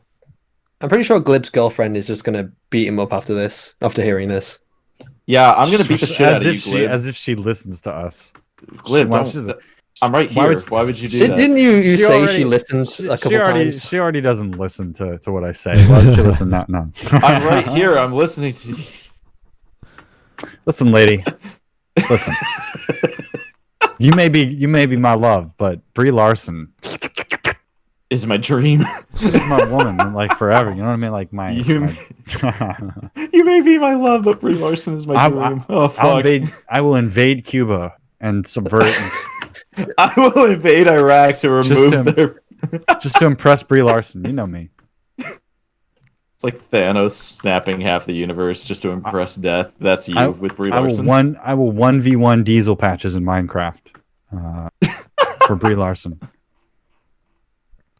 All right, guys. Well, I think we've exhausted this video, and I've exhausted myself. Well, Zach,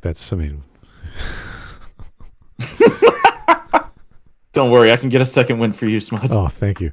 So, thanks for tuning in. That was some crazy super chats, and one of them is still alive. I can't believe that. As well as the donations. I don't know what that was about, but thank you to, I guess he's the producer of the show for next month, Mr. Lord of the Gaze. Hell yeah. Thank you, Lord of the Gaze. That just shows that we're an open and accepting diverse platform. We have the Lord of the Gaze as our greatest benefactor. Come on, guys. There you go. Can't beat it.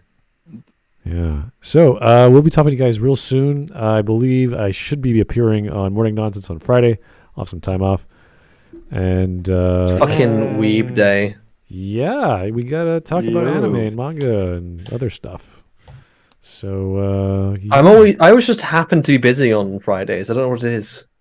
I thought you'd done your homework. I've already handed in all my university work for this term. Oh, okay. I know we're done with the Kavernacle, but he does have a picture of him holding a Glock and an anime body pillow. Wow. Don't forget to subscribe to Call of Duty and brainwash yourself with Black Ops. Yes. What the fuck is this guy's profile picture and his channel? Look at it. Look at it. What is that? I told you it's how weeaboo culture helps sanitize Japan's nationalism. He's holding a Glock while protecting his waifu. All right. This is what I've been saying. We need a Japan for weebs that is just like a colony of Japan where people can become like second-class Japanese citizens. That way, we can solve a bunch of problems at once. We can give all of the Japanese herbivore men something to do. They can be in administration positions in this new weeb republic because they understand what it means to be otaku.